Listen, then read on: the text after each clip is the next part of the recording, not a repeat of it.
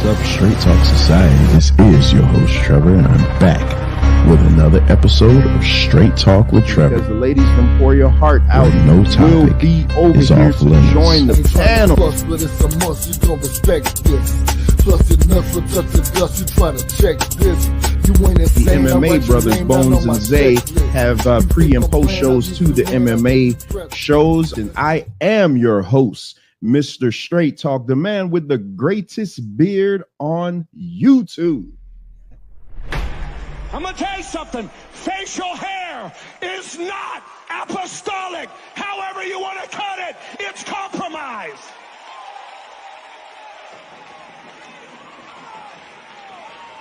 I don't care if your leader says you can wear a beard, honey. Beard's nothing more than pride. You're not going to be dipped in Holy Ghost oil and run around looking like the world.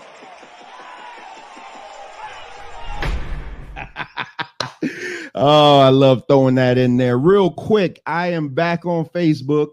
I guess they took me out of jail. I was able to connect the channel back. Those of you on Facebook, make sure and hit that like, share, and subscribe button. And also on Mondays, 6 o'clock, tune in to the same channel for Man Talk Monday. Trust me, you ain't got nothing better to do. Even if you think you do and you tune into that show, you're going to realize, oh, man, okay, I've been missing this. Yeah. Because this is why you need me. Once you listen to that, drop a like. And if you haven't already subscribed to the channel because you're hard-headed, go ahead and subscribe to it They now. are goofy. And when you listen to that, if you haven't subscribed, you're going to want to subscribe. And then you're going to want to go back through the archives. And you're going to want to catch up on all your Man Talk Mondays. And then you might be able to find a few Bible debates in there. That's what I'm going to say. TFP politics is on Tuesday. Vancat, Mike, MD, and Ricardo do such a fantastic job with that. That's every Tuesday at 6 o'clock. My position is impregnable. You can't do it. If that doesn't fancy your boat, Wrestling with Reality on Wednesday. Oh yeah, acknowledge. we have the return of Straight Talk therapy sessions with the one and only Dr. Mia. So y'all be sure and tune into that. And then you got the Bible debates on Thursdays. So yeah, man, lock in with the Straight Talk Society, man, because you won't regret it, and we appreciate it. Also, milk coming out too. Look out for the merch. And if y'all can be so kind as to subscribe to the channel, it's only $1.99 a month. With all this premium content that we pushing out, it's definitely worth it. It just helps provide the channel with a resource to give y'all even better content, as if it can get better, right? But just go ahead and show us some love. We would be greatly appreciative. The Straight Talk Society. We will not go over that 2.5 hour mark. So, Mike, you ain't got no shirt on, right? I never have clothes on, bro. But I'm saying you like right on the like crazy. My bad. I don't like clothes, bro. Anybody that knows me, my crazy.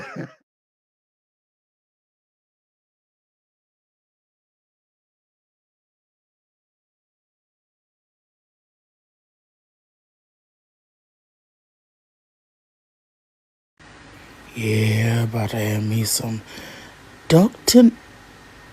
What the What the heck? What the heck? I had my mouth. What the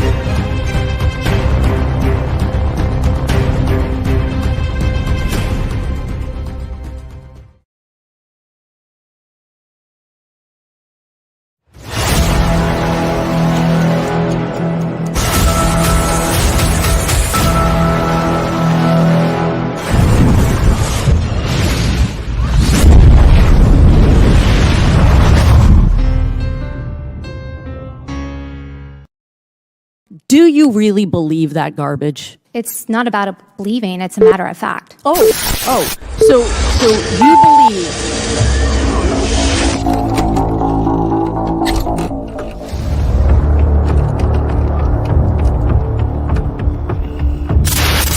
Well, nobody else could make a decision but me because I was the president. The final decision comes to the president. You know, it's easy enough for a Monday morning quarterback to say what the coach should have done after the game's over.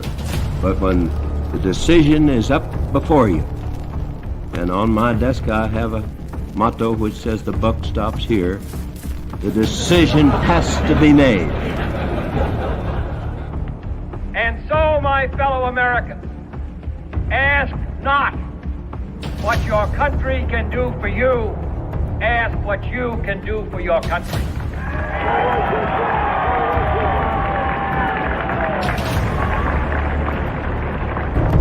And I want to say this to the television audience. I made my mistakes, but in all of my years of public life, I have never profited from public service. I've earned every cent.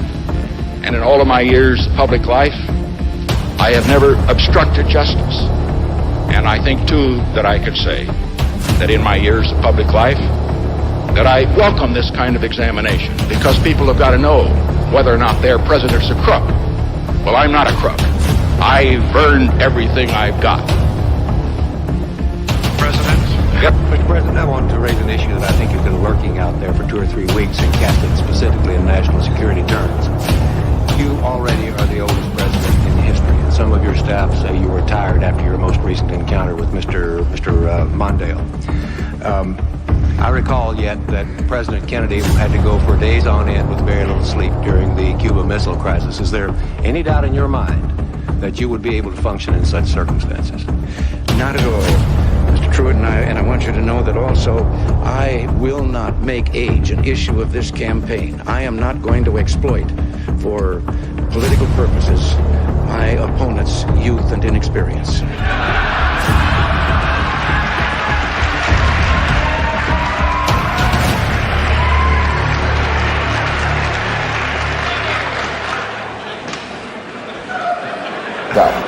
And I'm the one who will not raise taxes. My opponent now says he'll raise them as a last resort or a third resort. But when a politician talks like that, you know that's one resort he'll be checking into. And my opponent won't rule out raising taxes, but I will, and the Congress will push me to raise taxes, and I'll say no. And they'll push, and I'll say no. And they'll push again, and I'll say to them, read my lips. No new taxes.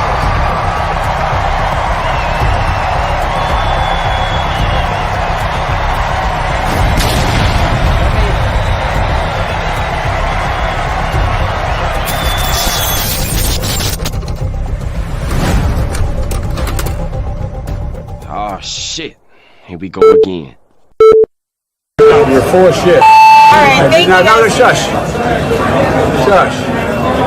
In any country, prison is where society sends its failures. But in this country, society itself is failing. I'd like to punch him in the face, I'll tell you. We won the evangelicals. We won with young. We won with old. We won with highly educated. We won with poorly educated. I love the poorly educated. You crazy. Grab him by the pussy. I did not have sexual relations with that woman. Stay shut your mouth. Because you don't know what you're talking about. Yes, I did. Hold it, tough guy. I'm not afraid of physical. Hold it. Don't sit there and tell me I'm not. There's an old saying in Tennessee, I know it's in Texas, probably in Tennessee, that says, fool me once, shame on you. You fool me, we can't get fooled again. They're bringing drugs, they're bringing crime, they're rapists, and some, I assume, are good people. Stand back and stand by with your shut up, man. last thing was Olivia Gondak. It says that I wanted to eat her pussy. Olivia Gondak. I've never said that in my life to her. I would never do that. I'm happily married. I've got more than enough to eat at home. Thank you very much. You got to come see us when you come to New York, VP Biden. I will. It's a long way until November. We got more questions. You got more questions, but I tell you, if you have a problem figuring out whether you're for me or Trump, then you ain't black. Okay. I could stand in the middle of Fifth Avenue and shoot somebody, and I wouldn't lose any voters, okay? It's like incredible. I went to an Ivy League school. I'm very highly educated. I know words. I have the best words. We now have a gun on every table. We're ready to start shooting. By the way, maybe you could inject some bleach in your arm, and that would take care of it. This is the same man. Sarcastically. That was... Even though they're trying to impeach the son of a bitch. Can you believe that? You believe that?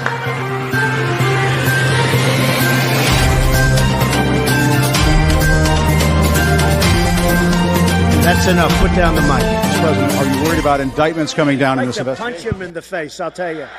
If I may ask Peter, one other ahead. question, are you worried? That's enough. That's enough. Mr. President, I was going to ask one other. I don't want reality. I'm asking the question: which one is better? That's exactly what it is. Got it on tape. What a stupid son of a bitch.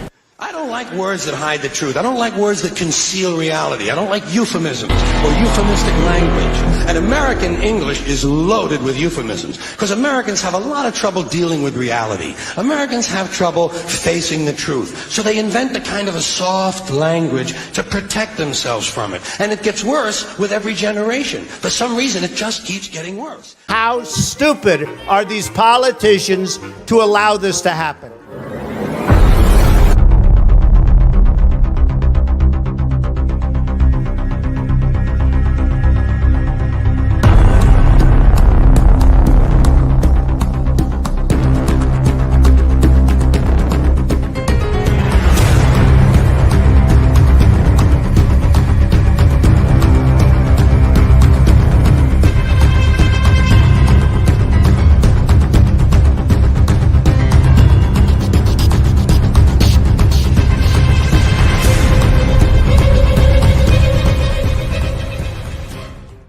If you want to run your mouth, we can be two consenting adults. We can finish it here.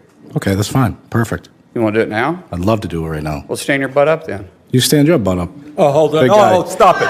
Is that your solution, every poll? No, no, sit down. No, you're a clown. Sit down. Look at you.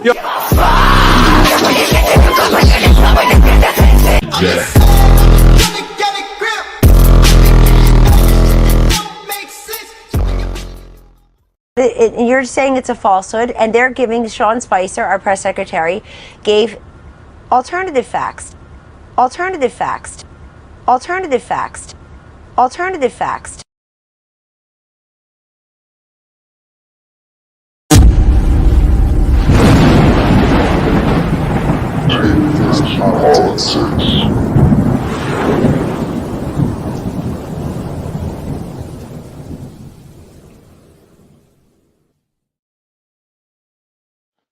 All right, here we go again for another Tuesday, another TFP Tuesday. This is Venkat, and I'm joined once again, as usual, with the world's most dangerous political panel. We got Ricardo. Ricardo, what's going on? All is well, all is well. And of course, we got the political prophet amongst men. What's going on, MD? Peace, what's going on? Hey, it's loud, but I'm about to get right back in the truck. Give me 1 second. All right, then. All right. All right. So today is episode 26, and this episode entails reparations. Reparations is a conversation that's been talked on for decades, really, if not longer. Everyone has their own ideas, their own reasoning behind if there should be reparations or there shouldn't be reparations. What should it be? Should it be money? Should it be education? Should it be property? There's all sorts of ideas behind it. And Ricardo, I'm going to start with you. What's your idea of reparations? Like, in general? When you hear reparations, what do you think? So when we talk about reparations, we're talking about a financial, what's the word I'm looking for here that will summarize everything, more so like a financial repayment of a combination of things that led to I guess a period of time when we should have been compensated for. And when I say we, a group of, well, I wouldn't say group, let's just say in this context, the Black community should have been compensated for assisting this country with all the arduous work that, detailed from the minute the first ship of, for the better word or better term, slaves that were shipped from across the Atlantic Ocean from Africa to here, and for 300 years labored, due not to the fault of their own, but more so being entrapped. And because of racial prejudice and all of that comes with it, we're told to do this, or forced to labor because of terror for whatever the reason. And over time, being because of the fact that we had a majority in terms of the people, the population, as the expansion of America became to be what it is now. Generally, just in speaking, just saying, the labor of what the Black people toiled and done over so made this country the way it is. Like the backbones of everything that this country was built upon was on the backs of Black people. So they were promised over time by maybe one president, maybe two, maybe three, maybe four. Hey, if you do this and do that, we're going to give you 40 acres of land or whatever the acreage was. And over time, that just became, we're going to get to it at some point, and it never came. You have other, I guess, other races, other people got their fair share of reparations. Speaking of like the Japanese, maybe we'll talk about the Jewish people, maybe the Armenians, but never for the sake or the context of Black people, we were ever given the right to fair reparations. So I guess in a way it's like compensation for the hard work that this race has done to assist this country in building it to what it is. And it's only fair that we discuss it now and get it off the back burner. It's now time. Yeah, I totally agree with that, Ricardo. Well said. In my view, reparations, I don't even think it needs to come down to only money. To me, I even think it's more valuable that if African Americans who are denied education, couldn't read a book, you probably get killed or made an example of if you're found reading. I think it would only be right to just have African Americans able to go to college, go to school without a cost. I think healthcare is something that has to be looked at because I think that a lot of the conditions that Blacks are faced with today, those things occurred in the past that have this current generation suffering from chronic illnesses, diabetes, hypertension, susceptible to colon cancers, and all kinds of issues that are linked through diet. And we know that the slaves were not getting anything worthwhile as far as nutrition. So there's a lot of things that condition of slavery created deficits for the Black community. Those deficits are still very easily seen if you just look the poverty level. So I'm for all those aspects: education, healthcare, money,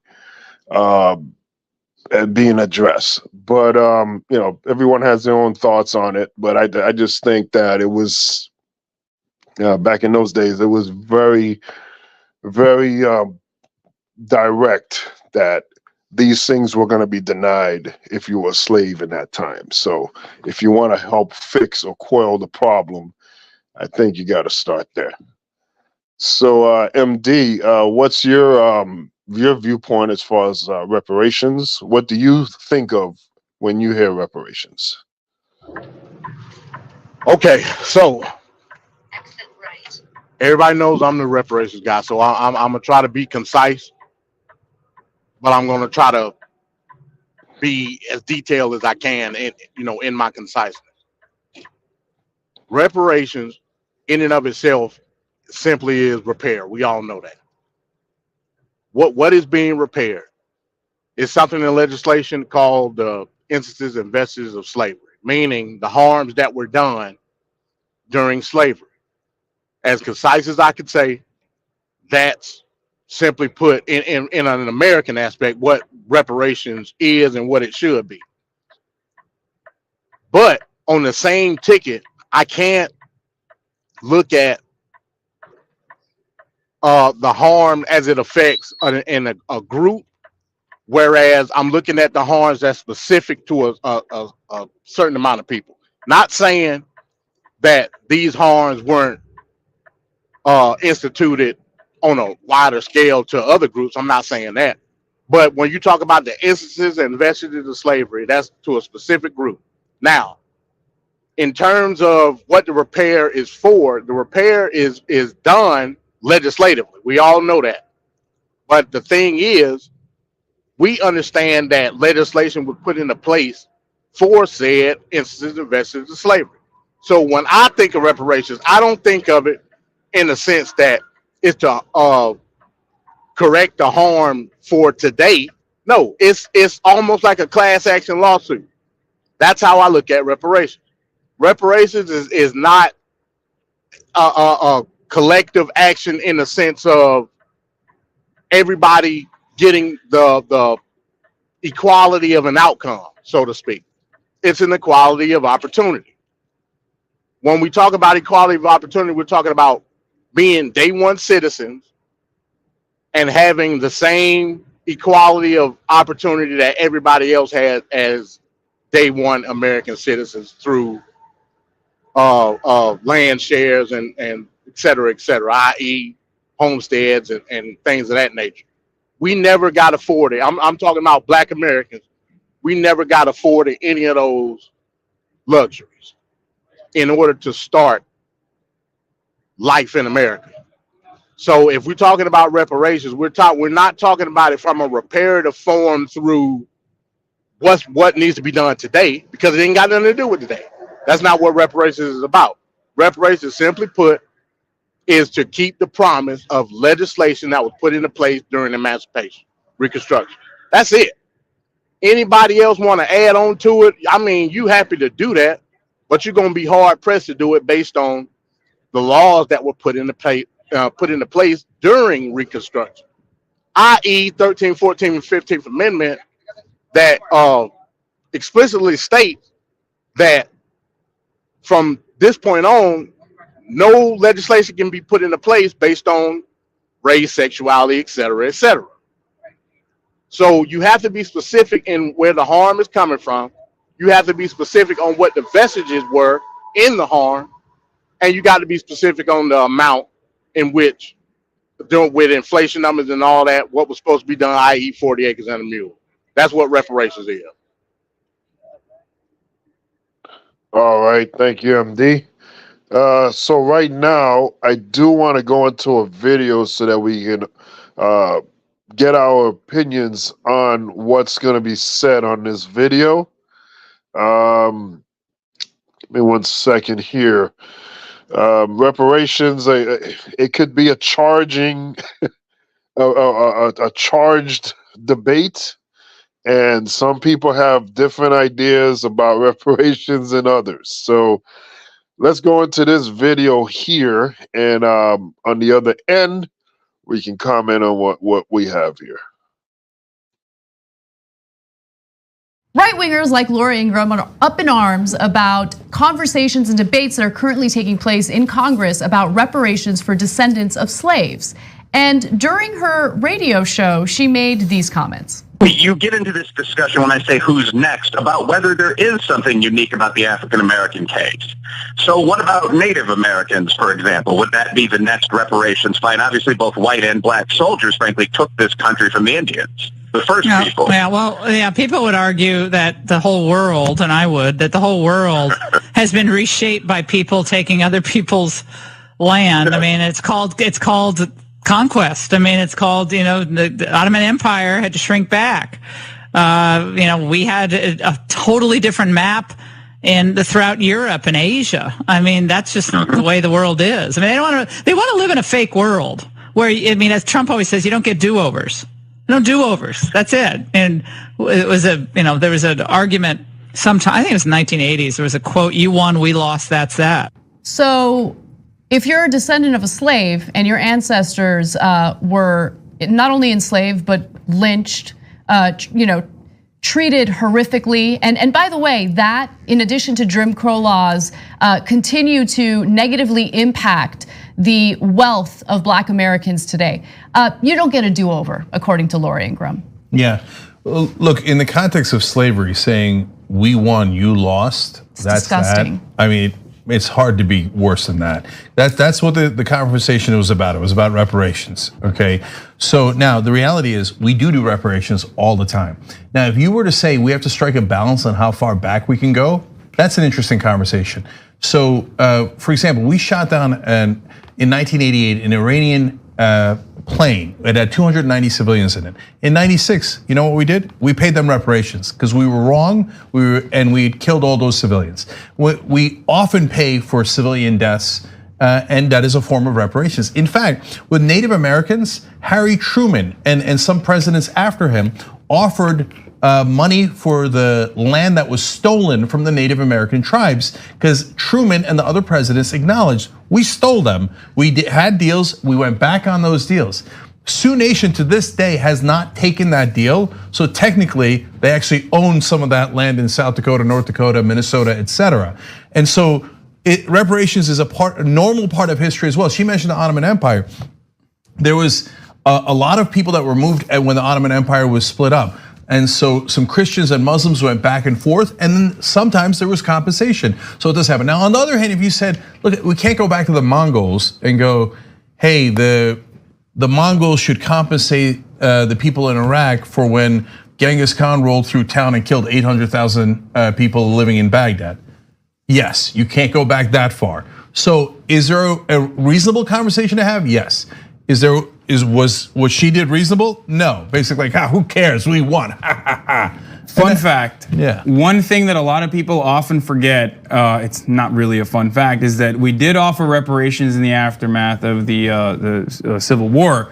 We gave them to white slave owners.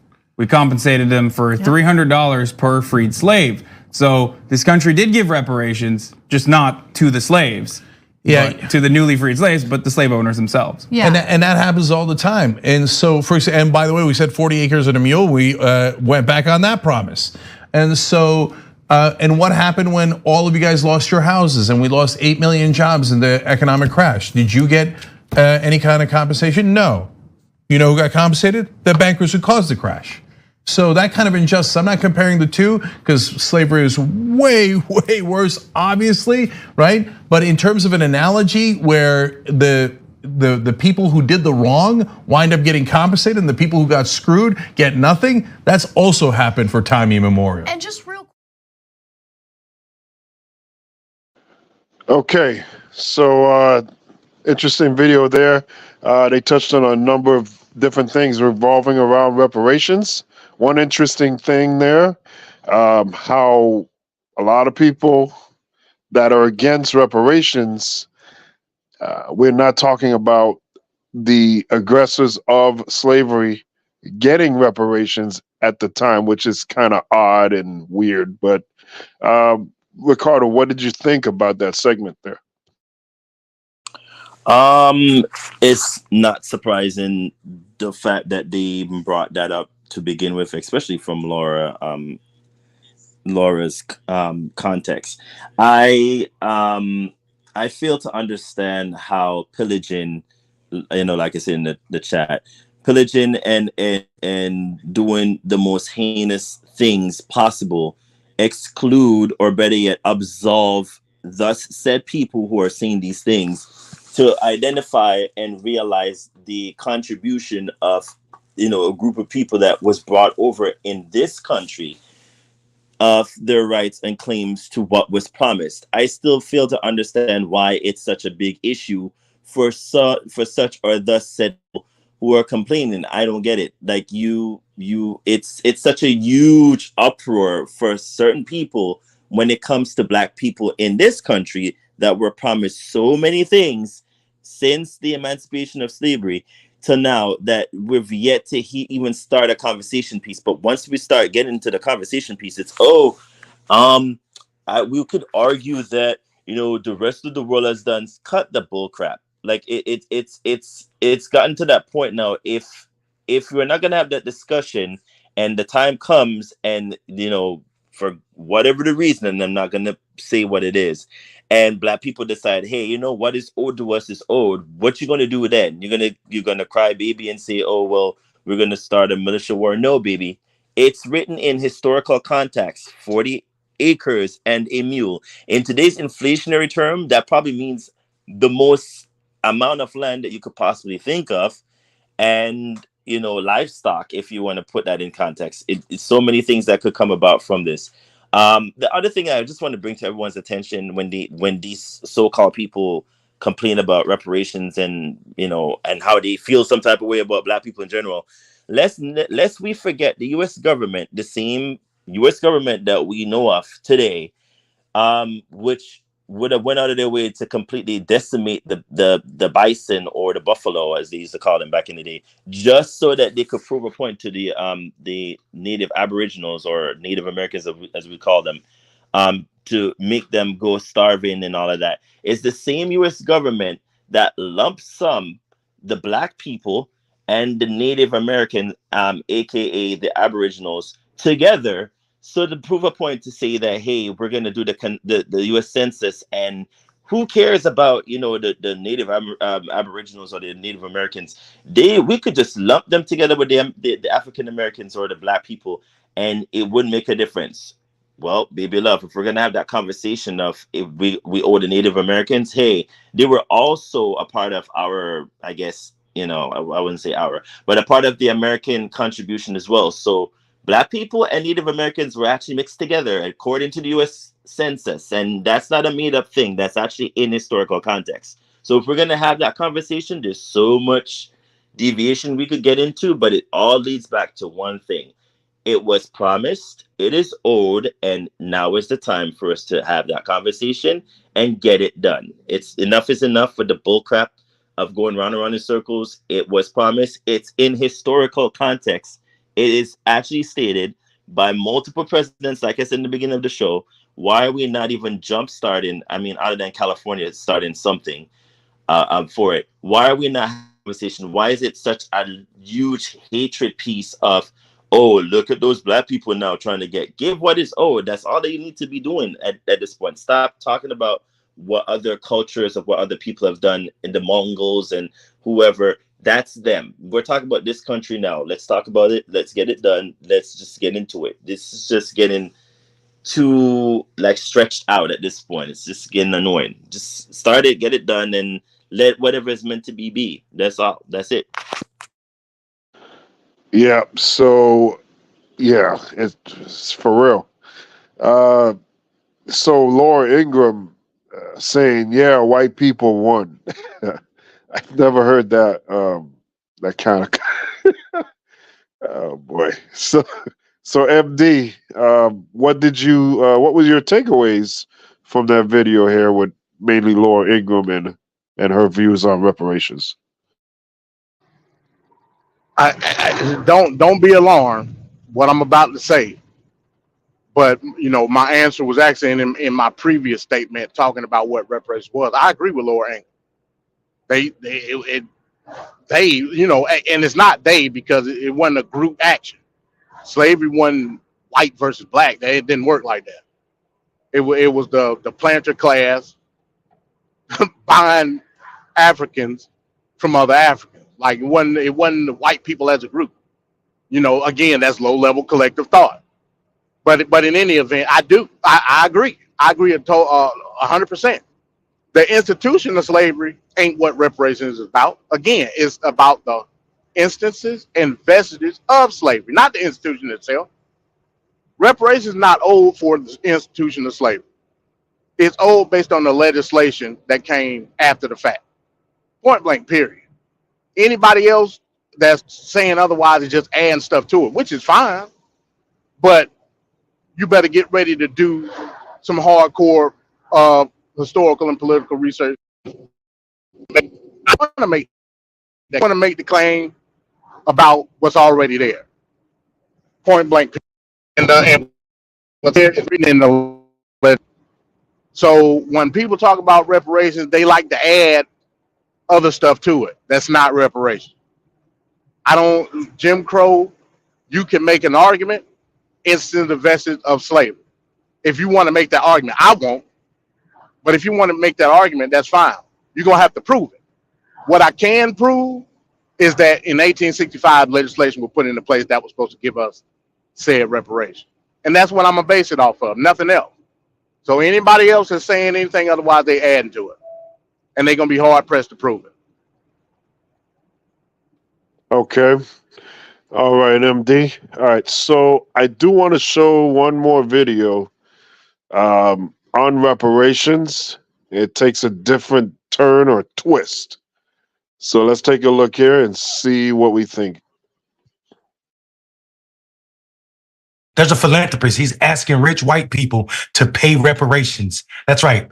Per Atlanta Black Star, New York philanthropist Ed Mitzen, author of Wealthy and White, Why Guys Like Me Have to Show Up and Step Up and Give Others a Hand Up, told CNN this week he was deeply moved by the ongoing legal plight of the last 3 living survivors of the 1921 Tulsa Race Massacre, leading him to donate $3 million in 2022 to help them. While he criticized public officials in Oklahoma for stalling compensation efforts, Mitzen called on other wealthy white Americans to contribute to reparations, citing the lack of action from state and federal governments. That is powerful. Here's the CNN interview about that. I can't give them justice, but I can give them generosity.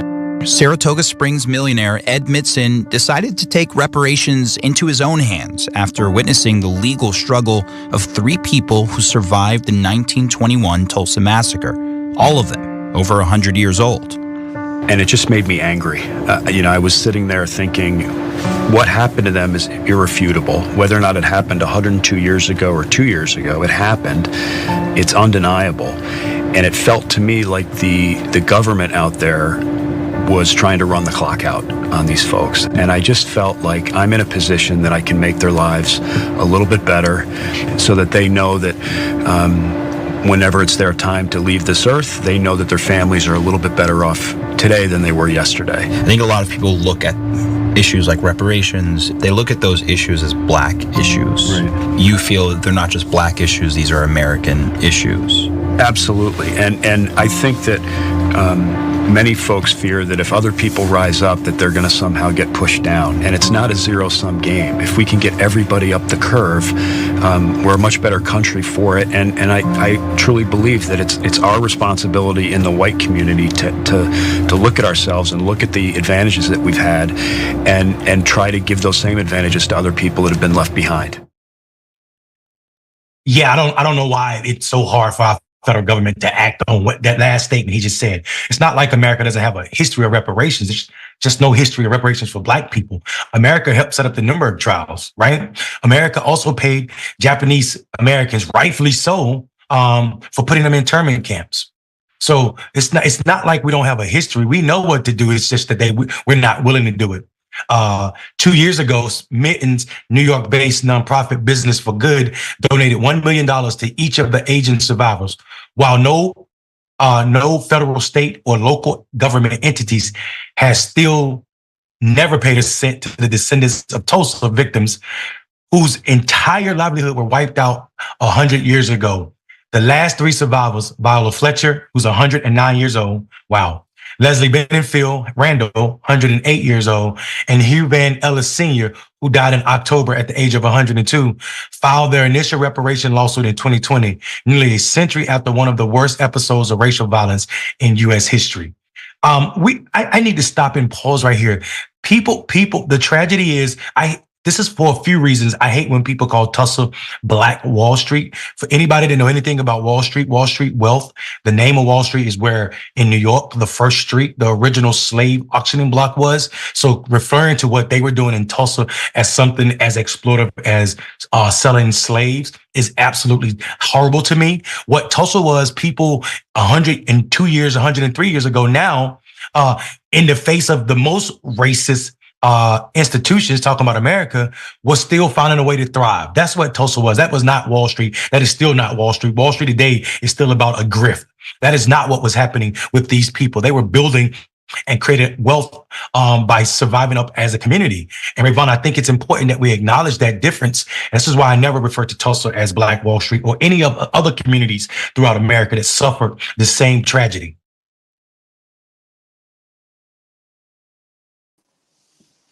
All right. Interesting things said on that last piece. And we do have on the panel now. Oh, God, I'm scared to even say the name, sir. Others. We're just going to go, Mike. Mike, we'll start with you. It is by any other name.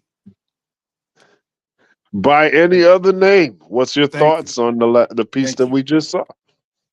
Before I get on that piece, I do want to attack something said by my Monday enemy, MD, who said that slavery wasn't a black versus white thing. I believe he said it was. I don't recall any black companies or people with boats. That's one. And number two, it was a black versus white thing. It was white people taking advantage of groups of people who were still in the warrior classes or who were still in the let's say quote unquote attempting to make colonies classes, and they were in the mercantile class. So they were still messing with people who were attacking other villages, attacking other city-states, attacking other states, and taking enemies and then auctioning those enemies off, which was not a black thing. It's what human beings did. I never said that. So, but continue. I never said that, but continue. Sir, you said it's not a black and white thing. That's not what I said.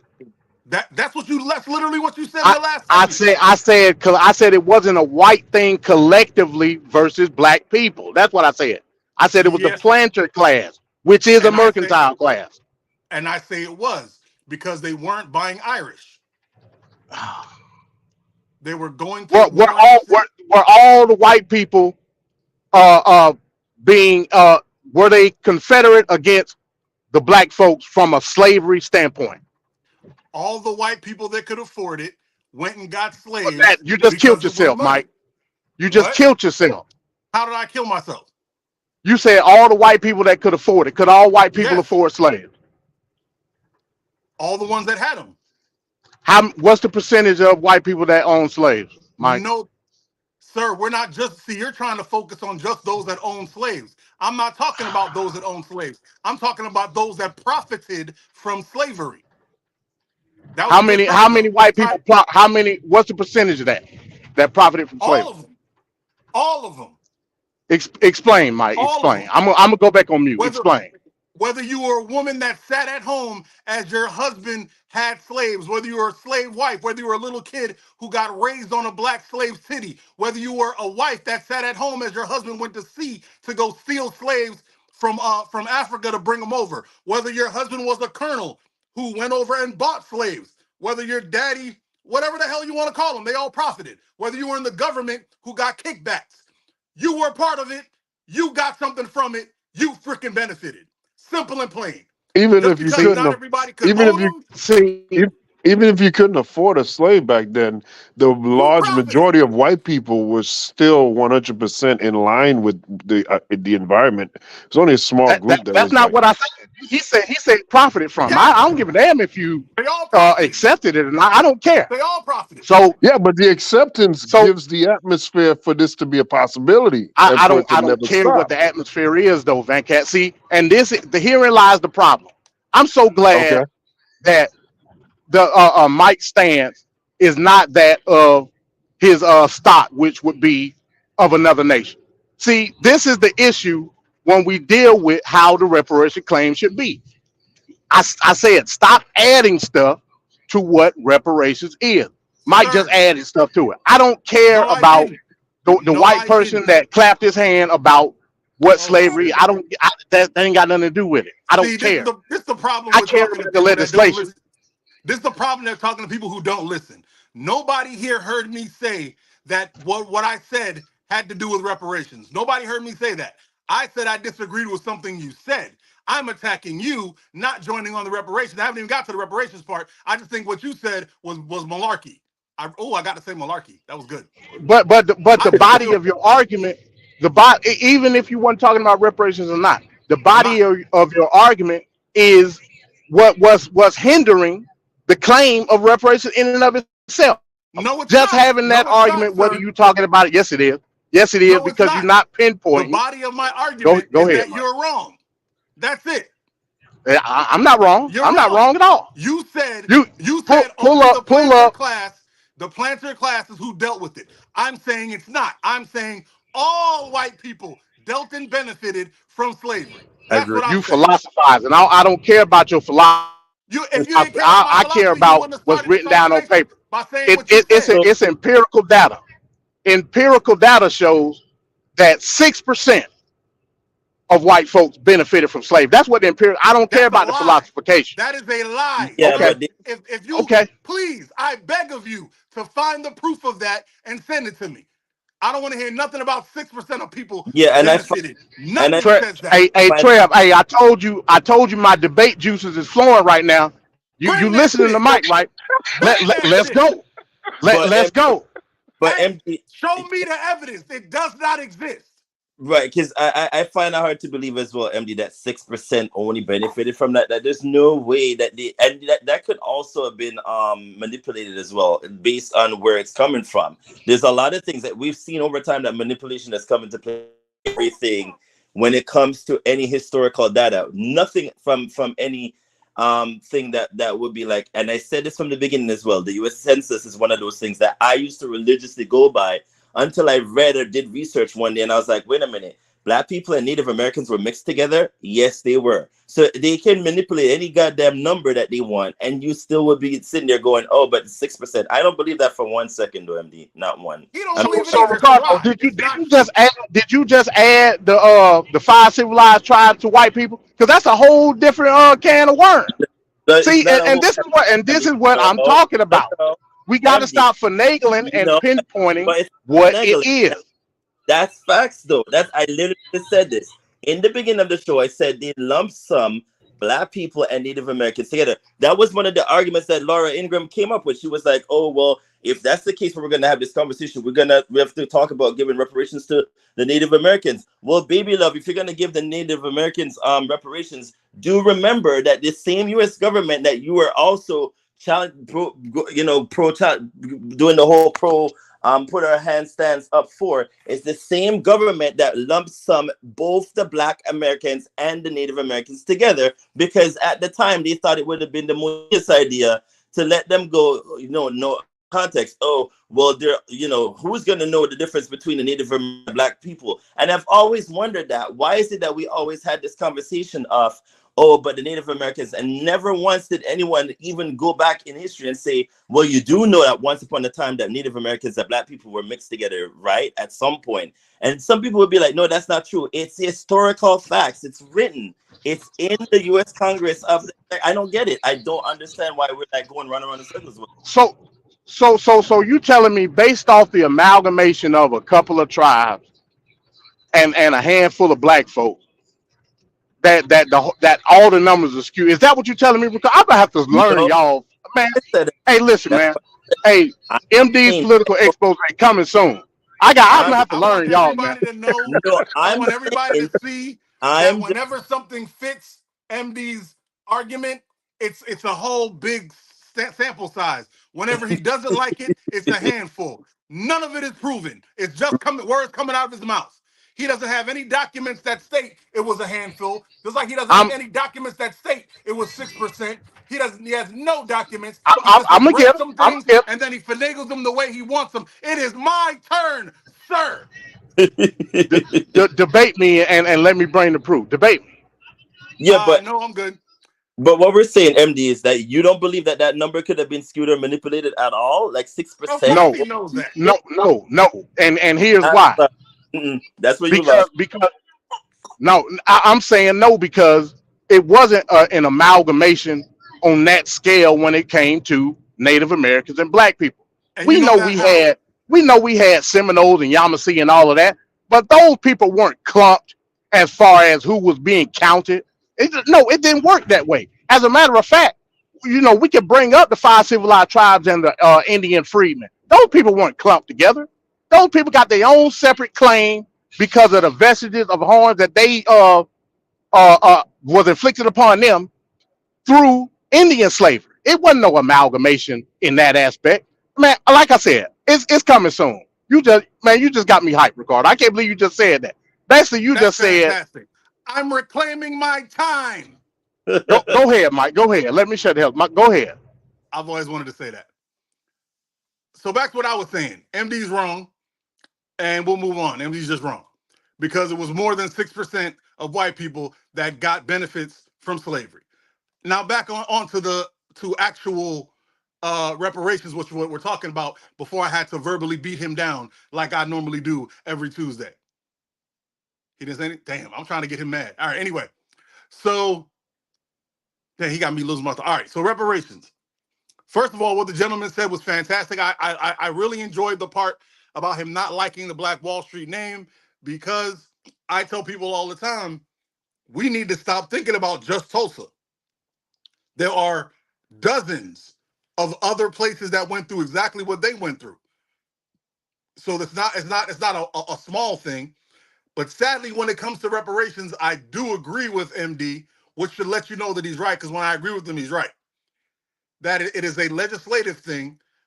I think that we need to stop fighting for this land because the land's never going to come. You see what they did in South Africa. The second they tried to take land, it became a little civil war. Whites start doing that V for Vendetta stuff, and then it's going to get weird. I think they just need to make the monetary, actually, no, I'll save this till the end. Go ahead, Ricardo. I'm going to save that till the end. Go ahead, Ricardo. Or excuse me, go ahead, Van Cat. You're in charge. I guess. Hey, let me say this last thing real quick, Van Cat, before you Hey, one last thing about the whole Black Wall Street thing. See, that's another example of these I don't want to say woke warriors because that'll be generalizing this. I don't know this person. But that's another example of these people racializing what reparations is. We got to get out of that. I'm telling you. We have to pinpoint the issue based off the group. Was the group a racial group? Yeah, of course. But that's not going to get it done. And for him to racialize it, talking about black, who gives a damn? I don't care what they call it. I don't care if they call it black, whatever. It don't matter. All I'm saying is when you have instances where people, the same with the TYT, when you have these people talking about reparations, they don't know what they're talking about. He brought up the 40 acres and a mule, which was correct, but he didn't pinpoint on that certain aspect of what the reparations is about. He wanted to racialize it, talking about the discrimination, blah, blah, blah. All that's separate to what the reparation claim is. But go ahead, Venkat. Sorry about not answering that. Separate, bro. I don't think you can talk about reparations without talking about the pain that was caused to make reparations. Exactly, because that's the whole point of the reparations. I don't know how you can do that at all. Yeah, I don't know how you could do it either. I'm sorry. There's no way. There's no way you can. Like, without the sin of slavery, there's no need for reparations. There's no need for the talk. You guys So aren't I thinking. understand what you're trying to do. You're trying to make a case, with bills and legislation, and you're trying to weave away from those emotional topics and Hold talk. on, MD. Go ahead, Finish, Mike. Cat. Huh? Now I'm gonna let you finish. My bad. I was saying, of course you can understand. MD is an individualist. He's not trying to focus on the group.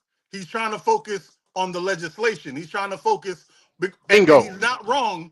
He's not wrong because white people don't respect feelings about race. White Right. people don't respect our pain. White people don't respect any of that. What they do respect sometimes is the law. And if you can prove it in court, they will kowtow and bow to it.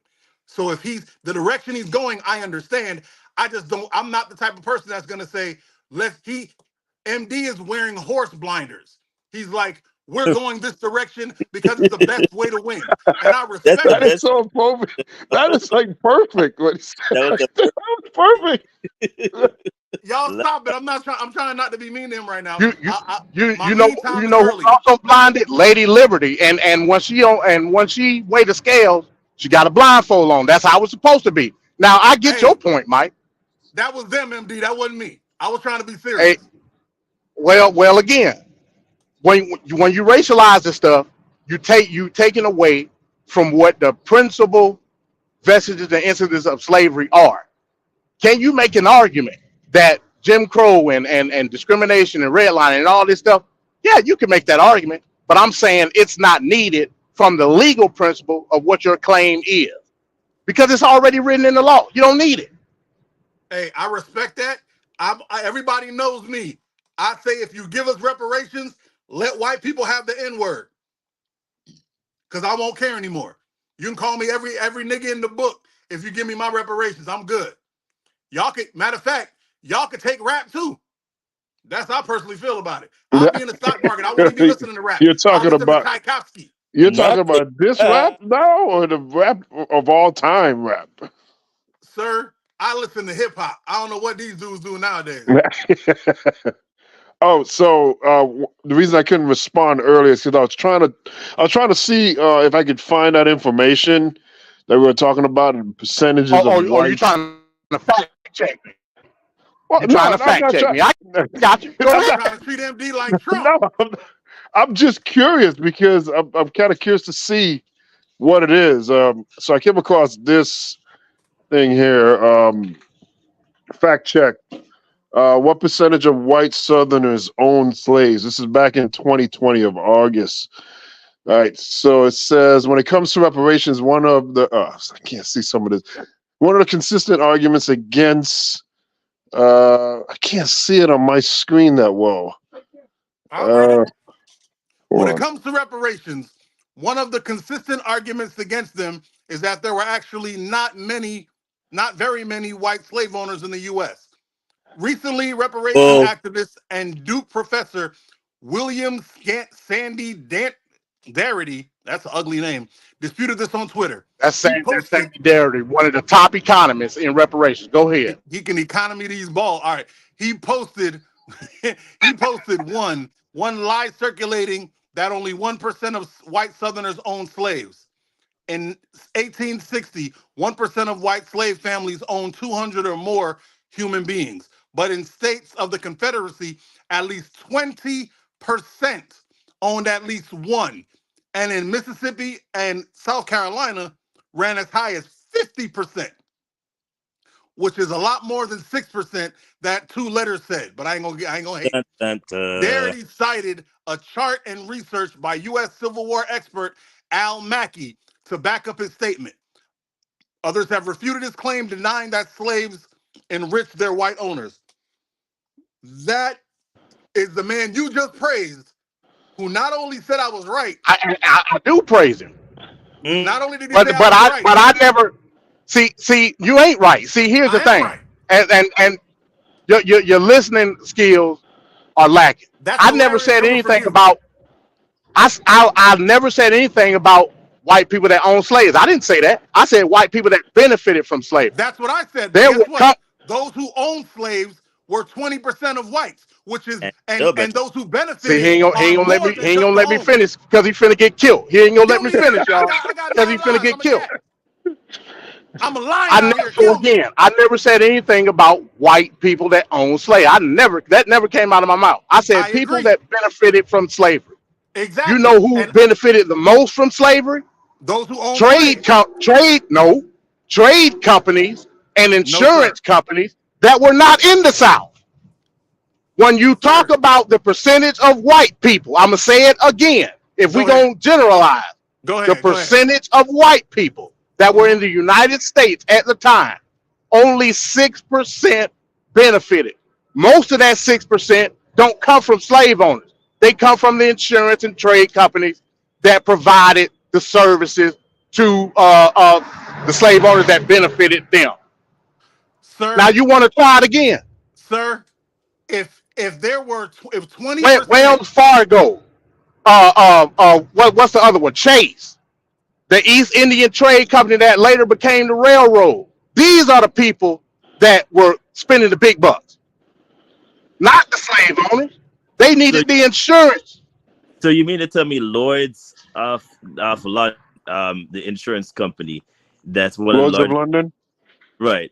If we're one of the biggest slave owners compared to like the kind of how we are now in this day and age, that's what MD I'm said. I'm t- I'm telling you that the services provided via insurance, trading, so on and so forth, were the main beneficiaries of the institution of slavery. That's what I'm saying. And when you Got add that up, Sandy Darity would agree with me based on the empirical data coming from Pew Research Center, coming from Lincoln Project, coming from Cato Institute. These people, of all the white people, since y'all want to say white, I'm going off of what y'all going on. 6% of white people benefited from slavery. That's what I'm telling you. I still That was disagree, my sir. whole argument. But Okay, wouldn't that's white Disagree, cool. people? sir. But wouldn't white people That was have a my benefit? entire argument. Wouldn't white My people have a entire argument. benefit of making that number as low as possible, so it Mm. doesn't seem like slavery was Of as course they do. atrocious as it was? I mean, Just I'm like the not ones saying saying I'm not blood saying They MD percentage. they is didn't wrong. what And we're I'm they not didn't give saying. a damn. Why would they care about slavery being atrocious? It was a business. I'm just saying perception seems to drive a lot of these initiatives here. to And this. if the perception isn't there that it was as overreaching as we feel it was, if you got a group of people that says, you want reparation for something that only affected 6% of the people, that don't sound really that big of a deal. But if you say it's 50% or whatever, that's a larger amount of people that in scope has affected. So yeah, you would want to get that covered. So you could undermine the whole argument if you're saying only a small group of people were affected by it. Hey, See, MD. see, see. Here's the break in your logic, Van Cat. Okay. Let's insert the same mathematical mythology that you trying to put into now, where your socialist behind would say that only Not a the top socialist. 1%. Man, I ain't trying to hear what you're talking about. The top 1% are making all of the money, and we, the 99, are suffering. It's the same logic. So why wouldn't I use that same logic back then when we had the same companies that were profiting and exploiting? Hell, you might as well say an entire group of people in the instance of being stock. It's the same. It's the same logic. So you got to. It's either you win it or you ain't, Van Cat. Which one is it? I think you did a little bit of twisting and turning, but it's okay. It's Okay, all okay. right, cool. But MD. I just grabbed that graph just to because I was interested to see what I could find on it. It wasn't to MD. undermine or undercut your thing. Go ahead. MD. It's gonna be impossible for me and you to go head to head on this with other people on here because I had like a whole lot of artillery to go after that bull crap you just said, but now the flame's kind of gone. So after you done with Wayne, I might have to see you then. We might have to debate. Oh my Hey, God. Trev, take note. We'll Oh set it boy. up. We got another one, Hey, y'all. and I'm a little scared because the Rookie of the Year is going to be my first debate of all time. Well, actually, unless you count that decimation, destruction, and dismantling of Kevin, I did. But you'll be my first true debate because Kevin was like a footstool that I just need to practice on, keep my heels off the ground. So I guess it'll be you. We're going to have to debate on this specific topic because I personally think you're full of it. But I don't want to derail the show. Let's keep going, Venkat. Okay. All right. So, I mean, this is a fantastic subject matter that we're going to have to revisit again at one point because it's an ongoing process right now with the reparations. But there is a lot here. But we want to continue on with this show. And we're talking about slavery, reparations. So let's go into work. So Bernie Sanders introduced a bill to propose a 32-hour work week. Let's take a look at this piece and we'll be back. It was supposed to be flying cars and a 32-hour work week. Well, still no sight of the flying cars, but the U.S. Senate held a hearing today on the need for a 32-hour work week with no loss in pay. Washington correspondent Basil John reports on whether this could become a reality. The hearing only lasted an hour and a half, but some senators said their priority was just to bring attention to an issue that hasn't seen action in Congress in decades. Vermont Senator Bernie Sanders said it's time to cut down the number of hours Americans are allowed to work weekly. In fact, the last time, as we understand it, the Senate held a hearing on this subject was in the year 1955. With advancements in technology, Sanders said a 32-hour work week should be the norm, with many working Americans now more productive than ever. Despite an explosion, as we all know, in technology and a massive increase in worker productivity, nothing has changed. Despite his push, Republicans like Indiana Senator Mike Braun fear a federal mandate would crush small businesses. I'm not worried about big corporations.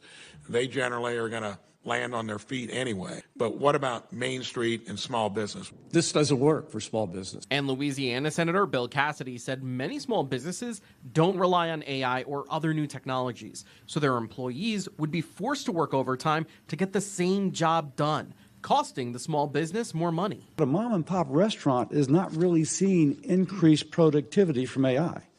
They're having trouble finding enough people to fill shifts. Cassidy also noted there is no law in place stopping companies who want to implement a 32-hour work week on their own. You have a new proposal this week that I just saw today, which I've actually been thinking about because I've just been doing some research on the movement that pushed for the 40-hour work week or the 8-hour work day for a book I'm writing.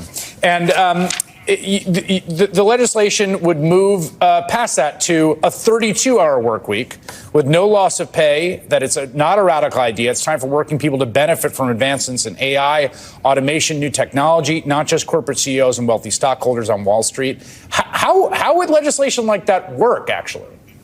Well, for a start, the 40-hour week, as I recall, was established in 1940. All right, that is 84 years ago. There have been a few modest changes in the economy over the last 84 years.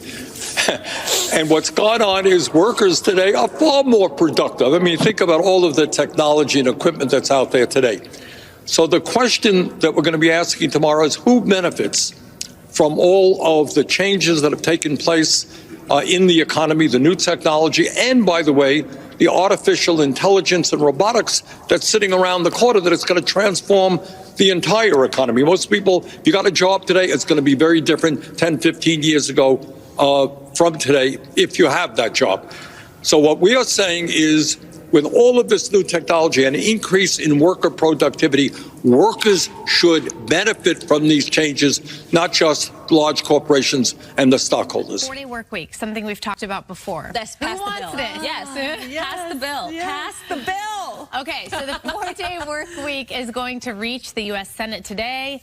Good old Bernie, God bless you, Bernie. Bernie Sanders introducing this bill today to make a 4-day work week a standard nationwide. Here's the key to all of this, in my opinion. Without reducing the pay for employees. Of course. That's a big But one. would you take a pay cut for an extra day off every week? That's a good kind question. of might.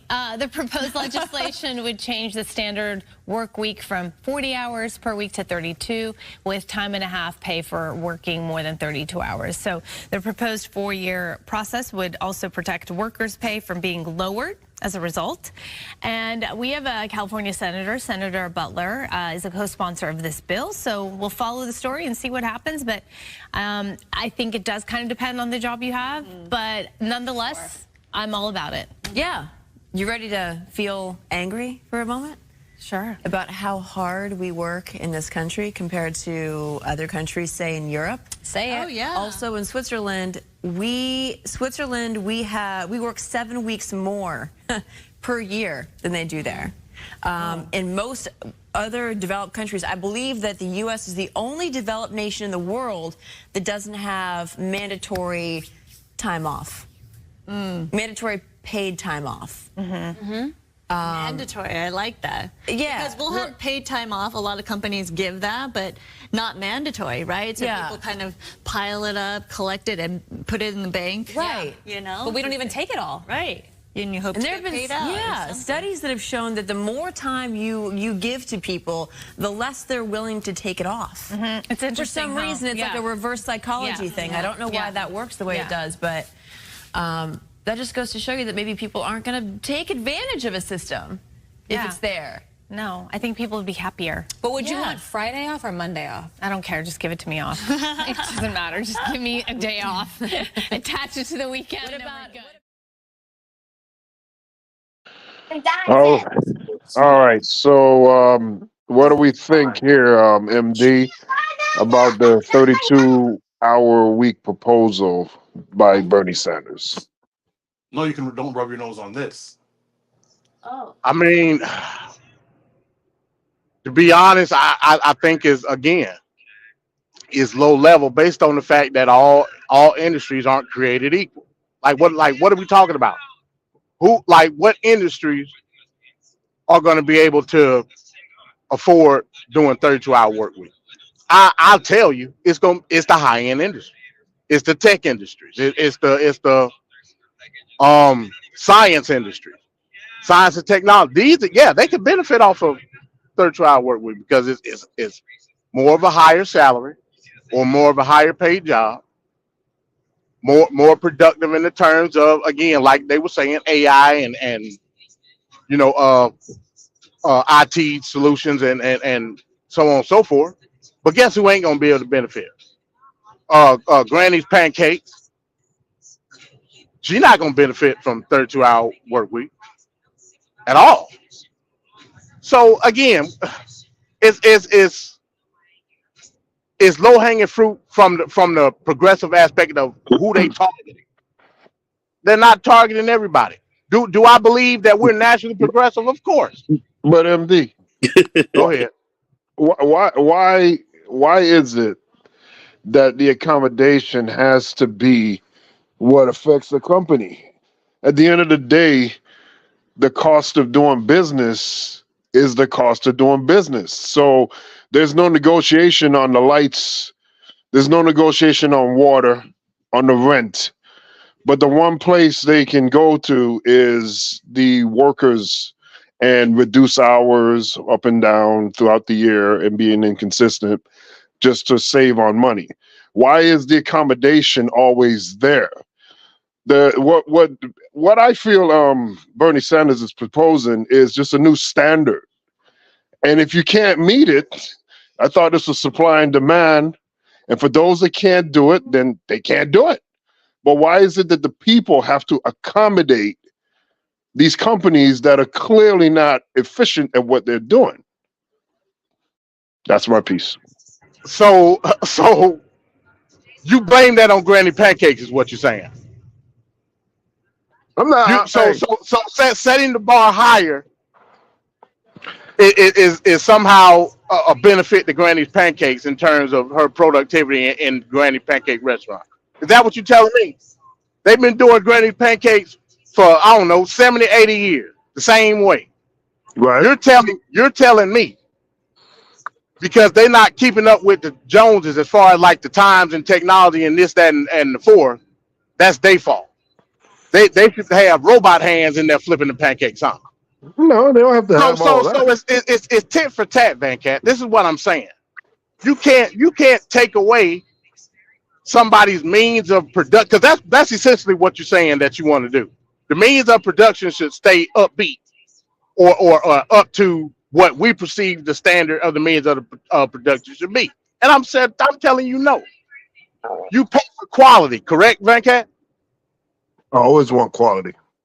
Okay, so are you taking the AI hand pancakes, or are you taking Granny's pancake? Because it sounds to me you want the robot hand. So that's cool. I'm not saying that there's an issue with that, but I'm saying somebody got to flip the bill. Hey. So here he comes. Go ahead, Mike. Van Cat, there is a reason you are not supposed to argue with MD. Okay, you don't have the Constitution for him. You like gentlemanly discourse and quiet conversations of mental jousting, and that ain't MD. MD is going to mentally bully you, push you in lockers, and try to swirl you. So I need you to step to the side, just a little second. MD, what Van Cat was trying to say is, you can't come in here with that same foolishness after you were talking what you were talking last time, talking about, well, the market, guess what? If grandma pancakes are good enough, they'll make it. People will go there. People will order it online on their days off to have it shipped to them. If you cannot, in this capitalistic society, survive, then you weren't meant to. You weren't meant to. If Granny can't figure a way out to be smart enough, like you said all the rest of the people need to be smart enough to keep her business afloat, then she don't deserve to have the business. If she needs her people dying and not being able to see their kids and only having 2 days a week and their feet and getting bursitis, if that is what she needs to get her business off the ground, sorry, Grandma, go sit in the nursing home and let somebody younger take over. That's how I feel. And guess what? I don't need your pancakes. I'll get some waffles. How about that? Hey, I agree with your point, Mike, but again, that's the argument in and of itself. You're telling Granny that she has to. You're telling Granny that now she must strain harder in productivity in order to have the same income that she's used to having. I'm saying that's not up to Granny. That's not up to government to decide. She needs to step up her mental acuity and go and watch it and figure it out. Just like you told us last time, how everybody need to figure it out. We're in a capitalistic society. If you're not good enough, then you'll lose, and somebody else will grow in your place. If you're not bad enough to be the rose in the sidewalk, die and let another seed try. And guess what? I only care about 4 grandmas, and 2 of mine are already dead. So I don't care about nobody else, grandma. That's not capitalism, though, Mike. That's neoliberalism. What you inscribing? It's not up for the government to set the bar. The government don't set the bar. We set the bar. No, government set the bar. Government set the rules. Listen to me again, Van Cat. See, you listen to me again. The people are setting the bar. Listen to me again. The people are setting the bar. Now, he brought up capitalism. I didn't bring that up. He brought up capitalism. And if we go say capitalism is not government assistant making money. That's neoliberalism. So if we're gonna keep it real, let's keep it real. So you're telling me that the government tells me how and when and the means to make my money. That's neoliberalism. I'm not saying the corporations do that. Walmart, the corporations tell you when you off. The corporations tell you how much money you can do with your life. The corporation dictates all aspects of your life. Based on the regulations of who, Van Cat? And based on the regulations of who? Stop playing games. See, man. All right, let me be quiet, man. No, don't be quiet. Hey, Trevor wants a hot tag, MD. y'all want government assisted capitalism. That's not real capitalism. No, I'm saying we know it's checks and balances. This is America. But what I'm telling you is this. How you gonna pinpoint that to the entire industries that America has? And I don't work no 40 hours now. I work way more than 40 hours. I don't get time and a half. based on the industry standard that the trucking companies have. So again, listen, whole nother argument. We'll talk about that another time. What I'm saying is, you can't pick and choose who to support in terms of your government assisted capitalism. Why not? And that's what do you mean why not? Sir, isn't that how we got the minimum pay? Minimum pay rate? They came together and decided. I don't hear nobody crying. Nobody cried when minimum wage was $10. Was $7. And then also, I mean, the bill is being crafted, being proposed. So if there are outlying industries for some reason or another that this doesn't add up to, couldn't they make subsidies or tax credits or something to assist to help prop up those that may be lagging behind, so that we can all get that that established for the whole American economy? Because something has to happen. They're not paying. VanCat just said we should have a 4-day work week, and on the 5th day, the government should pay us. That's basically what he said. Well, okay, so you can say that, but there's a bunch of egregious payouts for oil company, corn, for all these different industries. They're just getting payouts from the government. That's been happening before my time of even being alive. I don't disagree with that. And that's continuing right now. So what I'm saying is, when I'm talking about, I don't understand how we can have a blind eye to corporations receiving welfare, and that's all good. And then when we have something we're trying to do to help the masses of the people to actually make the country go, it becomes a moment of shame or a moment of, problems. I never understood that. And a buzzword is socialism. Everything's socialism when it's like leaning towards the benefit of the American worker. That is crazy to me. That is crazy. Vicky, I agree with you on your last point. No, these companies should not be getting these subsidies. I 100% agree. But at the same time, you shouldn't be redistributing that same, and I would call it a form of, again, financial tyranny to another group of people. That's basically you want to allocate it from the company to the government. It's all coming out your ass either way, VanCat. Yeah, so what I'm telling you, at least they're using Vaseline. So what I'm telling you is, just get rid of it all, and do it the organic way, which is true free market capitalism. Yeah, that don't work, man. That's a dream. You ain't never seen it, VanCat. You've never seen it. Wait, so how do you say it don't work? I have seen people talk about government being bad, then they proceed to go into government to benefit themselves and make it bad for everybody else. That's what I have seen. I've witnessed that all my life. I'm just saying, man, there are ways around this. There are ways that it's really not a hard issue. It's made a hard issue. And the other issue is, it's like what they were talking about before, the amount of vacation time, the amount of time off that people have. You know, you're lucky to get 2 weeks, and you got to be with a company for multiple years to even entertain 1 month.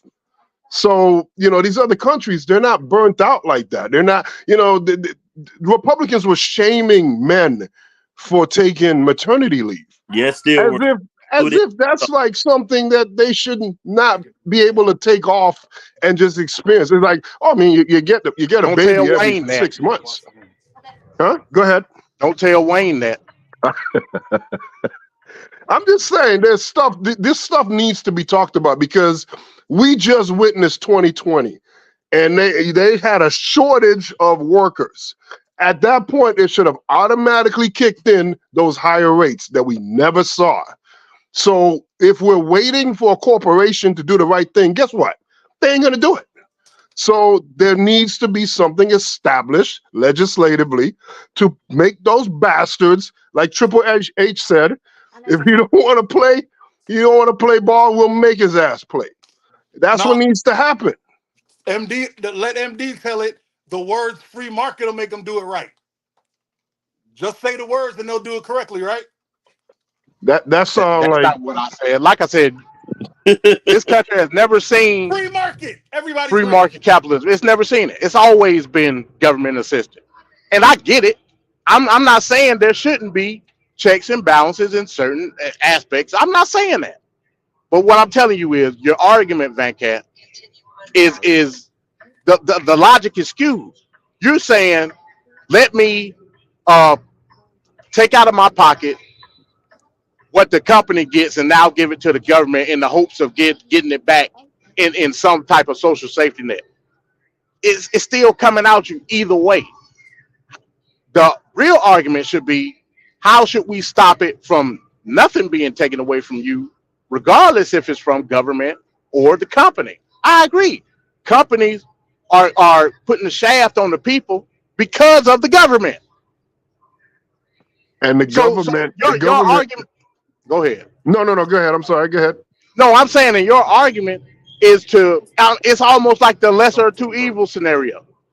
Your argument is, let's run with the government in the hopes that things will get better when they all working in tandem. Take it away from both of them. The government is not a person. It's a group of people, and the type of people that are in there keeps constantly changing. A collective. Yeah. So I'm just saying, let's just get the right people that are focused the way we, as individuals in this country, feel will be the best way to run it, because this ain't working. There's too many people either homeless or on the verge of being homeless. They can't handle a $400 unexpected expense.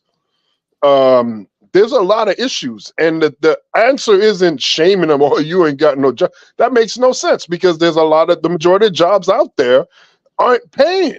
They're not paying. That's why the economic indicators right now with Wall Street and this and that, they may have improved and a little bit better, but the overall thing is it's never been better for the regular common man. Again, I have video of I wish I had it right now to cue it up, of a freaking billionaire really, crying, almost just literally crying, because people weren't working at around 2020. Like, what the hell? That lets you know they want you in this state where you are completely sucking the tit of these corporations. To get insurance, you have to be employed, pretty much. Outside of those people that benefit from Obamacare, and it's a hard thing to qualify. I'm just saying, you're stuck with a company on each aspect of life. Like, you need the company. Why do I need the companies like that? Like, it should just be, you need my work. All right, I need a paycheck. That's it. It should be nothing more. I should be able to see a doctor. I should be able to get prescriptions. I should be able to have my money and do what I need to do to live my life. But they're telling you when and where to go on vacation. Like, they black out times. It's all kinds of issues. And I think corporations have too much leverage and power in this country. I'll just say that.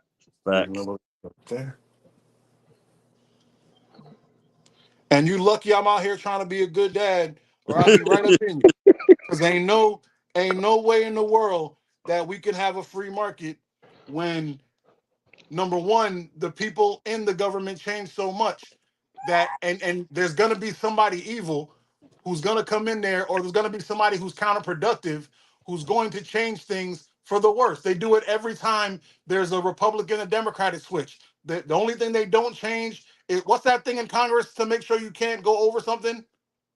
A vote? Like, you don't need like you have to get the super vote? Oh, you're talking about the oh God, it's the oh my God, the filibuster. Yeah, that's the only thing neither one of them will take, because they're afraid that whenever they get 51, they'll get taken over. That's the only thing they ever agree upon, which is why you cannot have a free market, because evil people exist. Evil humans exist. A free market cannot exist. The second a market is quote unquote free, evil people will take over. They will use their power. They will get power. They will use their power to make people do what they want. It'll no longer become free. It'll be a captive market then. And apparently, people have deluded themselves into believing that it's the truth, but it's a fallacy. I don't know why you guys keep saying it. The only way it can work is regulations. Oh, and Trevor put that message there about hiring 3 guys at $20 an hour, and I guess they didn't show up to work. But I mean, last time I checked, $20 an hour $20 an hour is not adequate. That should just be the minimum wage. You're not balling on $20 an hour, especially in this economy right now. That's the problem. That I mean, you're like 15 years late, 10 years, 15 years late. I mean, I don't know why these people act like $20 an hour is, oh my God, he can buy a casino with that money. Like, what the frick? No. $20 an hour constitutes to just barely under 40,000. What are you gonna do with $40,000? Sir, we just had a debate on the show that Trevor is a moderator on of women saying that men shouldn't be able to date if they don't make over 50,000. I remember. We just had it. Just had it last week. Yeah, now you gonna tell me $20 an hour? So this man, number one, he ain't got enough money to get anything. Fly here, mix this, baby. Number two, he can't date. He gonna start killing people. Damn right. We already seen that. Got? Exactly. And those women that say that, by the way, oh my God, what a bunch of dumbasses. They don't contribute anything. And that I am the table crap, that need to go. Oh, smash that table. Hey, I don't know who this new Van Cat is, but I like him. All right. Anything else on the $32? I'm sorry, 32 hour a week proposal by Bernie? I say go for it. Why not? I mean, if you're going to put a legislation in place, this has been coming a long time coming from 2020 until now. So most of it that you see now, they're pretty much telling you, hey, at this particular juncture, you guys could have like 3 days, work for 3 days or whatever, or 4 days, and you could have 1 day off. Why not? I think it's only, fitting, seeing that we're heading towards automation. And again, in that same piece, it's technology now here. Like this country had more than enough time to catch up, and we are just about catching up to the rest of the world. So I don't see why not. Why not go for it? That'll be your most. That'll be what you. All I right. buy Granny's pancakes. That's all I'm gonna say. I like Granny pancakes. It'll be all right. Hey, and everybody got a grandma. You better teach her to make pancakes. If she don't know how to make pancakes, she's too late. Hey, we got a Yanga site. What up, Yanga? Yeah, Yanga. I know they ain't got Yanga in the house. They got Yanga in this mug. You know he over there mad, yelling at somebody. Well, we just got 2 additional people on the panel. We got Jeremy Dunbar. We got Mr. Straight Talk. We'll start with Mr. Straight Talk. Hold on, man. Just because I'm only up here for one reason. Okay. You criticize me for doing this, but you didn't read the whole comment. I wasn't saying that $20 an hour was good. You left out the biggest part. The biggest part is that they were desolate. And when I say desolate, I mean these guys are I don't want to get too much of their business away. Just say that they were desolate and hadn't worked in forever. I'm giving them an opportunity to come learn a trade with 0 experience where I could put some real money in their pocket, and they can't even make it to work on time. So like, what do I do with that mindset? I mean, forget the fact that we know what $20 an hour equates to. We know that people should be making more. You can't live on minimum wage. Grown-ups shouldn't be working in the fast food industry. I get it. That's not what we're talking about. What I'm talking about is the fact that you glossed over the desolate part. That's why I specifically put the word desolate in there, because we're not talking about guys that were just fresh out of college looking for a job. These are guys that got families that are struggling with no money. I'm offering them a chance to give them $800 a week, and they can't even show up to work. That's my issue.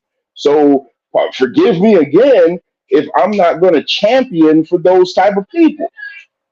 They get what they get, and the government shouldn't have to bail those type of people out because they're bums. And that's all I got to say, man. I'll see y'all in 2 weeks. Not according to Van Cat. Oh Lord. Really, what they should have did was spit in your face and told you to stick the job up your ass. That's what they should have did. Hey, controlled anger, Trevor. Lord That's have hilarious. That is on fire right now. That's what they should have did because $20 ain't enough. So they It's should really have not. told you to take that job and shove it. Is what they should have said. All right. Jeremy Dunbar, what you got for the conversation on the 32-hour work week? 32-hour week at basically nothing equals more poverty. Maybe I'm missing something. I didn't really hear the whole Bernie. Am I correct in that $32 an hour, and it's still like basically bare minimum for the vast majority, correct? Right, you'll get 32 hours a week at the same money that you're currently getting. So you're not losing the money that you're currently getting. That gives you an extra day. Now tell me, Mr. Dunbar. Okay. If this legislation passed and you are now working 32 hours a week, yep, making the same money, what you gonna say to that? Oh, making the same money. Oh, okay. So okay. No. I'm saying making the same hourly rate or whatever. Oh, just hourly rate. Well, that's just what are you gonna say to that? I'm gonna say, hey, thank you for wanting me to be living in a tent for real now. I appreciate it. But that's I'm not eating bugs. I'm not. That's not what he said, but you might as well say it. No. He didn't say you make the same hourly rate. I thought he said you make the same amount of money that you made at 40. Just okay, right. That's exactly what it is. Okay. That's exactly what it is. All right. Well. All right. Hold on. Hold on. I apologize. And I misconstrued the words. I apologize. All right. I would like to say this also, that most people, and I'm sure many of you in the platform, and I'm sure those who are listening can attest that those who make hourly wages, their real bread and butter is made in overtime. When you take overtime away, then you're taking away extra funds that the people who want to work it can do it. Now, we're not talking, obviously, you have to rightly divide that up. But Jeremy, you know that overtime. But with the 32-hour work week, that means at over 32, that's when the overtime starts. So so you can work. Okay, so you can. Right, it's a new standard that they're trying to. Oh, I agree with that. I agree with that. I mean, you can work over 32 before 1940. Before 1940, the standard was not 40 hours a week. Facts. It was whatever the hell. It was. No. I know. So this is why I was asking these questions, because I didn't really hear it, and I didn't want to just throw out some random, opinion. I want to actually understand what's being said by Bernie. So if you get 32 is the new 40-hour work week, you get paid for your 32. And if you work anything over 32, you get overtime pay. I would, and then I would push back after, maybe later on, hey, why don't you up the wages a little more and really help us make some money? Because if this is the way I look at it, if the people who I work with are happy and content, they're going to want to work harder and more and do a better job.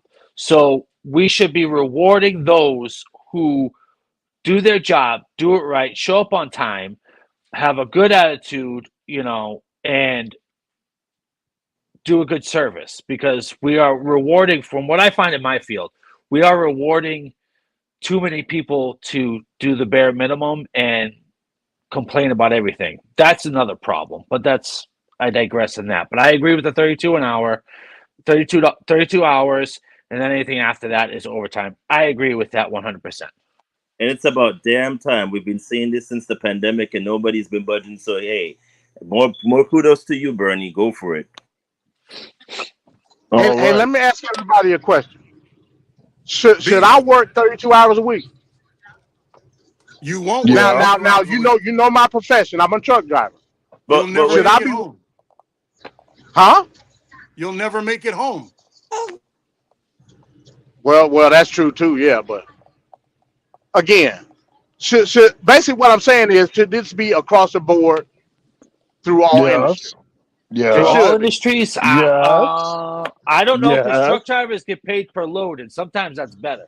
Yeah, but I don't know. But wait, MD. But what about automation coming into your industry? So how do you feel about that, if that's the case? Because if they're gonna go with, oh, but we don't need MD anymore, we can make the trucks drive themselves.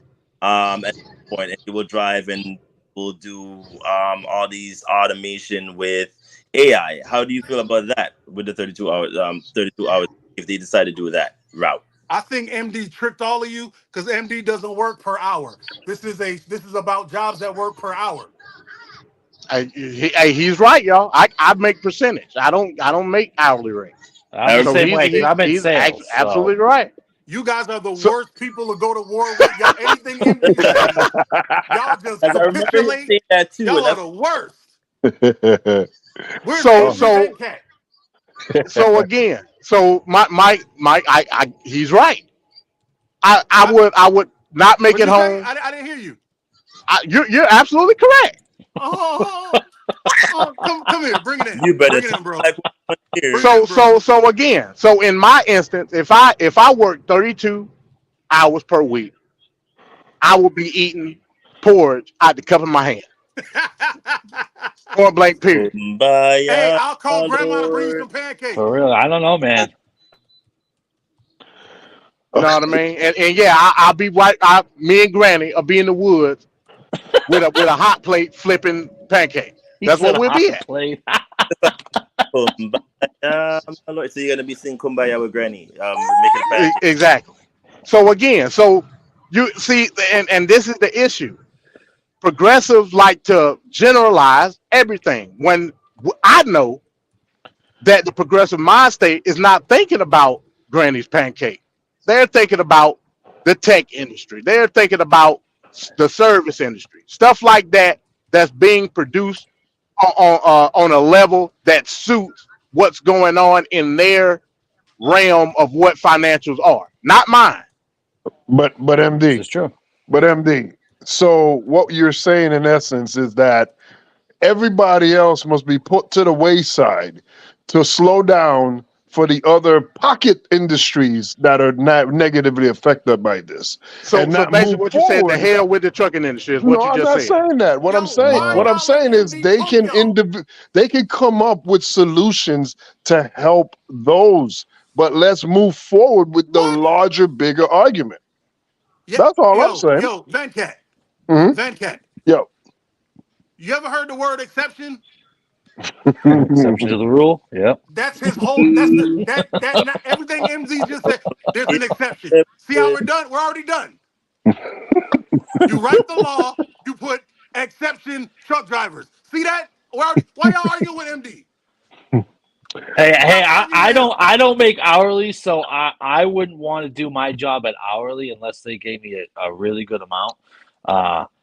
I make whatever. I'm in the I do what's called the Mass Save program. So it's basically I go in houses and make energy recommendations on how to make them more efficient with like insulation, heating and cooling, windows, and like solar options. So mine is solely based on performance. So you'd have to cough up a pretty penny for me to accept it because I would not take a pay cut in what I'm doing. I've definitely worked in this field way too long to take a pay cut. Guess but what? that's just me. We'll put number 2, exception, whatever the hell JD does. Like I said, if you give me the hourly wage that equates to what I make, then I'm all for it. That would be up to your employer. Damn exactly. What's it called? The employer, which they would cut your throat, is what they would do. Pretty much. That's exactly what they would do. I can't think of the word. Shit. Yes, it's called industry. Cut Your Throat. Yeah, oh yeah. I would be. I would get so taken advantage of, it wouldn't even be funny. I most certainly would. And but that's another thing. Because under MD, the people wouldn't stand for it, and they'd do in like 300 years, they would do something about it, but you'd be He dead. said 300 years. Listen, we all know that anytime the government intervenes, it's usually not a good thing when they meddle with stuff. I'm more small government, right? I believe that if you empower the people, it's that old saying, you can teach a person how to fish or catch the fish for them. Which one's more beneficial for them? I'm going to teach that person how to catch the fish. These people on this panel don't believe that, Jeremy. They don't believe that. You just ruined. I thought we were kindred spirits. You just ruined it. You cannot do small government. If you do small government, the people are stupid. Listen, then people are listen. stupid. You're a fatalist, right? Yes. There it is. That's fatality. Fatal. That's it. They don't. It's amazing when people are forced into taking care of themselves, how well they do. No, it's not. Oh yes. Oh yes, it is, because that Well, instinct MD's kicks going to in. agree with that one. Sir, That instinct kicks in. 100%, Cat. 100%. I can prove to you in one word, a compound word, that's not true. All right, let's hear it. Let's hear it. Come on. Homeless.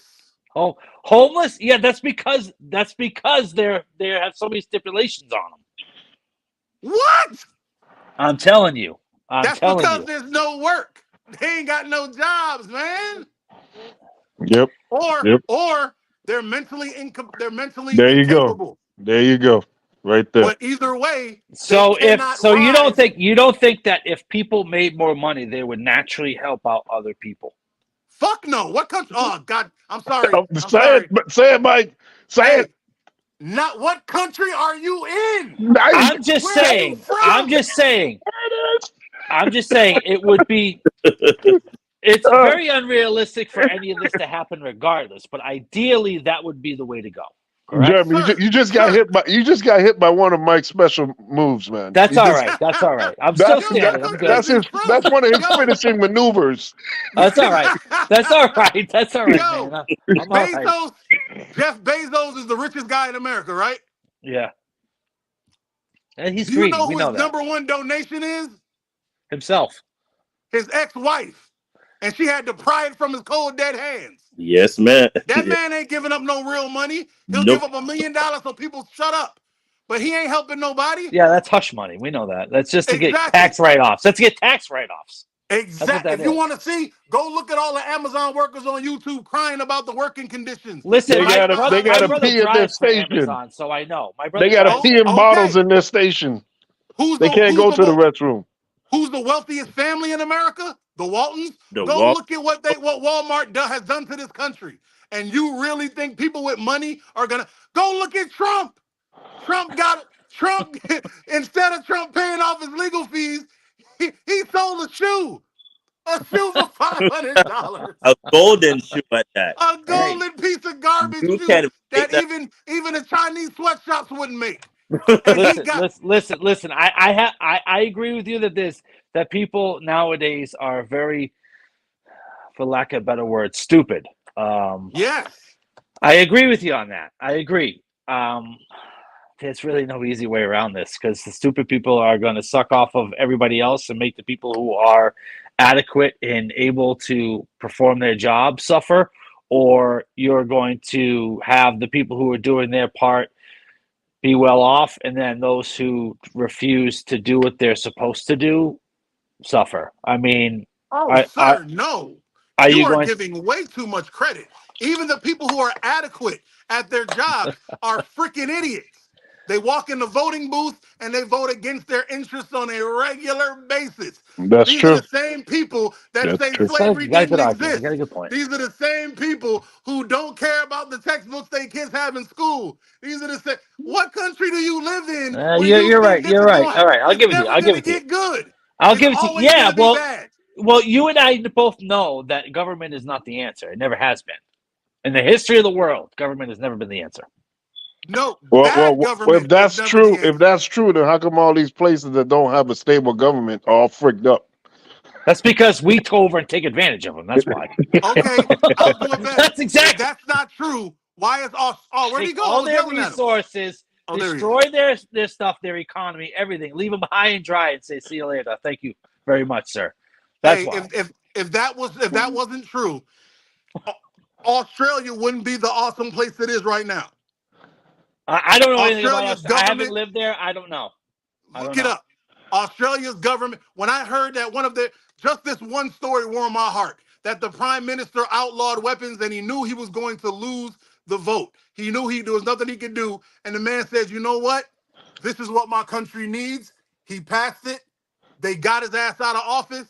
And 10 years later, they were singing his praises about what a great president he was. That's how human beings work. If you think You think people like Dr. King? No. They call him every nigger under the sun. Yeah, They I liked got that. Dr. King in the 90s. They didn't like him in the 60s. You think they No, cared well, about nobody Malcolm ever X? likes him Hell initially. Of no. course not. Exactly. You think they like Muhammad Ali? They didn't give a damn about Muhammad Ali. He was a draft dodging, commie Muslim garbage, whatever the hell. Yeah, yeah. Until the world started being nicer, and then Oh, the yeah. racists were like, "Oh, well, Whoa, he whoa, wasn't whoa! that The bad. world He was got not." nicer. No, the world got more politically correct, is what they got. They didn't get That's what nicer. niceness means in politics. No, that's You're not- all right. I'll give you that. In politics terms, that's nicer. All right. Exactly. Oh, But all I'm right. telling you So, that there is good government. It just doesn't exist in America. Hasn't all right. existed yet. Boom. That's So, the problem. we'll go to the next segment now. I'm sorry, man, Cat. My bad. No, you're good, man. So a few weeks ago, there was a comment made. I think it was Maria G. She was saying that the classified documents case is a nothing burger, quote unquote. So let's take a look at this short clip here about the classified documents. Former President Trump is expected to attend a hearing on Thursday in the federal criminal case involving his handling of classified documents at his Mar-a-Lago estate in Florida. U.S. District Judge Aileen Cannon will hear arguments on two of Trump's motions to dismiss his indictment, with his attorney set to argue the case should be thrown out because of the Presidential Records Act. Meanwhile, a former Mar-a-Lago employee is now publicly describing how he helped to move materials related to the classified documents case. Brian Butler says he was a Mar-a-Lago employee for 20 years and handled car service for the former president. Butler told CNN he helped Trump co-defendant Walt Nauta load several boxes onto Trump's plane at the West Palm Beach airport on June 3rd of 2022. That was the same time the FBI was searching a storage area at Mar-a-Lago for classified documents. And did you have any idea at the time that there was potentially U.S. national security secrets in those boxes? No clue. No, I had no clue. I mean, we were just taking them out of the Escalade, piling them up. I remember they were all stacked on top of each other, and then we're lifting them up to the pilots. How many boxes was it? You know, they asked me in the interview, and I believe it was 10 to 15 is what I remember. I know They it being was the investigators. correct. And when you look back on that now, what do you... Well, I had no clue until probably the end of June. There was a few different things that happened that kind of opened my eyes to, something's going on here. So you get that unusual request. Did you ever think to yourself, why were there so many boxes at Mar-a-Lago? For me, I'm just thinking, the former president, he has a lot of stuff he likes to lug around with him. I never would have thought it was anything like what we see now. Classified documents. Yeah, This morning, after a year of public silence, Special Counsel Robert Hur will testify before Congress. Hur, a former U.S. attorney appointed by then-President Trump, has faced fierce backlash following his report about President Biden's handling of classified material, saying he found evidence the president willfully retained documents, but not enough evidence to prove his case to a jury, citing, among other reasons, that President Biden would come across as a sympathetic, well-meaning elderly man with a poor memory. The president quickly doing damage control. I'm well-meaning, and I'm an elderly man, and I know what the hell I'm doing. Following his feisty State of the Union, President Biden is still trying to dispel voter concerns about his ability to serve a second term. I'm not a young guy. That's no secret. But here's the deal. I understand how to get things done for the American people. Mr. Trump seized on the report last month. Crooked Joe got off scot-free. Now, I don't know if you call it scot-free. They said he was a mental basket case. In fact, Hur did not say that. Still, House Republicans today are likely to accuse her of giving President Biden a pass and to press him for additional observations about what Hur called Joe Biden's diminished faculties. House Democrats are likely to zero in on Hur's conclusion that no criminal charges were warranted. And they'll also underscore Hur's distinction between President Biden, who cooperated with the investigation, and Mr. Trump, who prosecutors say repeatedly refused to return classified documents and obstructed the investigation into his conduct. He's now facing 40 criminal charges. Overnight, a key witness in Mr. Trump's indictment speaking out on CNN, describing moving those classified documents at Mar-a-Lago. They were the boxes that were in the indictment, the white banker's boxes. That's what I remember loading. And did you have any idea at the time that there was potentially U.S. national security secrets in those boxes? No clue. No, I had no clue. Okay, there we go. So for something that's a nothing burger, there sure was a lot of not telling, hiding secrets, and a lot of moving and shaking to cover up things. So we'll start with Mike. Mike, what did you get out of that piece there? I'm sorry. The great American philosopher Rick Ross once said, forget, what's his name? Jose Canseco. He's snitching because he's finished. That's how I felt about watching this. You telling me the damn near the first term of Biden is done and now you gonna come out? Now you want to whistleblow? I kind of feel like the money they were paying you ran out and you just like that WWE girl. The payment ain't hit, so now you snitching. I feel like you knew exactly what was happening. So if they take them to jail, just like the R. Kelly parents, they should put y'all in jail too. That's how I personally feel about it. Y'all know how I feel about Trump, so I ain't got to go no deeper in it. I feel like this dude just snitching because his money ran out. I don't think you're a good person. I don't think you're doing the right thing. I think you're a piece of trash. I think there's no way in the world you're loading boxes in the SUVs, and you ain't got no idea why. Right when the man lost the presidency? Come on, man. Come on, man. Come on. Oh, let me guess. You didn't know that button on the police video thing was the mute. Oops, my bad. Nah, I don't buy it. That's all I got to say on that. That dude, the whole time he was talking, all I heard was snitch. But go ahead. All right, MD, what's your take on this? It was a point in time where I agree with Maria G's sentiment that it was a nothing burger. Hell, as a matter of fact, I'm saying as such on another program I was involved in at the time. I called it just that. I believe I also said that was maybe the one that I could classify as a witch hunt until other things came out. Now, to Mike's point, do I look at it as being suspicious? The time of him coming out publicly, yes, but also I still keep in mind that he was involved thoroughly in the federal investigation. I believe that, correct me if I'm wrong, that he was listed as Mar-a-Lago employee like number 5 or so 100%. he's been involved in this investigation since the start of it.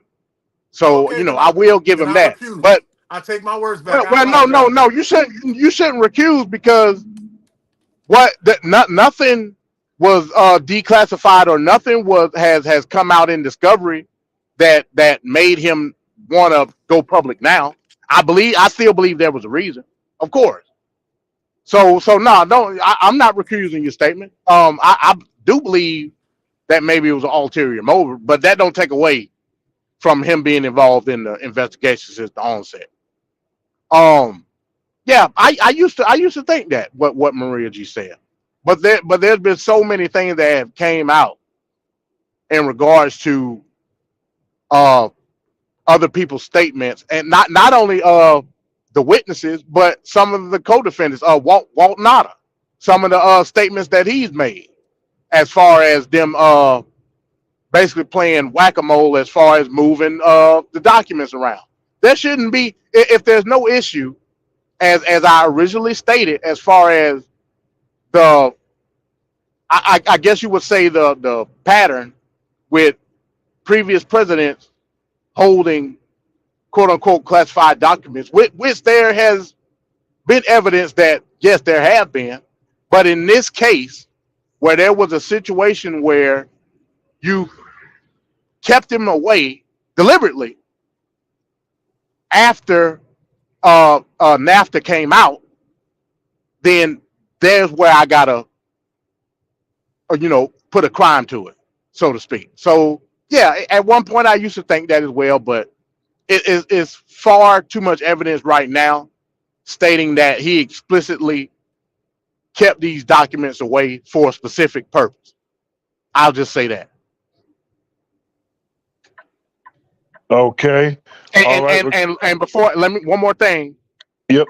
Notice the and you know, take this for what it's worth, but notice now the whole link or the supposed link involving Russia and some of these other Eastern European countries that Trump has involved himself in, i.e., Hungary and so I'll just leave it at that. I'm not saying anything solid.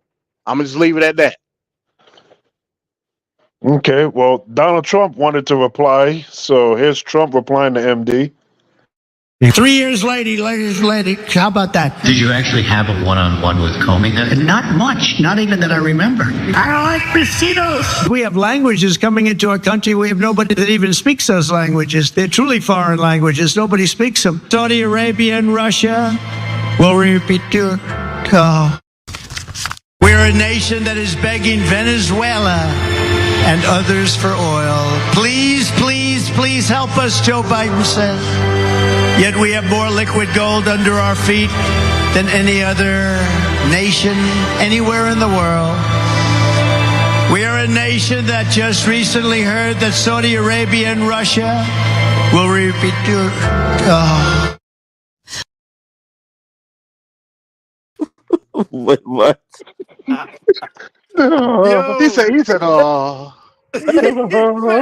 He said, Yo, that's my second favorite. That's right after swallowed up. I've never been in the period of being swallowed. I don't even know how to even comprehend what I just watched just now, but all I can say is this. Trump, I and I still have, because I've said this repeatedly from when the inception of fist politics until now. I have grabbed my popcorn. I stopped. It seems like now that he's gotten, have we officially made him the Republican nominee yet, or we're still waiting? I'm still trying to grasp at straws here. But if he is the Republican nominee at this particular point, expect a whole bunch of nonsense from now until the election day. I think it's just rewarding bad behavior at this point. To add to MD's point, I've always thought that Trump was a what you call it. I wouldn't say a Russian plant, but because he has. If you really put in context, and you won't say, but I will say it in context, the affiliation that he's had throughout the years, like your wife is from a former Russian satellite state.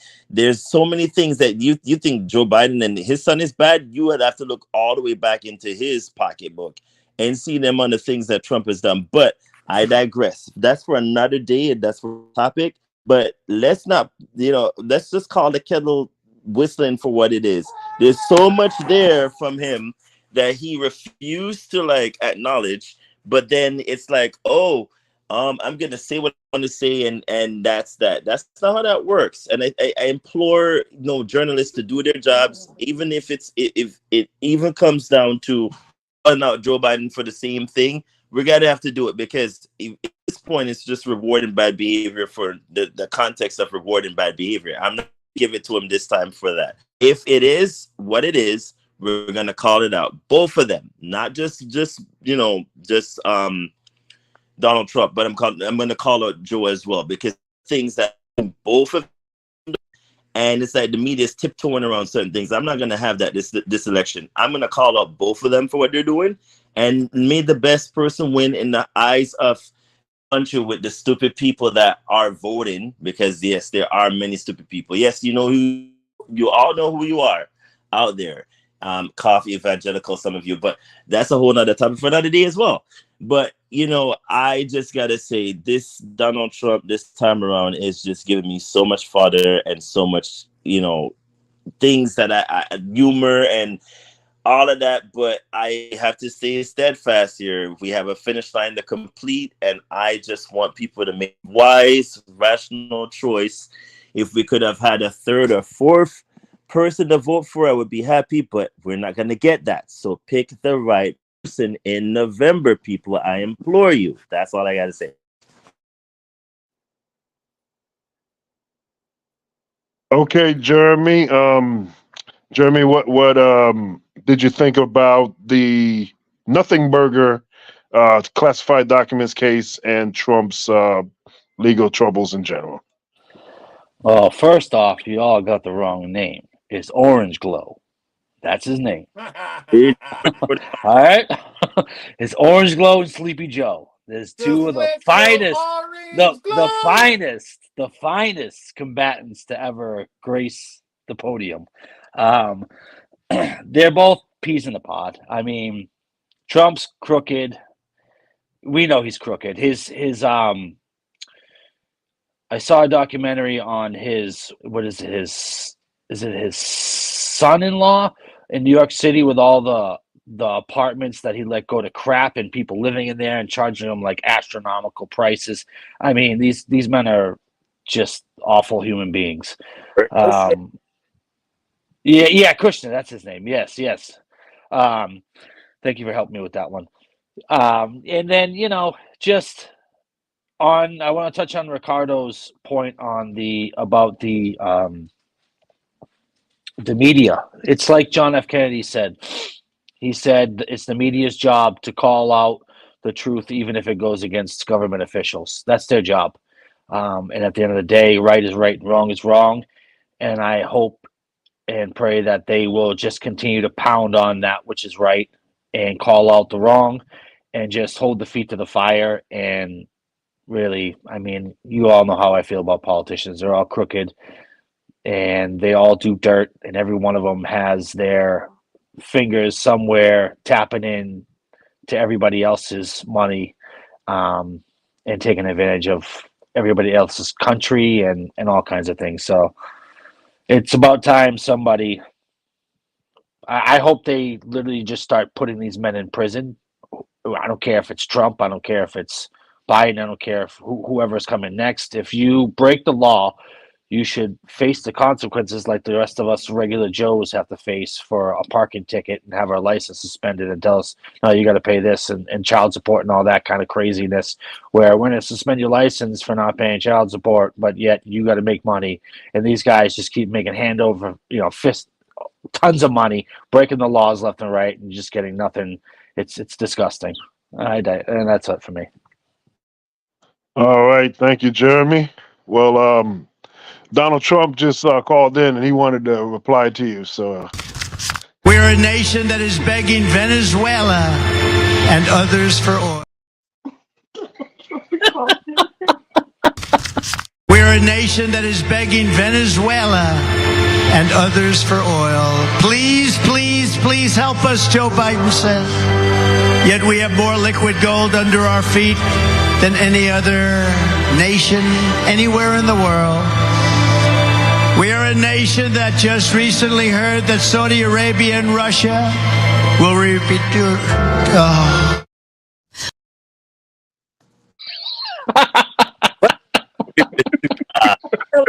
Bro, that's gonna be funny. Man, he was confounded by that music that was playing in there.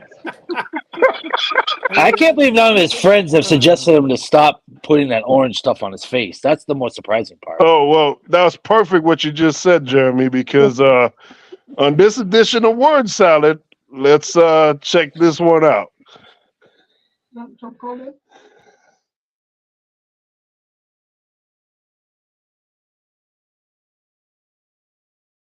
I have many friends, many friends. All of my friends, so many. Steve, I see over here. Marco Rubio is a very, very good friend of mine. Tom Brady's a friend of mine. My friend Elton John. George Steinbrenner was a good friend of mine. Howard Stern was a friend of mine. We've been friends for a long time. A friend of mine is a great manufacturer. A friend of mine is a great excavator. I have a friend who builds plants. I have friends that are reporters. A friend of mine who's in law enforcement. My best friends have become fire marshals. The generals have become very good friends of mine. My biker friends. A friend who's a doctor. doctor. A friend, he's a farmer. I know the insurance companies. They're friends of mine. I have many friends that are liberal, and I think they're wonderful people. I have friends that are wonderful business people. I have friends that are very wealthy people. Friends of mine go bankrupt. I have many, many friends who are women, and I have some very smart friends who don't agree with me. I had a friend who was a very smart guy and a very streetwise guy. A friend of mine, he's a world champion. A friend of mine who happens to be a great, great athlete. He happens to be African American.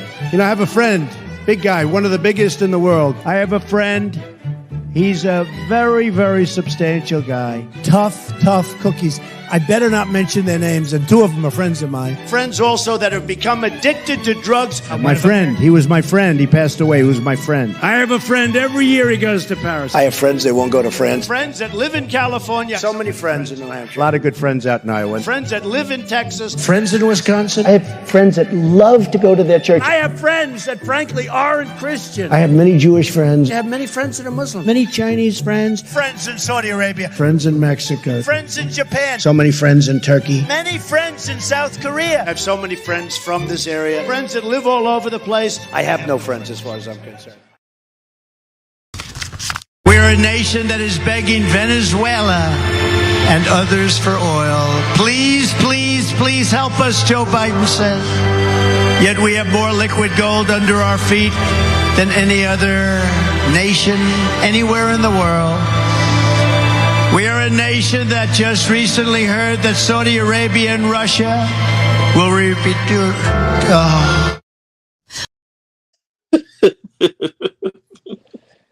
He said, I have a friend that's Harriet Tubman, Frederick Douglass, and Adolf Hitler. There's no limit to the friends of this guy is. This guy. So we have a lot of clowning going on, a lot of buffoonery, but it's that time when we go into session, and at this point, it's time to find out who's this week's trash bag human of the month. Of the week. Of the week. Give me yes, sir. I gotta go be a dad. I just want to say love to all of y'all.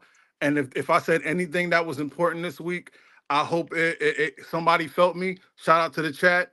And the most important thing I could say today is Oh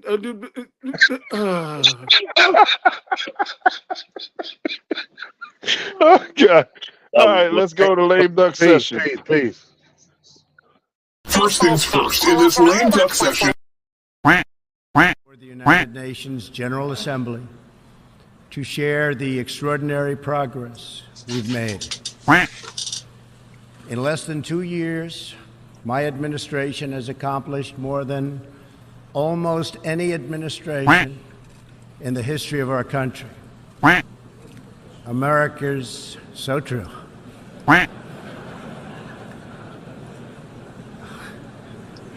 Didn't expect that reaction, but that's okay.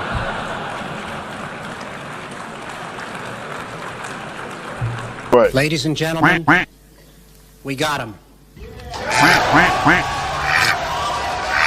You're trying your best, but it never feels like enough. I started having second thoughts almost the moment I sat down on the plane. Lights off! Off! Turn them off. They're too bright. Turn them off. Turn them off. Let's go. Ready? Turn. We go back a long way. She was 12, I was 30, but anyway. So I changed my return flight and flew back on the first available flight I could take. I'm sick and tired of smart guys. I'm sick and tired of ordinary people being fleeced. I'm tired of being quiet. I'm sick and tired. I'm just sick and tired. We have this notion that somehow if you're poor, you cannot do it. Poor kids are just as bright and just as talented as white kids.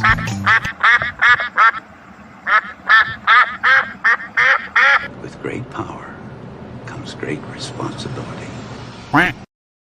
These lights are so bright in my eyes that I can't see too many people out there. But I can only see the black ones. I can't see any white ones. You see? That's how far I've come. That's how far I've come. That's a long way, isn't it? These eyes. You want to see a bird graveyard? You just go. Take a look. A bird graveyard? Go under a windmill someday. You'll see more birds than you've ever seen ever in your life. Well, there's people that voted for Biden that are doing it now. They're like, what did I do? Right. Like, what did I choose? Like, how is this guy? Yeah, you just can't listen to an interview where he's saying some of the stuff he says that just makes no sense at all. Like yesterday or a couple of days ago, he's talking about the Revolutionary War. He's like, one of the reasons why we lost the Revolutionary War, one of the problems with the Revolutionary War was they didn't have enough airports. Yeah. Have you seen that? A few moments later. The same stable genius that said the biggest problem we had in the Revolutionary War is we didn't have enough airports. Is that fake? It's not fake, but he was referencing Trump saying that. It took over the airports. It did everything it had to do. Oh, okay. Yeah. So he fucked up. A little different. He's like, you could tell he like messed up his words, but yeah. Oh, so when he thought it was Biden, well, he's done. Count him out. And once he realized it was his bro Trump, he just effed up. Like, pull him. It's crazy. If you had any other job and you were talking like that, they would go, hey, you're done. There's no disputing that Joe Rogan has immense reach through his podcast. Recently, he's been blushing over Trump for walking into UFC fights, as he calls them, quote, the right-wing Avengers. And, he was at the UFC this weekend in Madison Square Garden, and he's showed up at the UFC before. When he walked out of Madison Square Garden, it was bananas. Really? Walking in like the right-wing Avengers. I personally would say it was more like the Fantastic Four movie, but him being a fanboy, it doesn't bother me. What does is that he likes to present himself as bipartisan. On the fence, just spitting facts chased with a spoonful of C4 and alpha brain pills. Thought that Biden was going to make it. I never thought that he was going to be functional. Like regardless of what kind of power the president actually has. And it appears under Trump, the president has a lot more power than we think they do.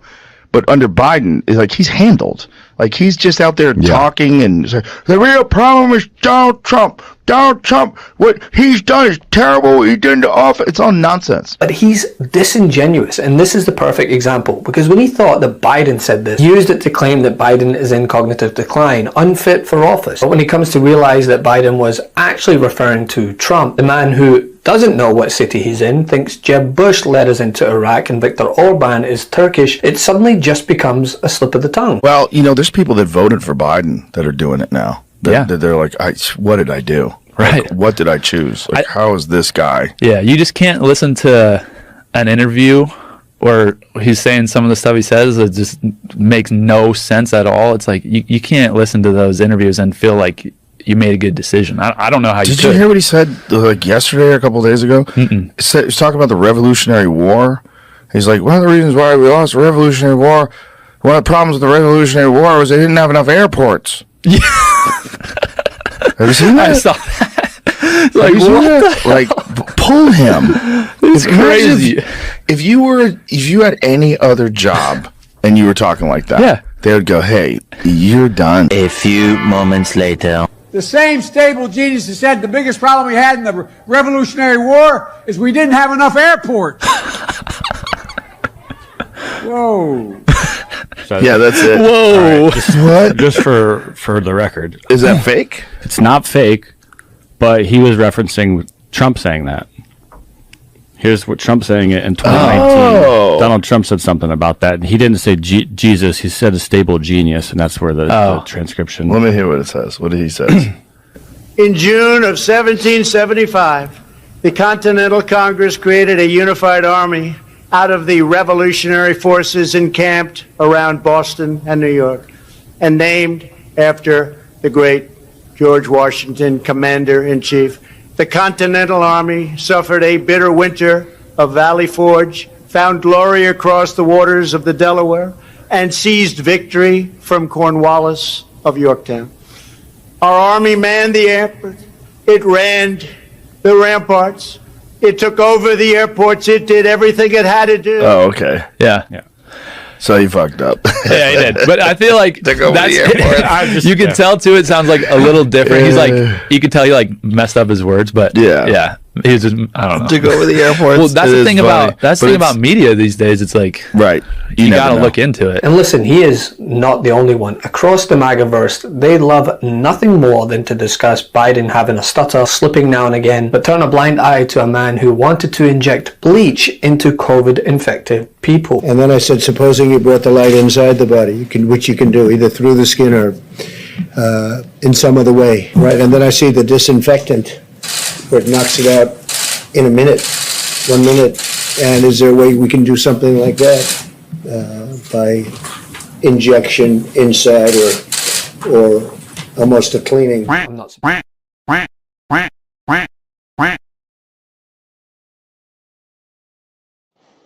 All right. There he is. There he is. Put the spotlight on this week's Trash Bag Human of the Week. Joe Rogan, number 30. Ricardo, well, what do we think about Joe Rogan being fact-checked on his own show?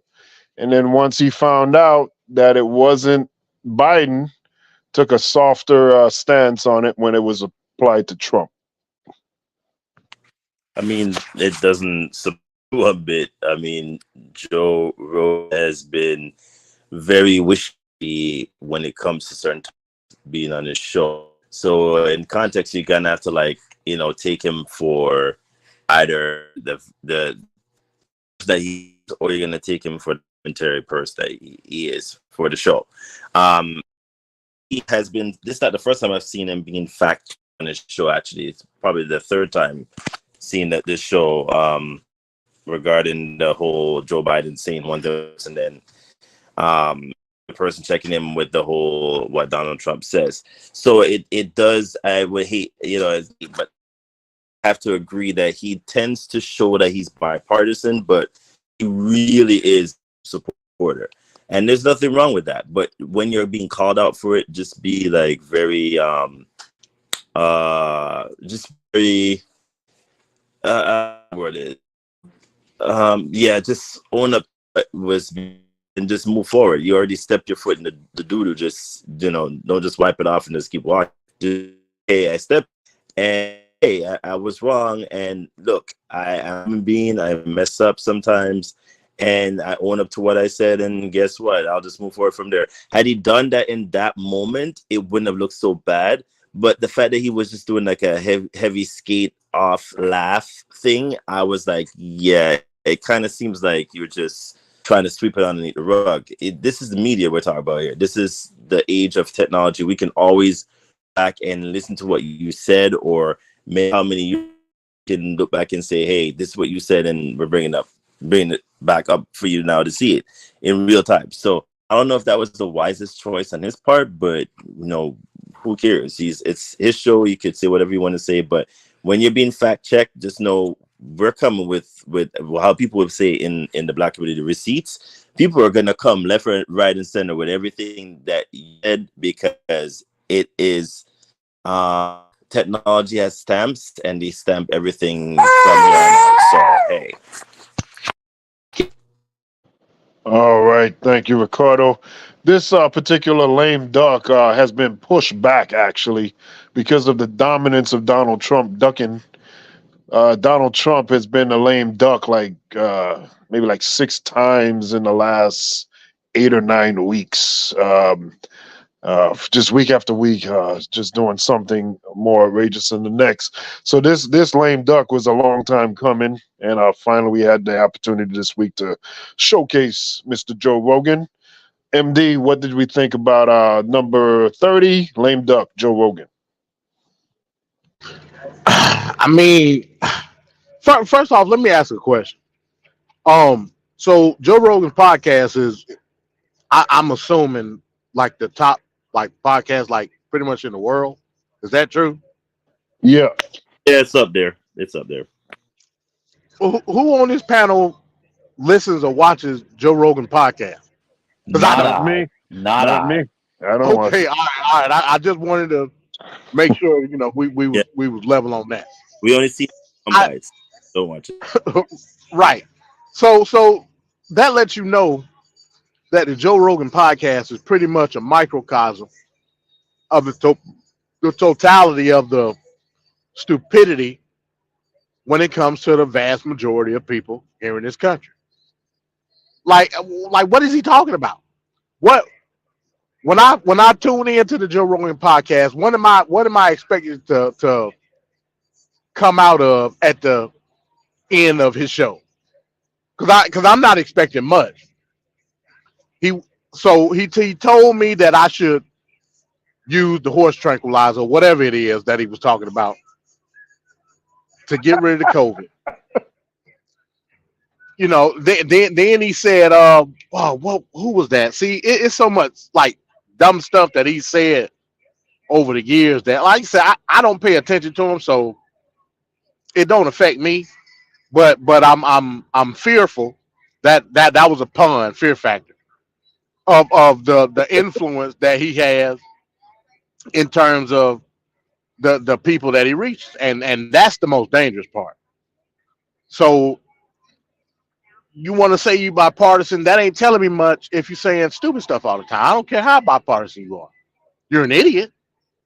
So am I then to come to the realization that it is really not necessarily about the policies that being implemented? It's just about the stupidity of the people and what the silent majority wants, quote unquote silent majority. That's what it sounds like to me. You know what I mean? So this dude don't know nothing about policy. He take talking points.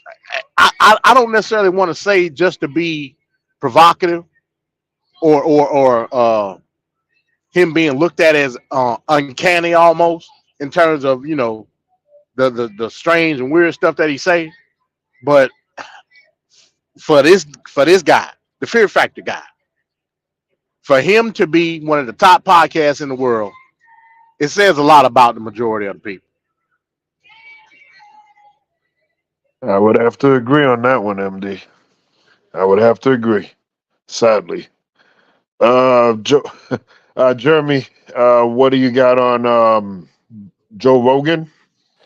I think Joe Rogan talks out of both sides of his mouth.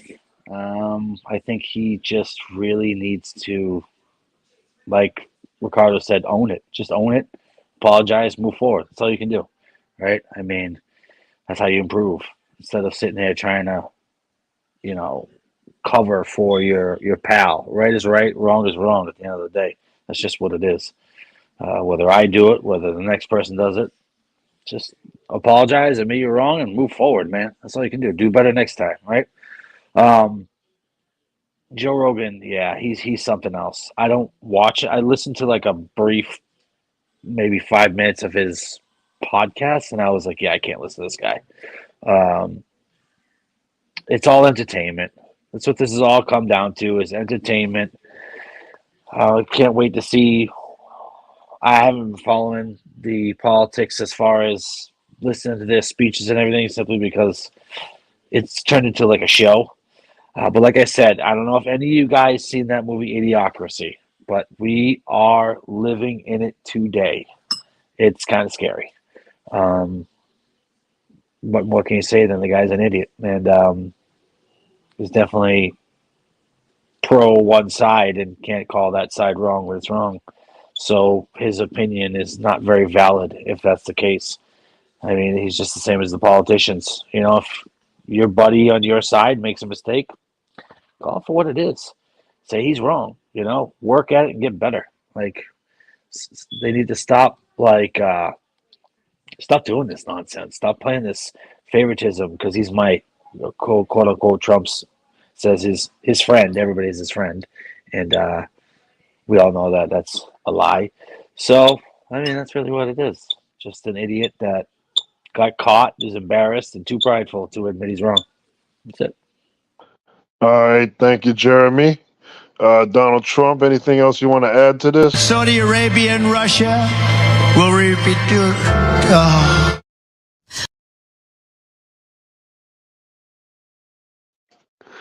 All right, there we go. Joe Rogan, man. I don't know. He's just misleading his viewers as he seems to be comfortable doing. And you know, that little clip right there. There's been other moments like that, but that just exposes, that took the veil off of him and exposed his true motive here. For some reason, being a conservative right wing pundit pays a lot of money, and I think he realizes that business is good if you take this approach. So I'm not sure if he's really believing what he believes in or what, but it wouldn't surprise me if this is a strategy for him. So now we come down to the part of the show here where we actually we have the nightcap video. But before we do the nightcap video, I did stumble across a sort of a trend that goes on TikTok. Pretty much, they engage in fooling people into thinking that Donald Trump has died, and then the results of people's reaction they recorded and uploaded on TikTok. So let's take a brief look at some of these videos here. Right, which is a nice one. Oh my God, guys! Oh my God! Oh my God! Donald Trump found dead at 76. Stop it! Yeah, they killed him. Get the hell out of here! I'm not even kidding. Fox News just posted it. No way! Get out of here! Get the hell out of here! I just pissed my pants. Now I gotta change my underwear.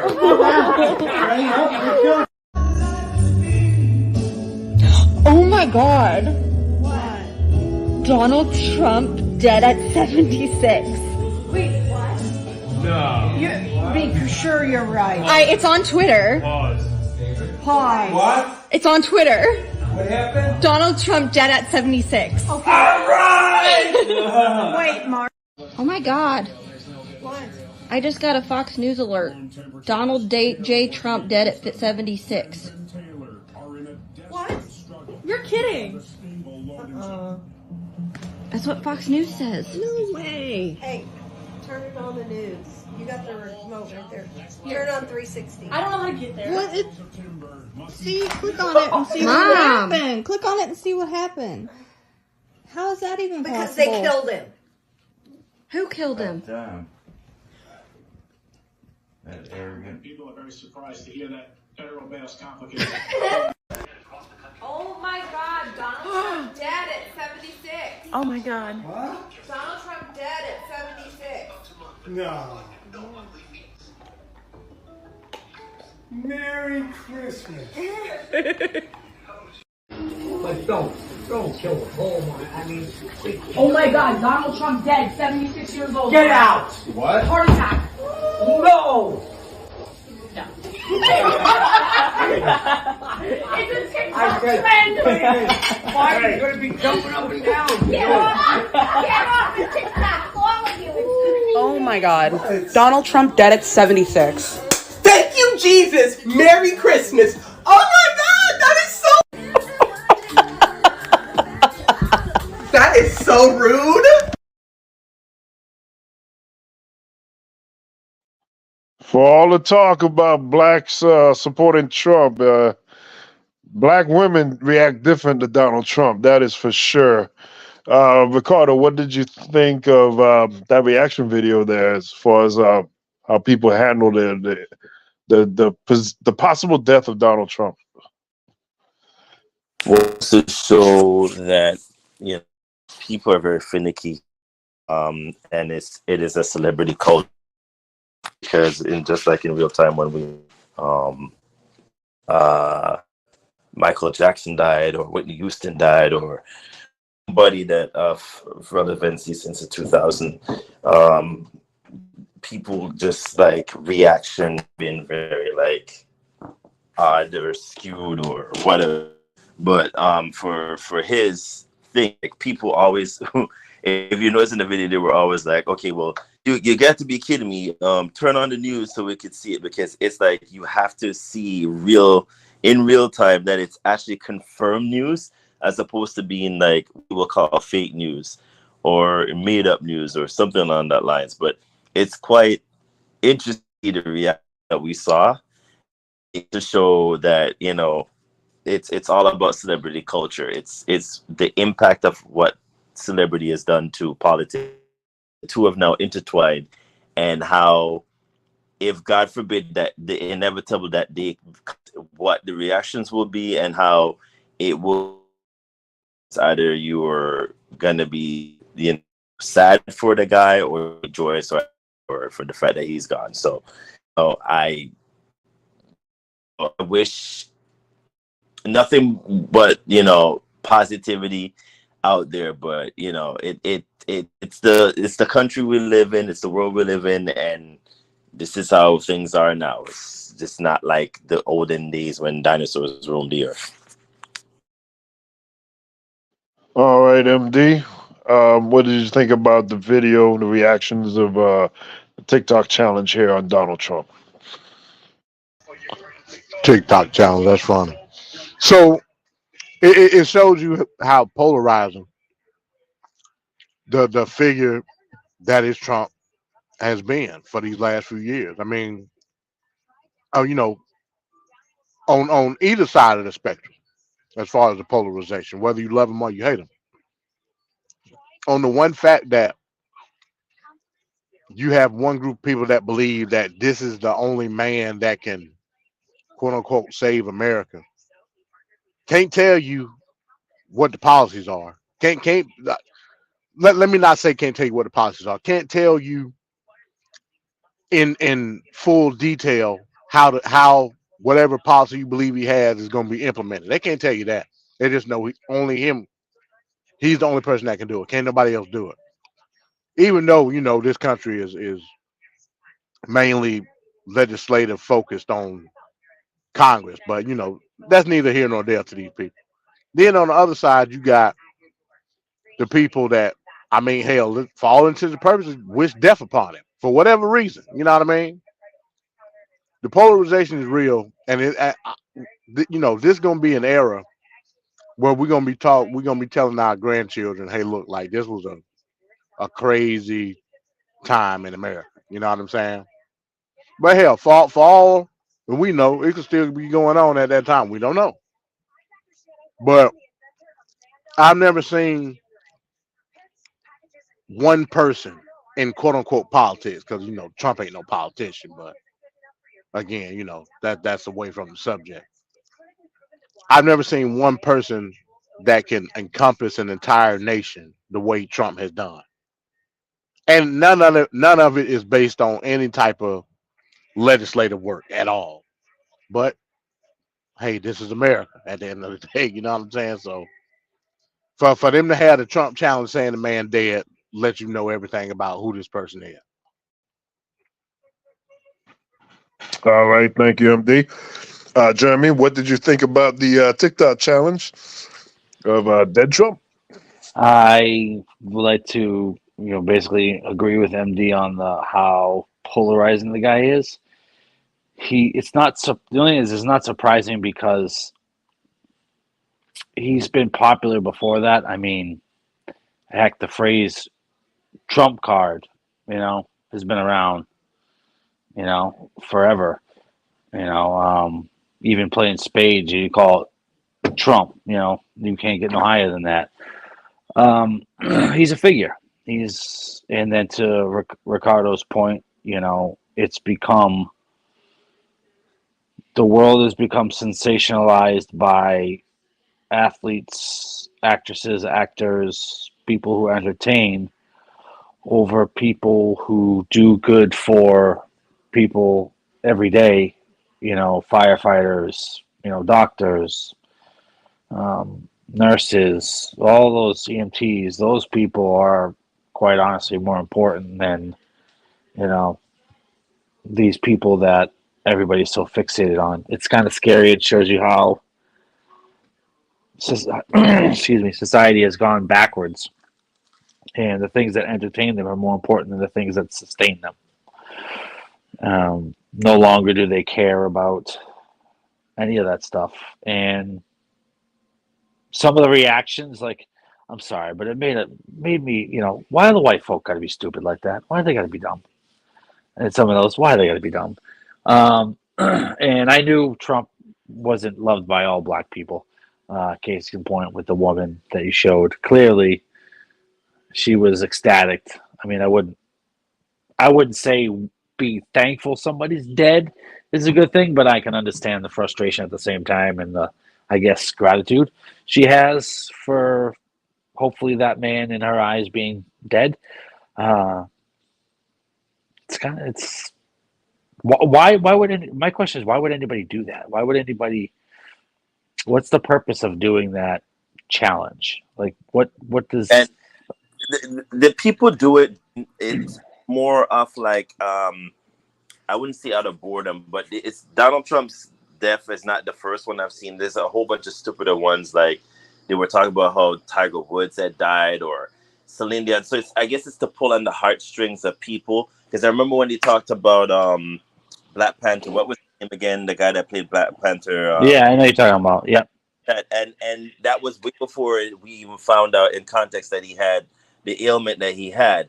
Mm-hmm. And I remember Angela Bassett was scolding her son relentless when he did it, because she was like, "What are you doing?" To the point that the next day he had to put out a statement and was like, "Yeah, it was just a joke." So this generation, it maybe in context, TikTok it's not a bad thing that the U.S. government is gonna ban them. To sell the company to sell it, because TikTok in other countries is not doing the stupidity that I'm seeing them do here. It's more educational in China. I find that other countries it's beneficial, but here it's just stupidity over max, and that's crazy to me. But sorry to take away much of your time, Jeremy. No, that's okay. That's a good point, and I'm glad that you brought that up, because that's scary, Ricardo. That's scary to think that this country, that statement you said alone is alarming. That it's only in this country that TikTok is used for it. And you're absolutely right. And that hits home on the point that I was trying to make earlier about the entertainment is more valued than actual things that matter. And you mentioned that China doesn't do it, they do it for educational. It's one thing if you want to make a joke or something every now and again, that's fine.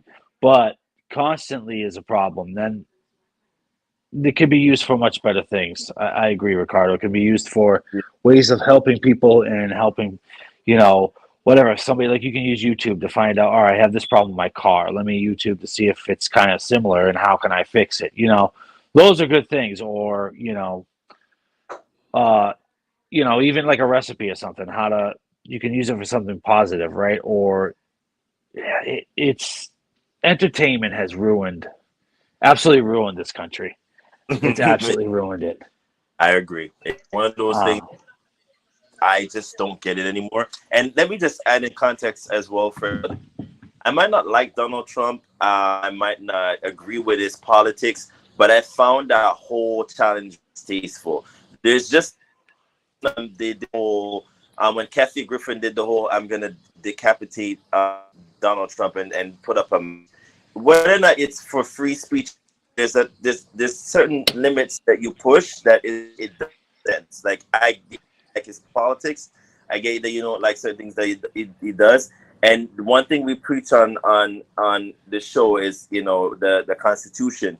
But when you draw the line and you step in it, own up to what you do and just say, "Hey, I was wrong, and I thought it was funny, but in context it wasn't." And just move on. But a lot of times, these things that I see this generation does, thank God my generation wasn't like that. But Lord, it's like, what are we coming to? Like, why are we not praising the regular Joe Schmo that knows how to fix a pipe, a plumber, or whatnot? We're all this stupidness with people who are influencers. What does the word influencer even mean anymore? Like, does it mean you don't have a job? Or like, these are the people who are praising. Celebrity culture is not it, people. Let's get back to the modern day people that really in context do things that are revolutionary. These people of like, "Oh, I'm gonna do this whole challenge and dump my head in a bucket and all this." This is not it. It's just stupidity over max. It's nonsensical. It doesn't do nothing for us. Other countries are laughing at us. Why are we not doing that are empowering? It's just dumb. I don't get it. I agree with you, Ricardo. I agree 100% with you. That's why I hit hard with my children at home. I hit hard with them on the educational part and being productive and not being foolish like this generation. It's okay if you want to, play a sport or whatever the case may be. Video if you want to play a video game or something, but in moderation. I brought it to an attention that there was a video of some guy doing something absolutely just brain dead, stupid, and there was millions of people that viewed it. And then I showed them a video of Nikola Tesla, where over 8 years, it was an 8 year span. Nikola Tesla, that video only had like, I don't know, it was like 100 or 300,000 views. And then this one was done like a week. In a week, they had over millions of views. And I brought that to their attention, and I said, this is the problem. This is the problem with this country and this, quite frankly, this generation. They care more about the foolishness versus wisdom and truth and understanding. They don't want it. And I pound this home repetitively, daily with my children, because I don't want them doing that, because it's not going to help them. It's going to make it worse for them. And I think that parents, and it's a whole nother subject, but parents need to do the same with their children. Like you said, Ricardo, go back to the old school way, because if it ain't broke, don't try to fix it, right? It wasn't broken the way the old school raised their kids. It wasn't broken the morals, manners, whatever happened to getting up off the bus for an elderly person or a woman, especially if you were a man. Whatever happened to that? Whatever happened to holding the door? Now we're sitting here having, people getting cussed out, old people, because they're But not Jeremy, driving. they're gonna call you a simp for that. They're gonna call you a I don't simp. care. They can call me whatever they want. Right is right, wrong is wrong, and at the end of the day, morals being that way is better than the way of today. Straight up. Oh, I agree. I agree with that. Do I hear a pinch of conservatism in Vancat? Wow. Oh man. Hey, I will say this again. We had this discussion before, and I don't know if you're gonna get to it, Vancat. Probably not. But the whole thing going on with TikTok right now. That'll We be was talking next about week. last week, and then the day after we talked about it, the Senate passed, or was it the House? I think it was the House. Yep. Was it the House or the Senate? I forget which one. I think it was the House. Yeah, it may have been the House, but the House Zoom passed the whole TikTok ban thing. And Yep. we'll see how far With it goes. With Democrats. With Democrats, yeah, exactly Which right. is crazy. We'll see how far it goes, but me personally, I don't agree with it, because I mean, hell, you pay for your phone, you pay for your plan. If it's there to be utilized, use it. It ain't up to me to decide how it's used. I tell you one thing, if just what you said, Jeremy, yeah, my kids are Menendez brother me. If I take I take TikTok, everybody in the house be dead. So No, I don't play that. No. I listen. I tell my kids all the time. I say, listen, this is not a democracy. This is a dictatorship, and I'm the dictator. What I say goes. You want to have your own rules? You'll have it in your own house, not here. I just want to say thanks, Younger. Yeah, we're here every week, every Tuesday. Tuesday at 6. Yeah. Come on up anytime, man. We would love to have you on TFP for sure. Yes, sir. But yeah, I was just joking with the TikTok thing. But yeah, I get it. I don't take it. I just look at it as just as much as you look at the TV. I mean, it is what it is. I mean, it's there to dumb you down. I don't care. As long as you do what you got to do, you can TikTok away. I don't care. You know what I'm saying? But it can be used as a tool, and I've seen it used as a tool. Absolutely, I agree, and that I would have no problem with if they used it like Ricardo and you just mentioned, as a tool, right? As a tool, it would be great. Like, I give the example of YouTube. There's many ways that YouTube is used as a good tool to help people in everyday life, with whatever problems they have. Yes, it has. It has taught me how to tie a full Windsor tie, and it taught me how to cut a pineapple. It's taught me how to fix a car. It's taught me a whole bunch of stuff that YouTube. Why is it not used? I mean, I've seen some stuff where TikTok is like that, but it's very minute. It's not like the majority of it in terms of the context of what it shows in this country. But it can be more beneficial if maybe by whatever they're trying to come up with in the house to force the parent company to sell it to something, and maybe if they sell it to someone else, it could be beneficial. Maybe there's hope there, but it's just that the algorithms of what it shows for this country is just pure stupidity, celebritydom, and a whole bunch of nonsensical things. If it's in So China, do you think that's gonna stop if it changed ownership? That ain't gonna no, stop. no, it's not going to stop. But I'm just saying maybe that's the direction that they're trying to go for, because even China admitted that they get more money off the fact that the Americans use it for just the nonsense that they're used for. Whereas in China, it's only forced TikTok to only educational and only used for mainstream things that are propaganda based for the proponent of being very enlightening for China. Whereas here it's just celebrity and dumb, stupid things that make no sense. The algorithm here should reflect, hey, common sense things, and not. It's just it makes no sense. So I can't blame the house for what they're doing, but it's not going to stop the nonsense from happening. There's no way it's not going to. It's just I don't see it. I don't foresee that happening. I just don't. Shout out to young Master Kev in the building. Peace to who there, Kev? Whoa there, Kev. Oh my God, there's two Kevs. Sometimes I get them confused. There's Big Kev and then there's Little Kev. Oh, is that what it is? That's my Haitian apprentice right If there. Oh, okay. Shut up, Kev.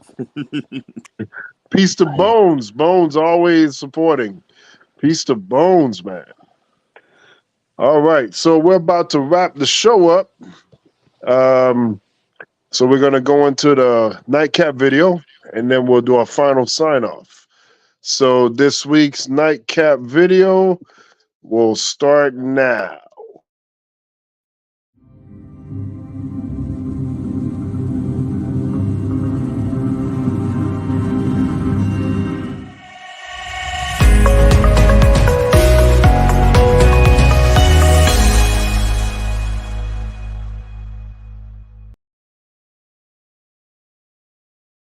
This is Trevante Jamal Helton. On Wednesday, February 21st, his body was found hanging from a tree at High Shoals Falls, located in Swallow Creek Wildlife Management Park in Towns County, Georgia. Hiker found his body, alerted authorities, and the Georgia Bureau of Investigations was called in to help assist in finding out what happened to Trevante. The GBI is saying that an initial investigation has found that his death seems to be an isolated incident. We are all awaiting anxiously for the results of an autopsy and more information to be shared around the circumstances that could have possibly led to this man's loss of life and how he ended up hanging from a tree in North Georgia. High Shoals Falls is about 80 miles north of Atlanta, represented by United States Representative Andrew Clyde. Andrew Clyde denied that January the 6th was an insurrection. He voted against the federal Juneteenth holiday. He was one of 3 representatives to vote against the Emmett Till anti-lynching bill and co-sponsored a bill to designate the AR-15 as America's national rifle. I'm sharing this to give you the context of what the Georgia Congressional Ninth is like and what the mentality is like in Towns County. By some, not all, but by some.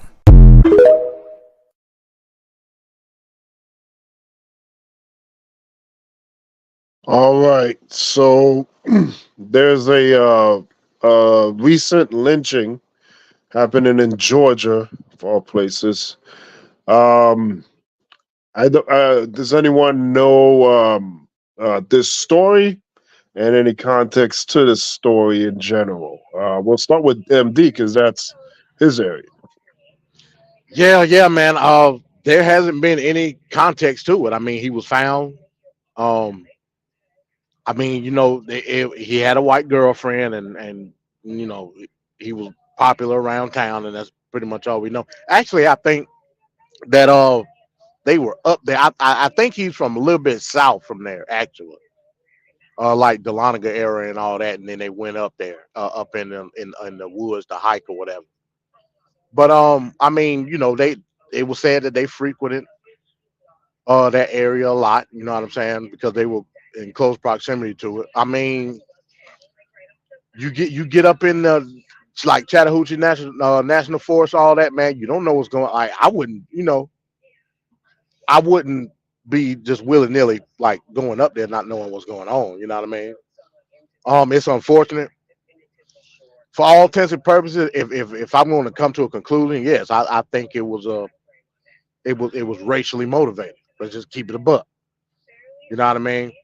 Especially and anybody. This is not that part. Like anywhere, pretty much in the South now, interracial interracial relationship. It's a thing. Like it's a big thing. You know what I'm saying? Especially in the South. For whatever reason, I ain't knocking it. Do what you do. You know what I'm saying? Love is blind and all that good stuff. But for whatever reason, it's huge. You can't go around thinking, and nor should you, because you should defend the person that you are. I'm not, like trying to downplay it in any type of way. But at the same time, you have to be wary of other people's perception of you. Unfortunately, you know what I'm saying? I think a lot of us, especially black men, I think a lot of us now, we carry around a notion that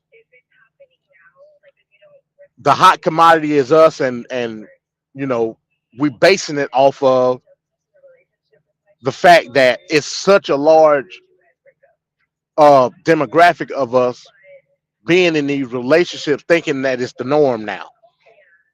Where if you look at it from the aspect of, again, the other person's perception, that don't mean you don't stay on your toes. And it's bad that we got to sit here and still in 2024. We got to sit here and have these conversations, but we do. You know what I mean? So if I'm gonna look at anything from a group dynamic, I'm still understanding that another person's perception of me may have to put me in defense mode. It's a sad reality, but it's still there. No question about it. I'll never deny that fact. I'm an individualist wholeheartedly, but I'll never deny that there's low level collective thought is still a representation in other people's mindset. And I have to, be in defense mode for that. I shouldn't have to in a utopian world, but this ain't no utopian world by any stretch of the imagination. So I look at situations like this, and I try to tell my children, hey, look, other people is gonna think A, B, and C about you. I don't tout to my kids to prove them wrong. I tout the hell with what they think, but understand the awareness of it. You know what I'm saying? So this unfortunate situation, hopefully they find out what happened. If I got to be realistic, I don't think they will. You think they'll turn a blind eye on that situation and totally just wish it away? Well, I don't think they'll turn a blind eye to it. I just think we talk about extreme North Georgia, damn near North Carolina, Hot Fall. It's gonna go as if nothing happened. Unless pressure gets put into the scenario. But up there, I don't think it's gonna happen. All right. So Ricardo, what do you think about this scenario with the lynching in Georgia? And there's been a series of lynchings. Thank you. In recent times. There's a series of lynchings that has been going on since the pandemic, actually, that nothing came about of them, and they were all of black men in different precarious, stances that I'm like, this doesn't even make sense. Like, it seems like they're trying to say, oh, but this person committed suicide. I'm like, no, that's if you know anything about historical backings of what this country has been predicated on, you are lynching when you hear it. Like, I no way that you can't. Then it's always created as, oh, the person committed suicide. How? Like, just take a noose randomly and just decide to like kill themselves. Like, that doesn't even make sense. But that's for another topic for today. I agree with you in terms of like how interracial relationships have come a long way in terms of in the South, and it's really surprising because you walk around now. Shoot, if you even watch advertisements now, it's like they push the interracial narrative so proponently like strong, like it's like they like you can't even ignore it anymore. So it's there, but you cannot.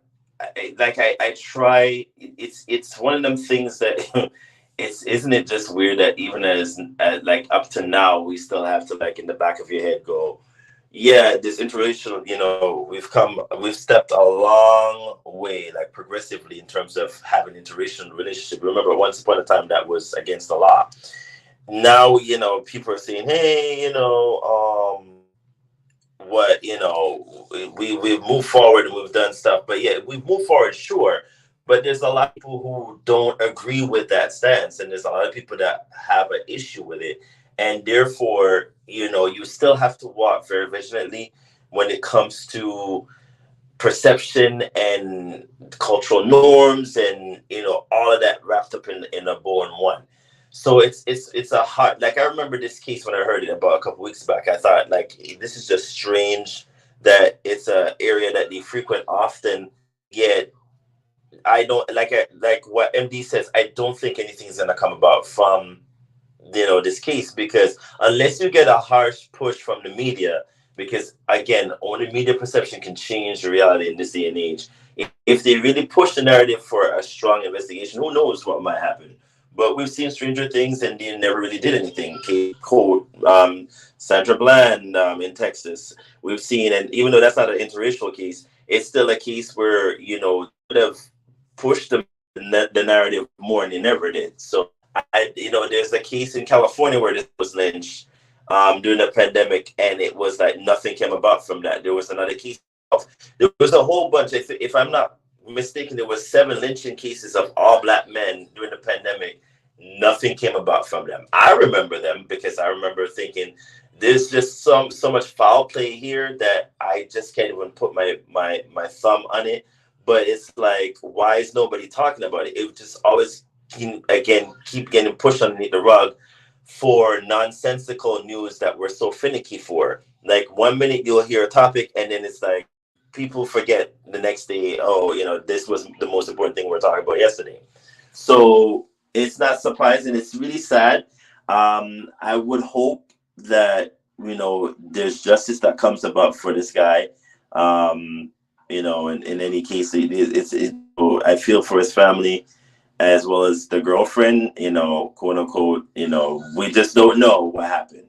And for all, and I'm not gonna even go there, but that area that this whole thing happened in, again, is one of them places where it's very, so it's sad. We've come forward with, propel all the way in terms of how this country has progressed, but we're still regressing in terms of the thought process of some people that live here. Not everybody's for interracial relationships. Not everybody wants that, but if you're in one, you always have to have in the back of your head, hey, people might not like it. You might have people that think that they need validation from some, I don't know. But, you just always have to think at the back of your head, hey, if I'm going to go into this, there's always this that's going to come with that. And, you can't think, how people feel. And, you can only just do what you do best and hope for the best. And, it's just sad. That's all I can say. Hey, Van Cat, just to give context real quick before Jeremy go, District 9, that's my district. That's why I live in right now. Yeah. Wow. Yeah. That's goodness gracious. District Taking 9. chances out there, MD. That's rough. Oof. So Bones said, do we know if he was with his girl at the time or was he alone? We don't know that, do we? Don't know, but I think they said he was lured to the area. If I'm not mistaken, he was lured into it. We don't know by whom, but and let's just We don't know. Okay. All right, Jeremy. What's your thoughts on the lynching situation that's been going on recently, especially this story that we're talking about now? First and foremost, my prayers are with the families affected by that awful deed. Um, my heart goes out to them. It's a tragedy. I hate to say it, but I'm not surprised. I'm not surprised because if you go back, it's always been that way. Um, there's always going to be that in the earth. As sad as it is, it's always going to be in the earth because there's a universal hatred for mankind, hating one another, and the interracial marriage thing. That's actually a big talking point for the Hebrew Israelites. They don't believe in interracial marriages. It goes. It's a very touchy subject. It's a very taboo subject in many areas. Down south, like MD and Ricardo made a valid point, still has its roots in the hatred and racist acts. I'm not surprised. It's like I said before, racism is always going to exist, unfortunately. Just like murder, stealing, manipulating, and it's always wise to be mindful of your surroundings, no matter where you are. I mean, you'd be foolish not to. So I could never understand fully where you guys come from as far as having to, watch your back in certain areas. Um, it's sad that you have to, and I also understand the reality of it.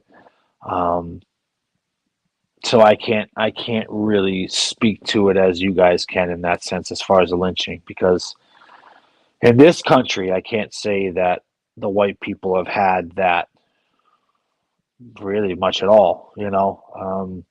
You can go to other countries where the English and the Scottish. You can go to even where Spain came over to the Caribbeans and Mexico and all these areas and did those awful deeds towards the original inhabitants. But as far as me personally experiencing that, I haven't, and I thank God I haven't, and I pray that never happens for any of you guys.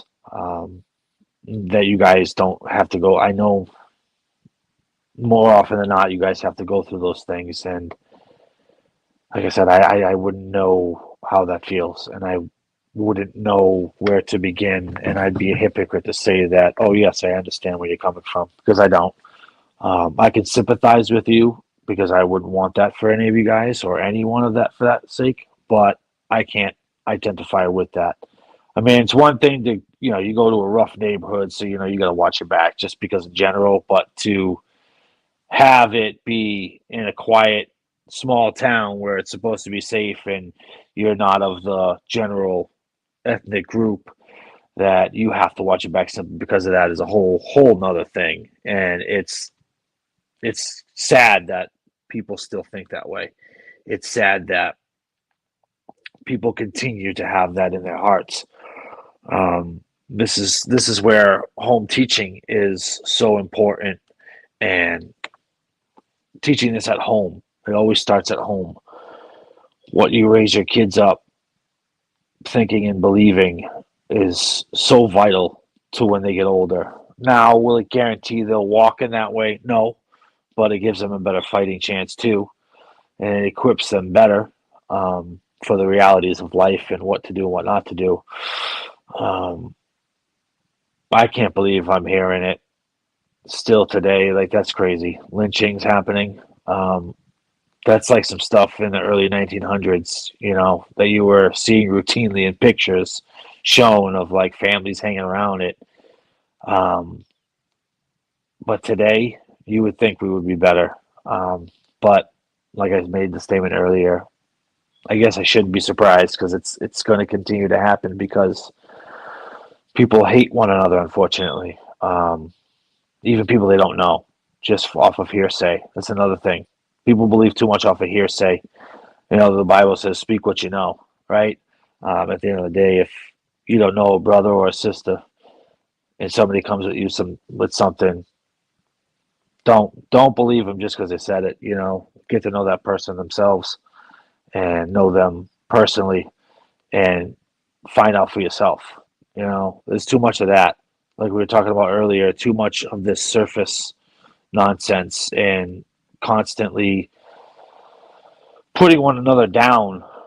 It starts at the top. Well, look at our leaders. I mean, case in point, look at Trump, look at Biden. They're like two children going back and forth with one another. You'd think they're at kindergarten.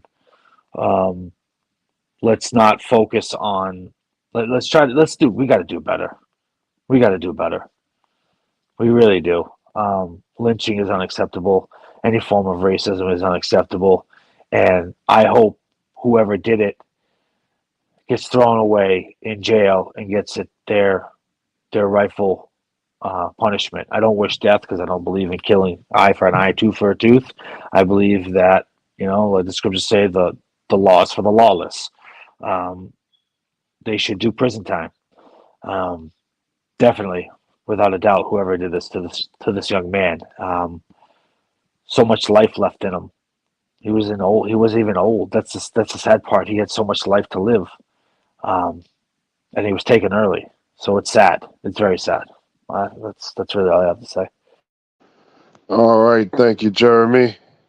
So for the final words, we'll go ahead and start with Ricardo. Ricardo, your final sign off. Yeah, great show about reparations. I'm sure MD Mike is gonna get into it at some point, because MD has made it clear is debating juices is coming back. So we welcome the debatable what do you call it, the political profit amendment stance on reparations. And I'm interested to find out if you still don't think the immigrants should get a part of the subgroups of blackness should get a part of the whole deal of the compensation of reparations. No. I'm egging you on, MD. And it's good. I mean, TFP we're not here for the popularity contest. We're here to bring in light certain things about politics, and it's not just going to be about things that are comfortable. We're going to make things very uncomfortable for viewers to listen to, but at the same time, and same length and breadth, we want people to do their research. We want people to have As comfortable as this face. the cringeworthy of our governor here in Florida. Yeah. We want people to be just aware of certain that you might not get with the propaganda you see in the media and in the news outlets. We want you to come to us because again, you're listening to one of the most, if not the most dangerous panelists on YouTube when it comes to politics. We're not going to sugarcoat things. It's going to be moments when MD and I are going to be heated. There's going to be moments when MD and Venkat are going to be heated. There's going to be moments when MD and Sir Arthur's going to be heated. Trev, Jeremy, whoever it might be. The point is where it's a political show. It's going to be uncomfortable at times, but the whole point is we get our viewpoints across and we leave the show with, at least something that we could walk away from and say, hey, I didn't think about that before, and I'm thinking about. So kudos to us for getting this on every week, and we look forward to another week next week. Next week will be an interesting topic: the politics of sex, the rise of the fornicators. I cannot wait for that episode. That's funny. I cannot wait to hear MD's stance as well as Vancat as well as everybody else's stance on what is coming up. But the TFP, there's so much politics that we're going to be coming from the topics that we have. So stay tuned, listen, and learn from what we're saying and do your own research. Because again, you don't want to be manipulated. So kudos to everybody. Great show, everyone. See you again next time. All right, thank you, Ricardo. MD, your final sign off. As always, great show, great show. A topic that's near and dear to my heart, reparations. As a reparationist, I believe that reparations is dead old. Legislatively, I don't go off of anything else. It's to a specific group of people for a specific reason, and it was written down legislatively for a specific purpose. That's how I view reparations, and I'm an advocate for it, as well as an advocate for uh, other groups that may have a claim for reparations. Yes, I do believe reparations for Black Americans that descend from American chattel slavery. That's what it is. But I will also advocate for any other group in the diaspora that can make a claim. I 100% advocate for it because as the African diaspora has spread influence around the world, they should be able to garner the benefits from their own respective countries. So I will always advocate for reparations, regardless of the nation of when it comes to the diaspora, because if you can identify, once again, like I said, the instances and vestiges of slavery, I'm going to advocate for you 100%. Now, with that being said, Wayne, I told you last week, get your affairs in order, make sure all your T's were crossing, your I's dotted. I hope you did that, sir. Because now it's too little, too late.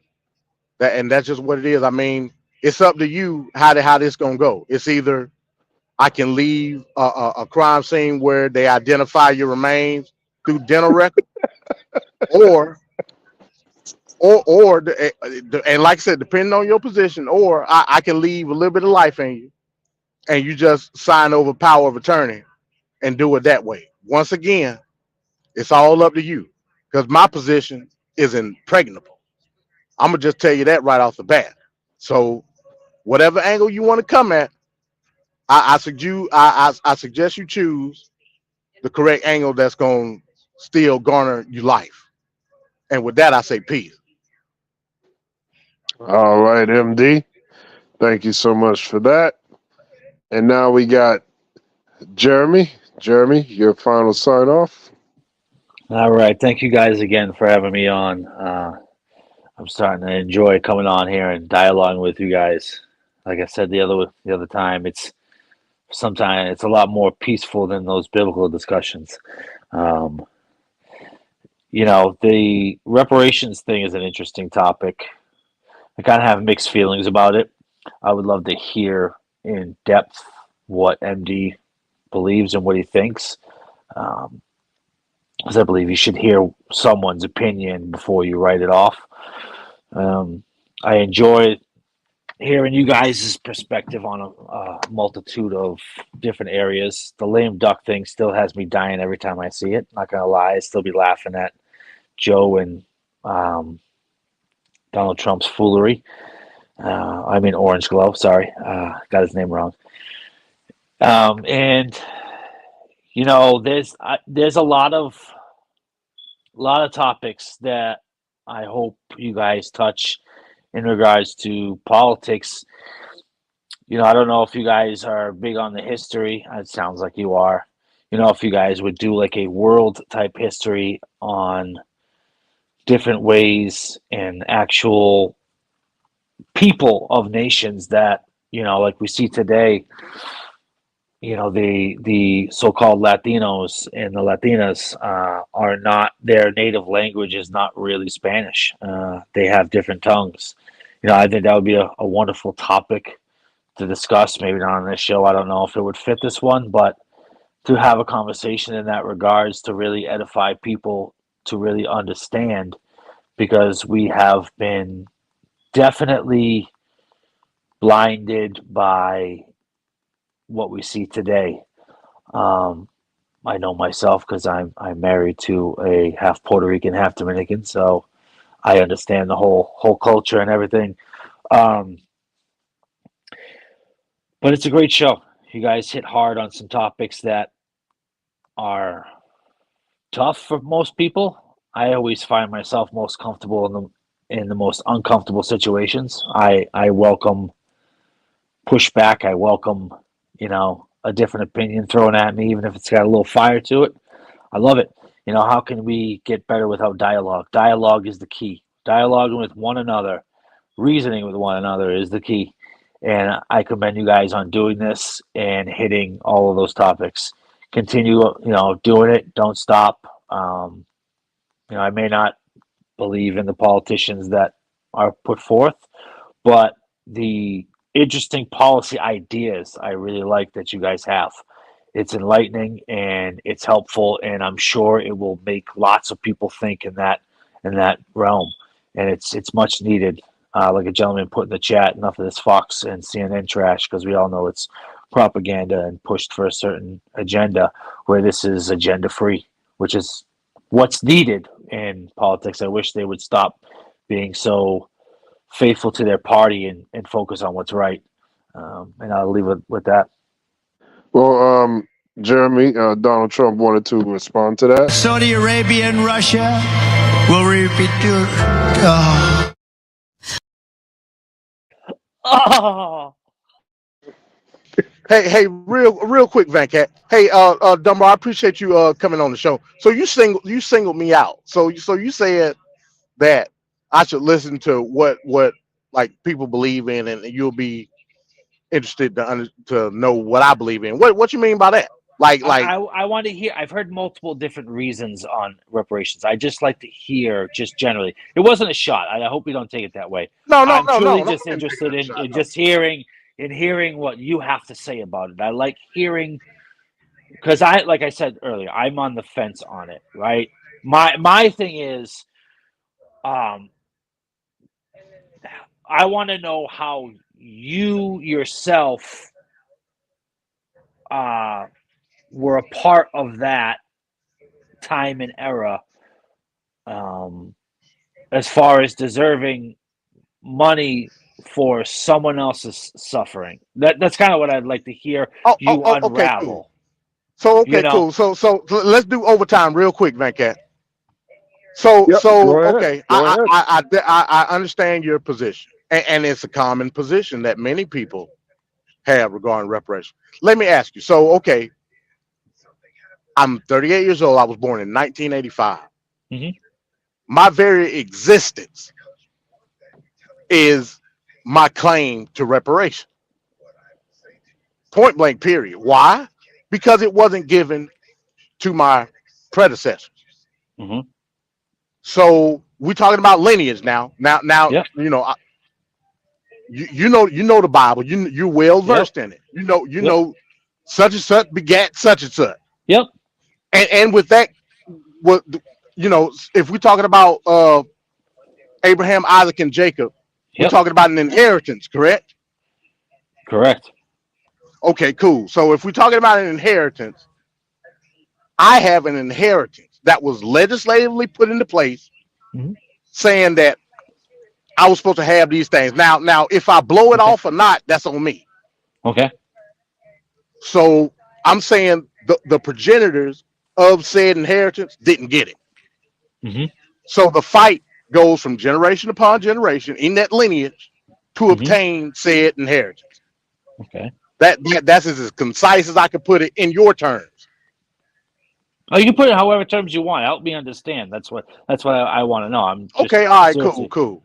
I hope that gave you an understanding. I hope you were edified by what I just said. I understand what you're saying about the lineage. The difference in lineage for what you're referring to as your reference point.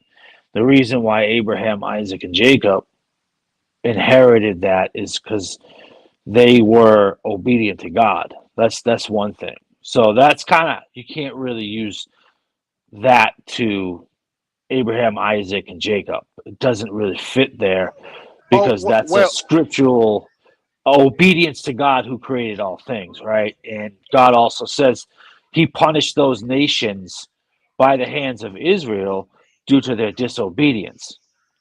Right? Okay, cool. So all right, I totally get it. But what I just made that as an allegory. Gotcha.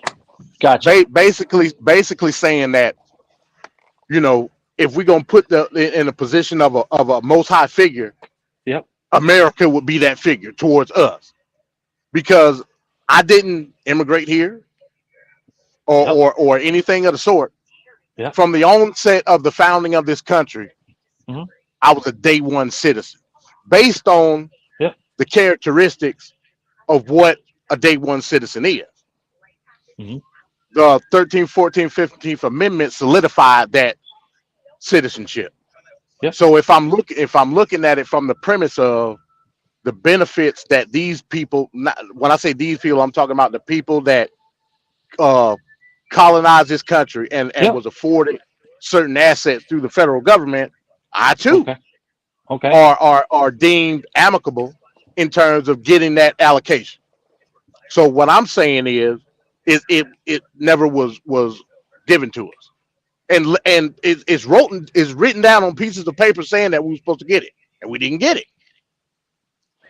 Yeah, there was laws made, and laws after laws, like Jim Crow and many others before that, where they gave the illusion that you could be free, yet they tied your hands and things of that nature.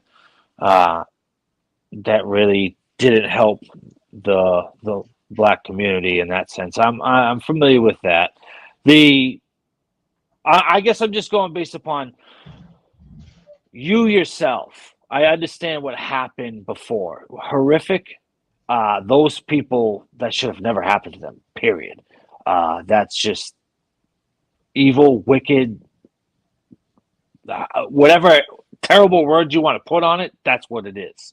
Basically, you're saying that the slate should be wiped clean based off of whatever reason. Hey, let's get down to brass tacks. What nationality are you, Jim? I am Italian, Irish, Scottish, and French. What is your foundation from an American perspective? I'm mostly Italian. I'm glad you said that. What is your foundation when it comes to this country? Do you know country? it? Yeah. What do you mean? What's the foundation? What's the founding of your American lineage? Of my lineage? American lineage. My American lineage? Right. My mother's side came from Italy. What do you know when? It was the early 1900s. Okay, so I'm assuming she was part of the Ellis Island bunch. My great grandparents and my grandfather, yes. All right, cool. What about the other side? My other side, the Scottish, came over in the 1800s, and they actually settled in the Midwest. They didn't settle over here. I'm glad you said that. Do you know how they settled in the Midwest? I can guarantee I know. So the Scottish actually, if you do your history, had their own declaration. They had their own independence in the Midwest before this country had its own. They started. You said 1800s. That's what no, you no. just I said the Scottish in general did. I was saying. Oh yeah, that's cool. I'm talking about your lineage. My lineage came out. I honestly, the only thing that I know about I think there's one photo that I know of. I'm sure it's earlier than that, but they came over. There's a photo my grandmother had of my great grandfather on a porch, and it was from the 1800s. But they were here before that. What time exactly, I'm not certain, but I know it was before that. So you said the Midwest. 80% of the Midwest, and at that time, if we're talking about late 17th century, early 18th century, how did they get that land? I know you know. Clearly. They didn't take it, but how did they obtain it? Those people that settled in the Midwest. I don't. My people, I don't know, but in general, they took it from the Native Americans, and they were fighting. Blood. They didn't take it from the Native Americans. The government did. How did the people that settled there get the land? Squatted. I mean, they didn't squat. They got it from the government. How did they get it from the government? So the Midwest. Right. The Midwest, those people got it from the government in the Midwest. Well, the government got it by taking over that land first. Well, I'm talking about the families that settle in the Midwest, how did they get the land? They went there. They And got it. They got claimed it through land. homesteads, right? No, Meaning not they necessarily. got free land. Not well, pennies on the dollar. Let's just say that. Well, there was really back then they didn't really buy land like you do today, right? They went and they settled in an area. Oh snap! That's solar. I just looked So, at the screen. They got solar mine in the house. What's up, solar? What's going on? Hey, not much, man. I ain't even know you was right there. I was like, Hey, can y'all hear me? yeah, I can hear you. Yeah. What's up, Solar? Hey, what's going on? Yeah. So it was a lot different back then. They didn't like purchase, like we know obviously that the United States purchased from Spain because Spain owned the South first and different things. Well, Like yeah, Spain owned. I wasn't trying to go that deep. I was just saying, how did the people that settled in the Midwest? But let Solar go real quick. I ain't see you right there. Go ahead.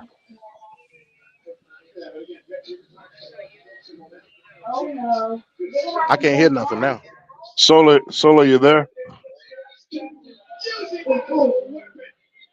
Solar? Damn, I just see Trevor popped up too. I don't know what. Yeah, we going into overtime.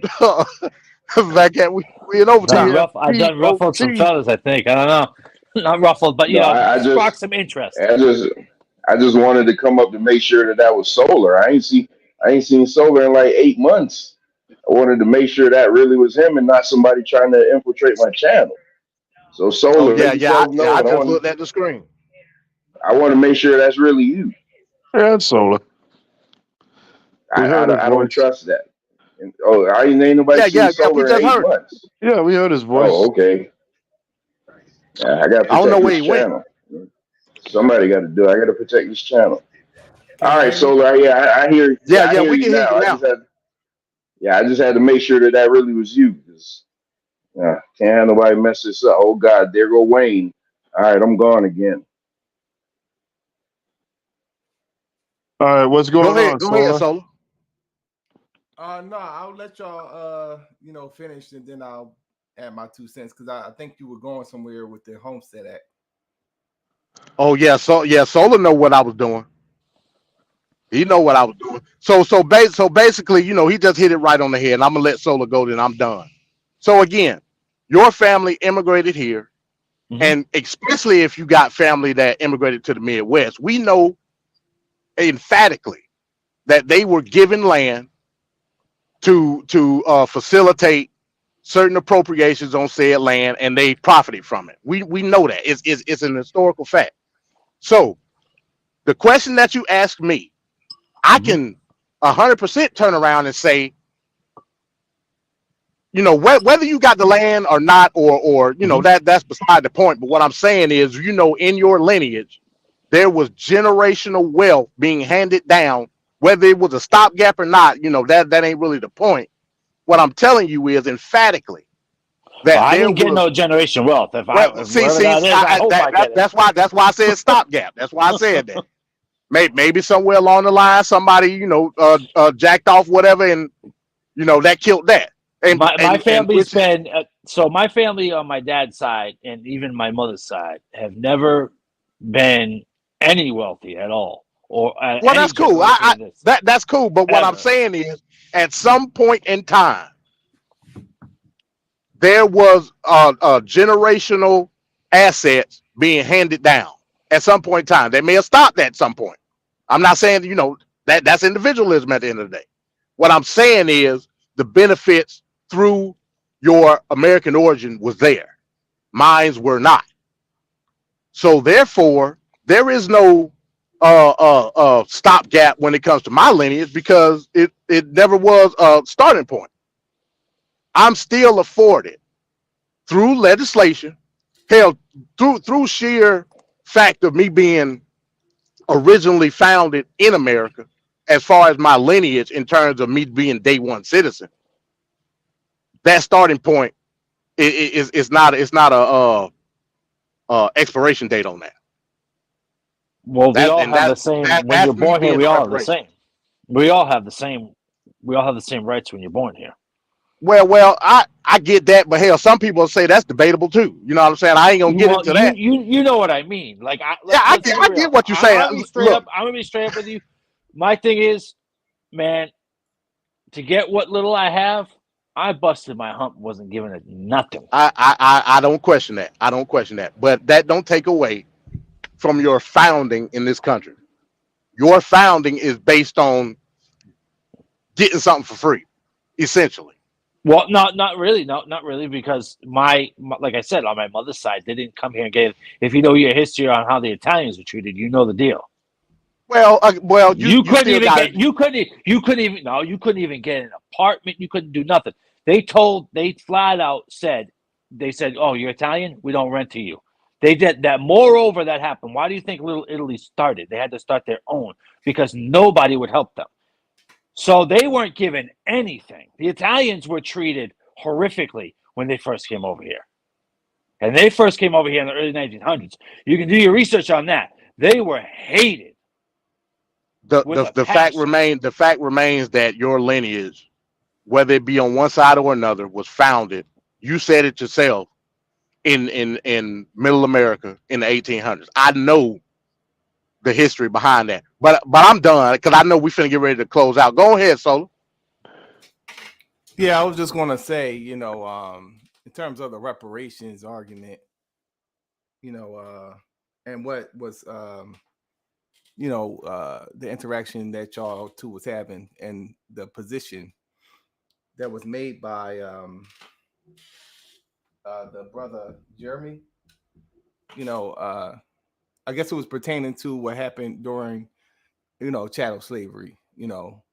We feel as though that we deserve some form of reparations based off the fact that this was like an exploited class, and but the argument can be made pushing it all the way up to the crack epidemic, which would be in the 80s, from going into Jim Crow, the Epicure laws that was designed to systematically oppress African American males.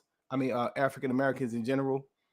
Um, the redlining, how they designed things within the community to prevent African Americans from receiving loans to purchase homes, and how they began to buy out the communities and force us to rent.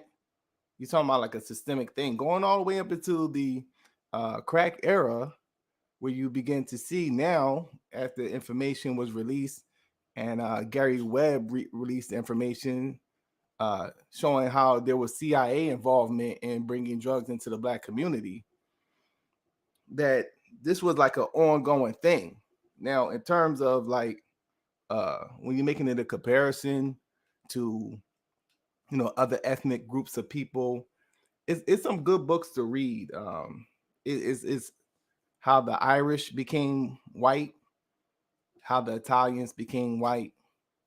And those books are pretty much talking about initially when you had the and that's why they call it the melting pot, by the way. You go into the 1800s to early 19th century, when you had mass immigration from Europe into the United States. It would be the Irish,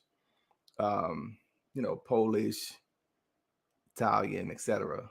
And they were initially, when they came over, they were being treated unfairly as well when they first came over.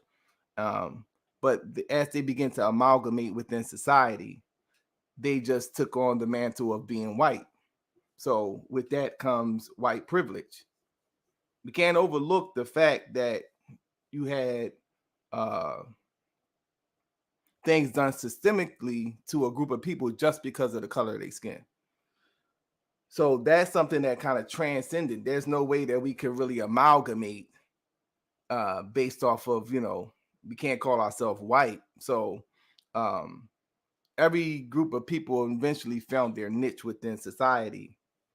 And the thing was to claim that they're white and stand on the white privilege, which would mean in turn,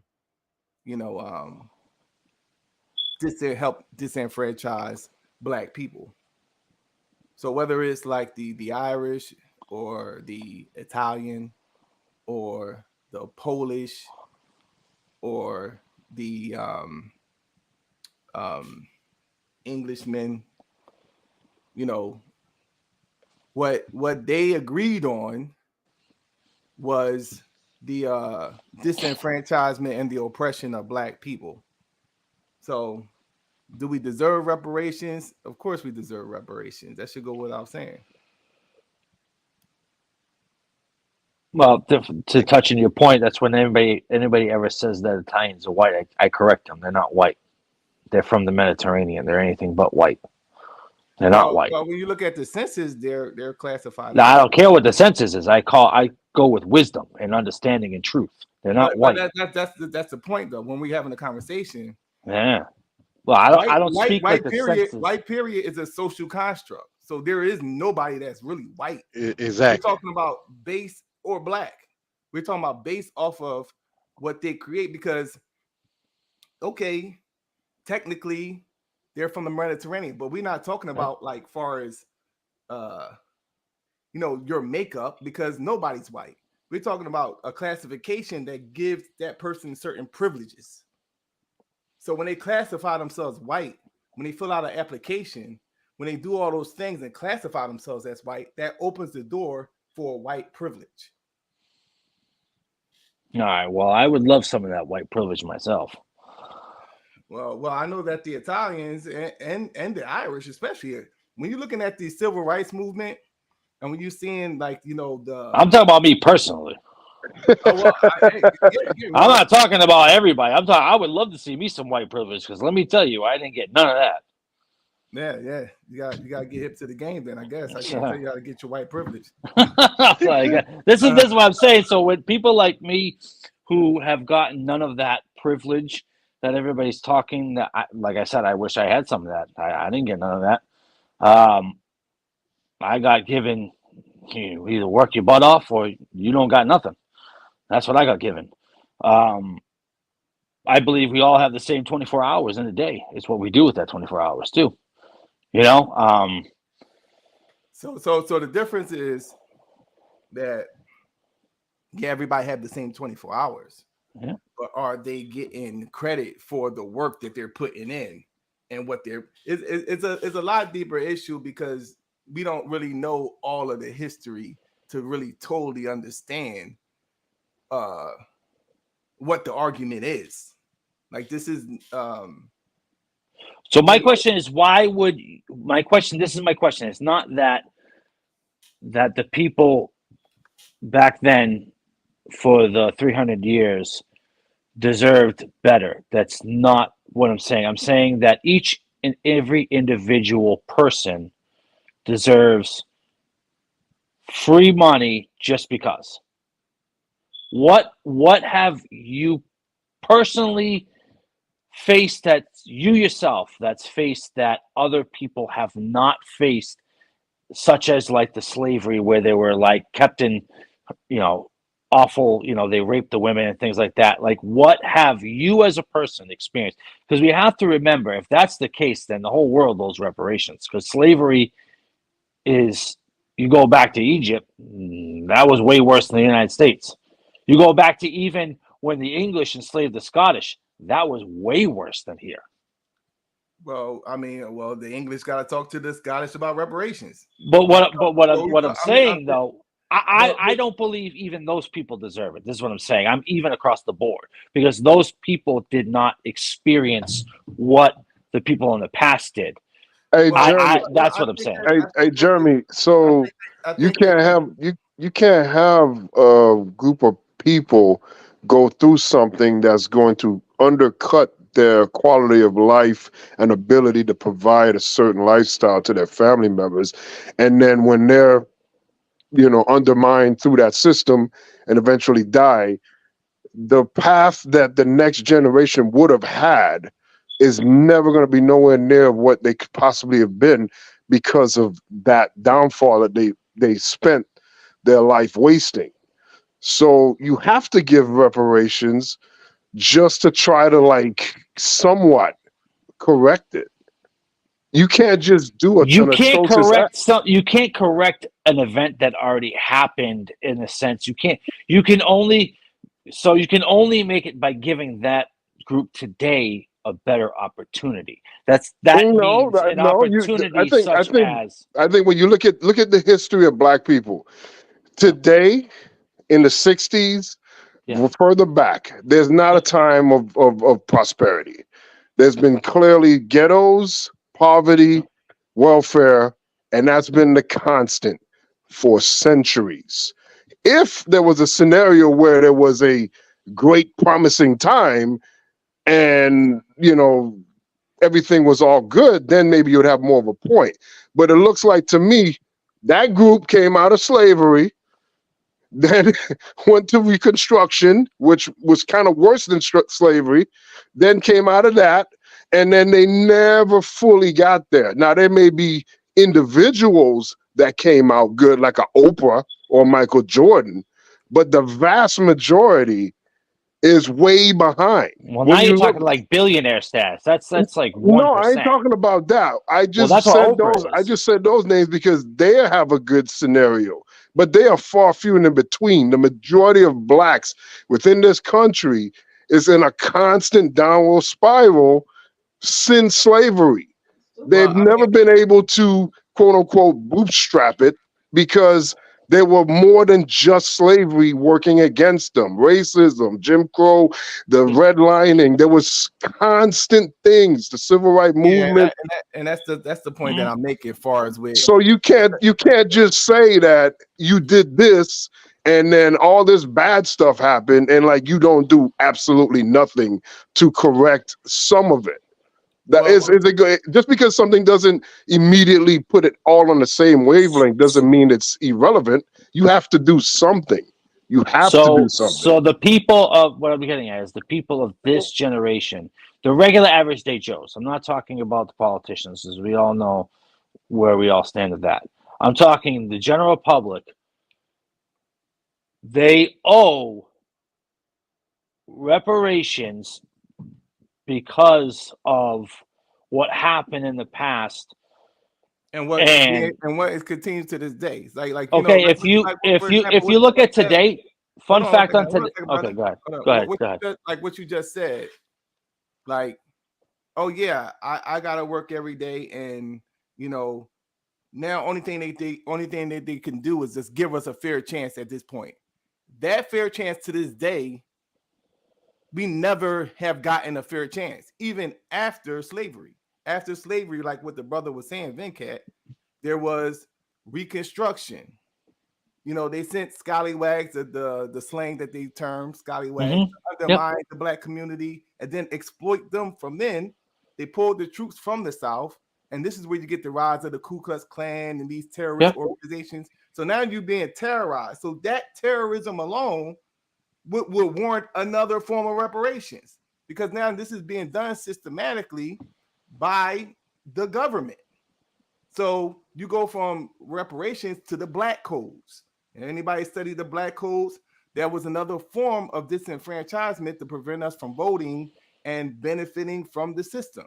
That's why they had to have another civil rights movement, because the first civil rights movement of after Reconstruction failed due to the black codes and segregation. So they had to have another civil rights movement where now we're beginning to challenge the separate but equal. What they did was they desegregated, and I say that in quotes, desegregated the schools, etc. But when you even look into that, the desegregation of the schools went right in hand with the placement of learning disability, which we see has a racial element to it. The classifications of having learning disabilities came as a direct result of the desegregation of schools, and the schools are then incentivized. They're incentivized to classify students to having learning disabilities. Ironically, you have this overwhelming majority of African American males in particular being classified as having learning disabilities. is a good book to read. School to Prison Pipeline. How a lot of those kids that from the time that they are classified as having learning disabilities, they are more likely to go to prison. Now, once again, you have not only a system which they're disenfranchised, and once you get into the prison system, you're once again disenfranchised. So you become a slave because you're disenfranchised. That's why even with the after when they created but that's neither here nor there. Now you have from then you have from then, once again, the CIA helping to put drugs in the black community. And once again, once Ronald Reagan declared war on drugs, it was really like war on the black communities, where they created once again these epicure laws to once again systematically disenfranchise African American males. They created these 50 ounce lifer. I think it's like, once you get found with a certain amount of crack, yeah, pretty I'm much familiar with it. for the rest of your life. So these things were done systematically. So when you're talking about when there was efforts into building a black community or pulling ourselves up by the bootstraps, that was Black Wall Street. That was the Black Panthers. So it seems to me that if we move this way, they're going to move that way. If we try to do good shit and try to just be regular citizens like what they were doing in Black Wall Street, they'll find a way to sabotage that. If we go and do a radical thing like what the Black Panthers did, they'll find a way to do that. If we're outside just selling crack and killing each other, they're going to do something about that. They're going to throw you into the prison. So the common thing that you see with African Americans is that whatever you do, they're going to find a way to disenfranchise you and put you in a state of servitude. That's the consistent. That's the constant. So and it don't help when you kill the leaders like Martin Luther King, Malcolm X. Just saying. Right. So you're talking about a systematic thing that's being done. So, and that's just dealing with the physical aspect of what we're talking about. If you want to get into the psychological thing, that's a whole nother thing. You're talking about the psychological aspects of how we are affected by slavery, and that's us right now. How we are psychologically affected. How are you psychologically affected by slavery, personally? Well, when you create a system that not only oppresses the group of people, but also makes the people not love themselves. For example, you take initially a person out of their language, their culture, their heritage, their mores, how they communicate, that's snatched away from us. And then you begin to attack the very essence of the person. Like I'm black. They created a whole society that's predicated around, attacking the very color of our skin. So, like I said, slavery. How are you directly affected by slavery? You directly affected by slavery. Yes, I'm directly affected by slavery. How is that possible? It's possible. Right? Okay. All right. So slavery. Jeremy, real quick. So right now it's possible because I'm speaking English to you right now. That's how I'm affected by slavery. My native language isn't English either. I just want to say I don't know my original language. No, what I'm saying is, as far as like affecting you today, so white people have had generation after generation that have had some money and built money over time, compounding. That the generation of today, present day, would more likely have something to boost them up. When you have the other side not having anything, being in a negative, literally, where being at zero would be a plus, would be a looking up, would be to being at zero. You have a situation where you're further away by so many decades to even try to compete on that same level. And you can't just have that and not have ever at any point, because the reason why today has to get reparation is because in the day they were supposed to get reparation, they never got it. They never got a 40 acres and mule. They never got anything. And just like Solar said, all these different scenarios where they undercut with Black Wall Street and with all these different historical things that have happened, every time blacks have tried to go on to get past it, there's always been an element that of whites that have pushed them back. The Bloods and the Crip exists because of because of white police violence. That was the whole reason that even came to be. So, yeah, there's got to be a level of responsibility, and let the focus need to be. The White House was built by black people. Most of this country was physically built by black people, and a lot of money has circulated. A lot of slave money from the past has just gone from generation to generation within families and have stayed in those families. Yep. But the blacks have never had an opportunity to really do that. They come far few in between those that have those advantages. And that's why today you have got to pay that. It's not a wish or maybe or well, a good luck thing. No, it's none of that. It's literally to be able to move forward, white people have to stop being cowards. And like it seems like they're more emotional about slavery today than black people are.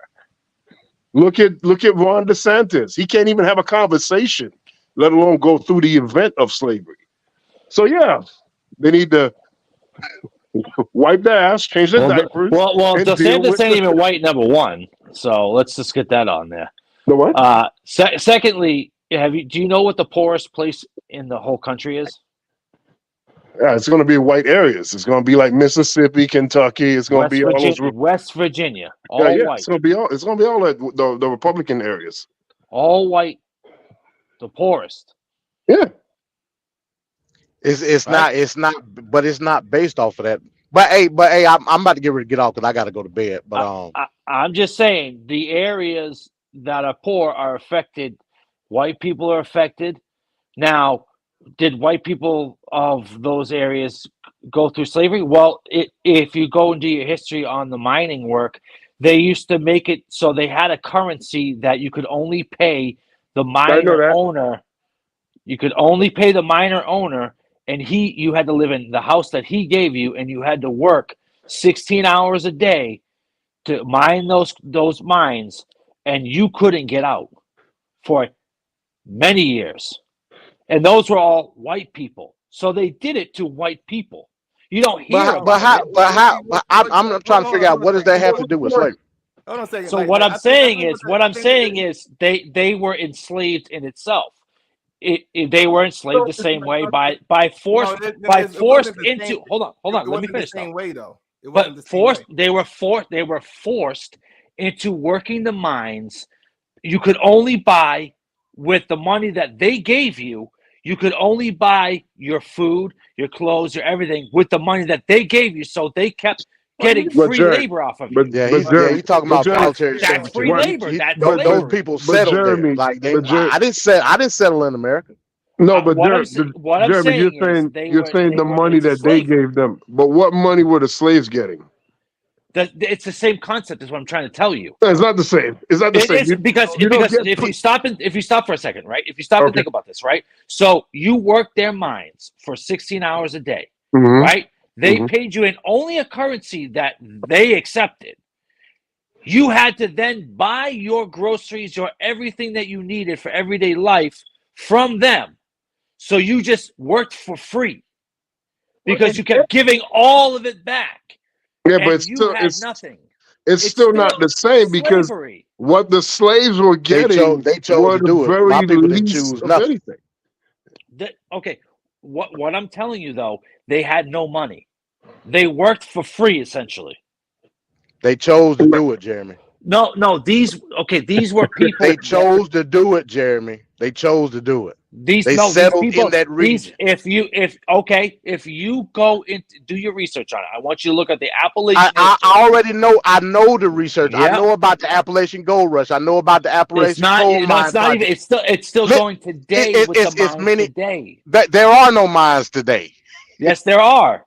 They damn near gone. It's like it's a No, small they percentage. they are. If you go and they're the coal mines. With Jeremy. black lung, you get black lung. Jeremy, You I'm a get truck killed. driver. You die young. I was and you literally work in 16 West hours Virginia a day. last week. There are no Listen, coal mines I'm left. telling you. Okay. Yes, there It's are, defunct. because that's where they get their coal from.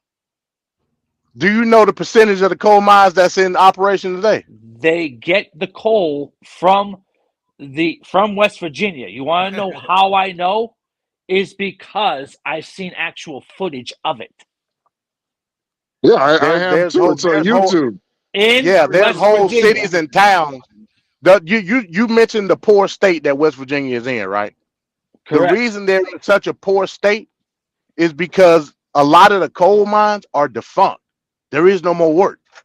There still done. is, It's actually. over. The main corporations are still working in there. Yes, they are. Yes, they are. Well, I'm not denying the that. point What that I'm was telling being you is challenged it's a was small the fact percentage. that you tried to make an argument and correlate it with slavery, and he said that they chose to work, and you seem to be overlooking that point. Okay, so a choice if you are born there and you can't physically get out. Hold on a second. Before you get into that, I want you to first acknowledge that what you're about to say is different from somebody being physically forced to work. They were. They are. Like They're they physically were. forced If you to try work. to escape, they were beating them. Listen, they're physically forced to work because they don't give them a choice. Their choice is stripped from them. How is that not the same? That's the same. Okay. All right. That's like saying, all right, if you go to prison, you can physically see the bars, right? Now, if you are imprisoned without seeing the bars, are you still imprisoned?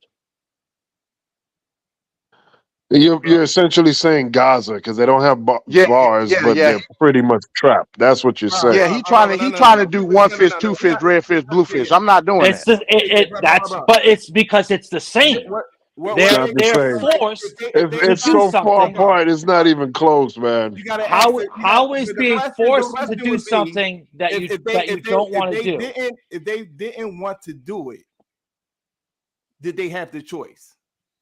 No, these people don't have the choice. That's what I'm trying to tell you. They could not get out. How didn't they have the choice? Because I just told you, the money that they were given, you couldn't use it anywhere else. It wasn't real money. Yeah, but you could then say, okay, I'm gonna take a loss on the money. I'm gonna walk my ass down south somewhere else different, and I could just start a new life somewhere. The slaves, if they walked their ass down south somewhere, they would get shot or they would be brought back and whipped. It's a completely different dynamic. These two are not even close. They walked up north, did they not? And by the mere fact that you don't want to acknowledge that. What I'm saying is people nowadays should not get free money for what their ancestors. I don't deserve money for what my ancestors went through. Because I didn't go through it. When you say free money, you're insinuating that this was just something that was given to us for no reason. What I'm saying is you personally don't deserve it. Your ancestors did. When we just broke down to you, so when you have money, no, but Jeremy, when you have, what we just broke down to you was not only going from chattel slavery, but we said fuck reparations. We just want to be equal citizens.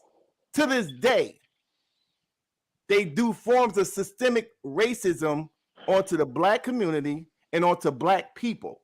So when you say, well, how are you affected today?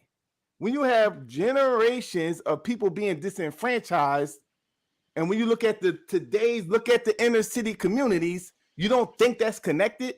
You think that that's somehow like disconnected from how the inner city communities look to this day, from going all the way back into the segregation period and then into slavery? You're saying that that's disconnected? Are you the only ones in the inner city that are impoverished? No, we are the only ones that's in the inner city that's impoverished due to systemic racism and slavery. Are you in the same scenario as the people that are in those same areas that are not black? What I'm saying is that you just overlooking the points that we're making and coming up with another. I'm not, because I'm solely based it upon Wait, individuals. so when I said to you, individuals, but when I said to you, we are the only ones that is in those communities that is in a You're not situation. No, you gotta listen to what I'm saying.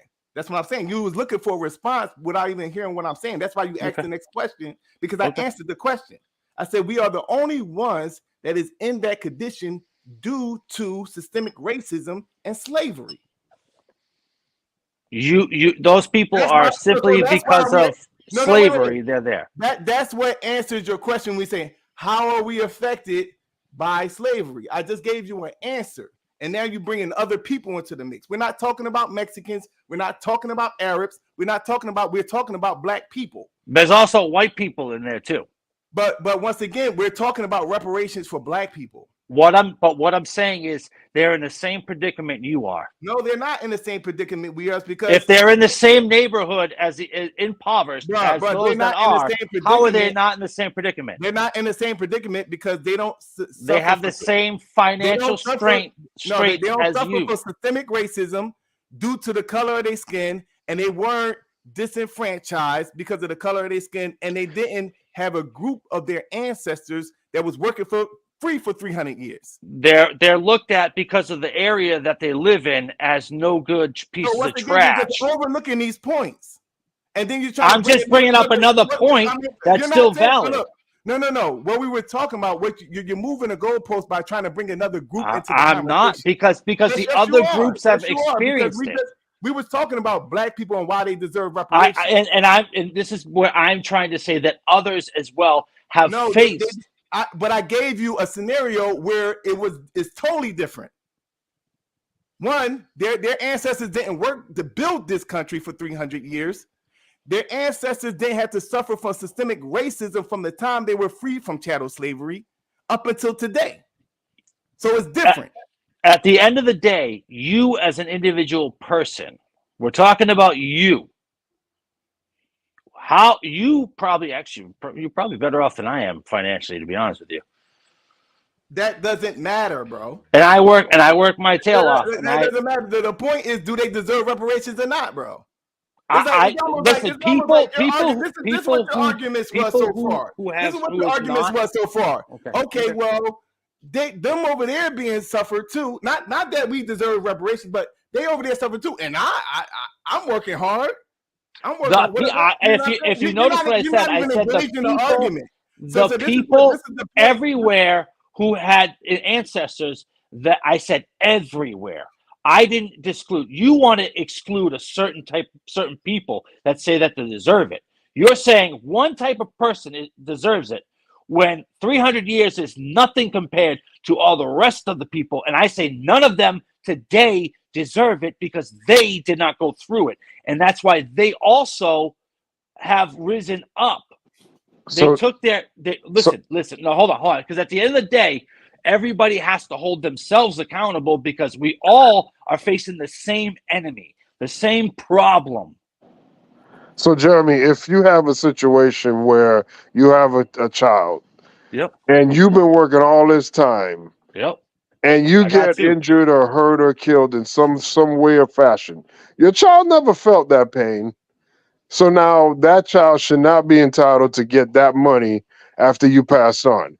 Now, that directly affects that child. That did not directly affect you in the sense of that child is there. Hold on. Let me explain. That child is right there, right then. They are directly affected in the present because now in the present they have to. We're not talking 300 years ago. We're talking now. There's a big difference. There's not a big. The whole problem with your argument. The whole problem with your argument is that the wealth that was built from slavery is being passed down generations. Yeah, the ability for that black family. Right there. We're not going to move to another argument. Do you know where the real wealth is in the country? The wealth that they parlayed from slavery, from the exploitation of this group of people, is passed down generations. So how is your argument that I'm an ancestor of slavery of the people that helped build that empire, and I'm not getting anything from it. When they have a better life as a result of it, they have a better privilege as a result of it. Mhm. They have more wealth as a result of it. So how is the argument? Well, yeah, how are you affected today by that? Pushing all the other stuff that I said that you failed to answer aside, by the mere fact that they passed their wealth down. All right, so then let's flip it and let's just say, based upon the statement that you made, that wealth was built upon, what was it? Taking advantage of those people and using them. Hold on. Let me finish. Right. What does this country do to every country? What are you talking about, bro? They take advantage and they make people poor and reap the benefits. Bro, come on, correct? bro. Really, bro? What are you doing right now, bro? What do you mean, really? It's the same thing. The same deed. It's the same deed. No. Should we give them? Should we give them money? Should we give them money? You're not engaging the argument, though. You're saying, I am. No. You didn't engage the argument that I'm using the same point that you made with a different group. No. That's what I'm saying. That's the problem. We're It's the same deed. We were talking about reparations for Black people in America, bro. Okay, so it's the same, but it's the same deed. Look. What I'm saying. This is what I'm saying. So okay, so hold on. Well, this is what I'm saying to kind of direct the conversation to something constructive. It's like, okay, you're not engaging the argument. What you're doing is you're bringing other elements into the argument. Engaging the argument would sound like, well, I don't think y'all deserve reparations because you know what? Y'all receive reparations through here, and y'all did this, and they gave you this. You're not saying that. You're not posing a counter argument to what we're saying. What you're saying is that, well, those people over there would be done bad too, and those people over there were being done bad too. And look, I work hard. And what about what's going on over there? That's what you're doing. You never engaged the argument about whether we deserve reparations. I gave you a point in the same exact thing, and you dodged it, that saying that it's not the same when it is exactly the same, because they were literally. We engaged that by giving you one, as what Venkat said. One, they had a choice. It was a fucked up choice. No, they didn't. Choice. Yes, it was a messed up choice. It was a false choice, just like Jim Crow. No. It was a choice like they didn't make them stay physically. Like if you leave, they did. If you leave, we're going to kill you.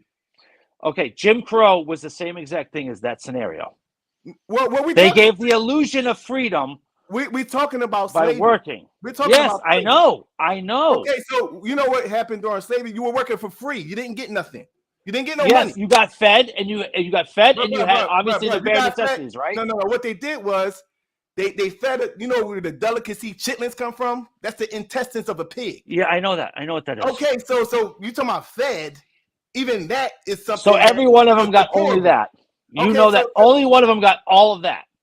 Nothing else. No, we got all of the messed up stuff in any animal. We had to make all you guys were ever given. Yeah, that's what we got, bro. You know, emphatically, you were there. You have proof of that. No, you can read the slave narratives, bro. It's a whole narrative. All right, narrative, a narrative or fact. I want a fact, not a slave narrative is a slave telling you how they lived. Okay, who published the book? Were they back then? It's various published. What are you talking about? Were they back? They were interviewing the slaves, bro. Okay, the slave narratives is an actual published book. So when was it written? You have various slave narratives. When were some of the earliest narratives? You had some going into the late 1800s, early 1900s. How many accounts were there? Bro, it's various accounts. You can look all that stuff up. I'm just asking you. I want you to help me understand. There That's what I'm were asking. Hundreds of accounts. There's a whole library in the Bloxton Library in Thibodeau University. It's like a whole library of almost maybe thousands of slave narratives. There's a whole volumes of slave narratives, bro. Okay, thousands. All right, thousands. How many would you say? Bro, we're not going down that rabbit hole, bro. The point I'm asking you a serious question. because you're trying to move the goalposts. I'm not trying to move the goalposts. No, you're trying to push your argument to somewhere that I'm trying to ask you a question. When we get information, right? You could go look it up and read those slave narratives. When we get our information, I'm asking you who the information's from. So right, all right, hold on. Right. So we told you where the information was okay. from. The point, and the now point you that- said there's thousands. Now I have a question for you. Can I Bruh. ask a question? Or do you not want me to ask a question? Bruh, what's going on right now, bro? I just have a question, right? Bro, So what's going on? No, I'm serious. No, seriously. Like I'm what trying are to you get doing? an understanding. No, right? you gotta understand, and it seems like you just don't. Well, I want it deeper. the I don't fact settle that for black surface people value. deserve I don't want reparations, bro. surface It's getting value. I silly want. now. All right, I want all right, deeper. all right. So we got to end this now Yeah, the because it's time for the show to end now. So hey, this is a great conversation. Obviously, wish people were here earlier to get this going, but we're in the 4 hour mark here. So we're gonna end the telecast at this point. We'll be back again next week. No doubt, with no the doubt. politics Hey, of good hearing sex. from you, Soul. Huh? I said good hearing from you, man. I ain't heard from you in a minute. Hey, yeah. I'll be checking y'all out. Just be in the clouds. I'm gonna send you a super chat, bro. My bad for the F-bombs. I'm gonna send you. What's your super chat? Hey, we appreciate it, Solar. Solar, don't be a stranger here. Don't be a stranger. Hey, so next week we'll be back with the politics of sex. For everyone on the panel, MD, Ricardo, Jeremy, Solar. Peace out to the chat. We got Eddie Israel in the chat. Maria G, we didn't see her tonight, but peace to Maria G. Peace to Bones and everyone else. Tequila, of course. Next week, like I said, we'll be back with Ricardo's special episode, The Politics of Sex, Rise of the Fornicators. That'll be next week, Tuesday, 6 o'clock. Until Saudi Arabia and Russia will repeat.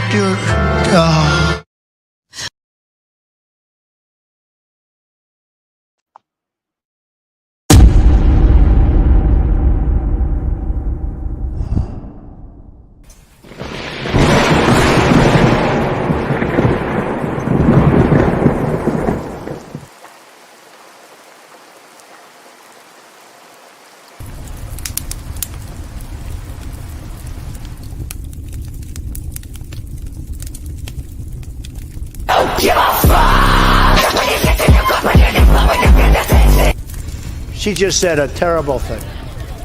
You know what she said? Shout it out, because I don't want to. Okay, you're not allowed to say, and I never expect to hear that from you again.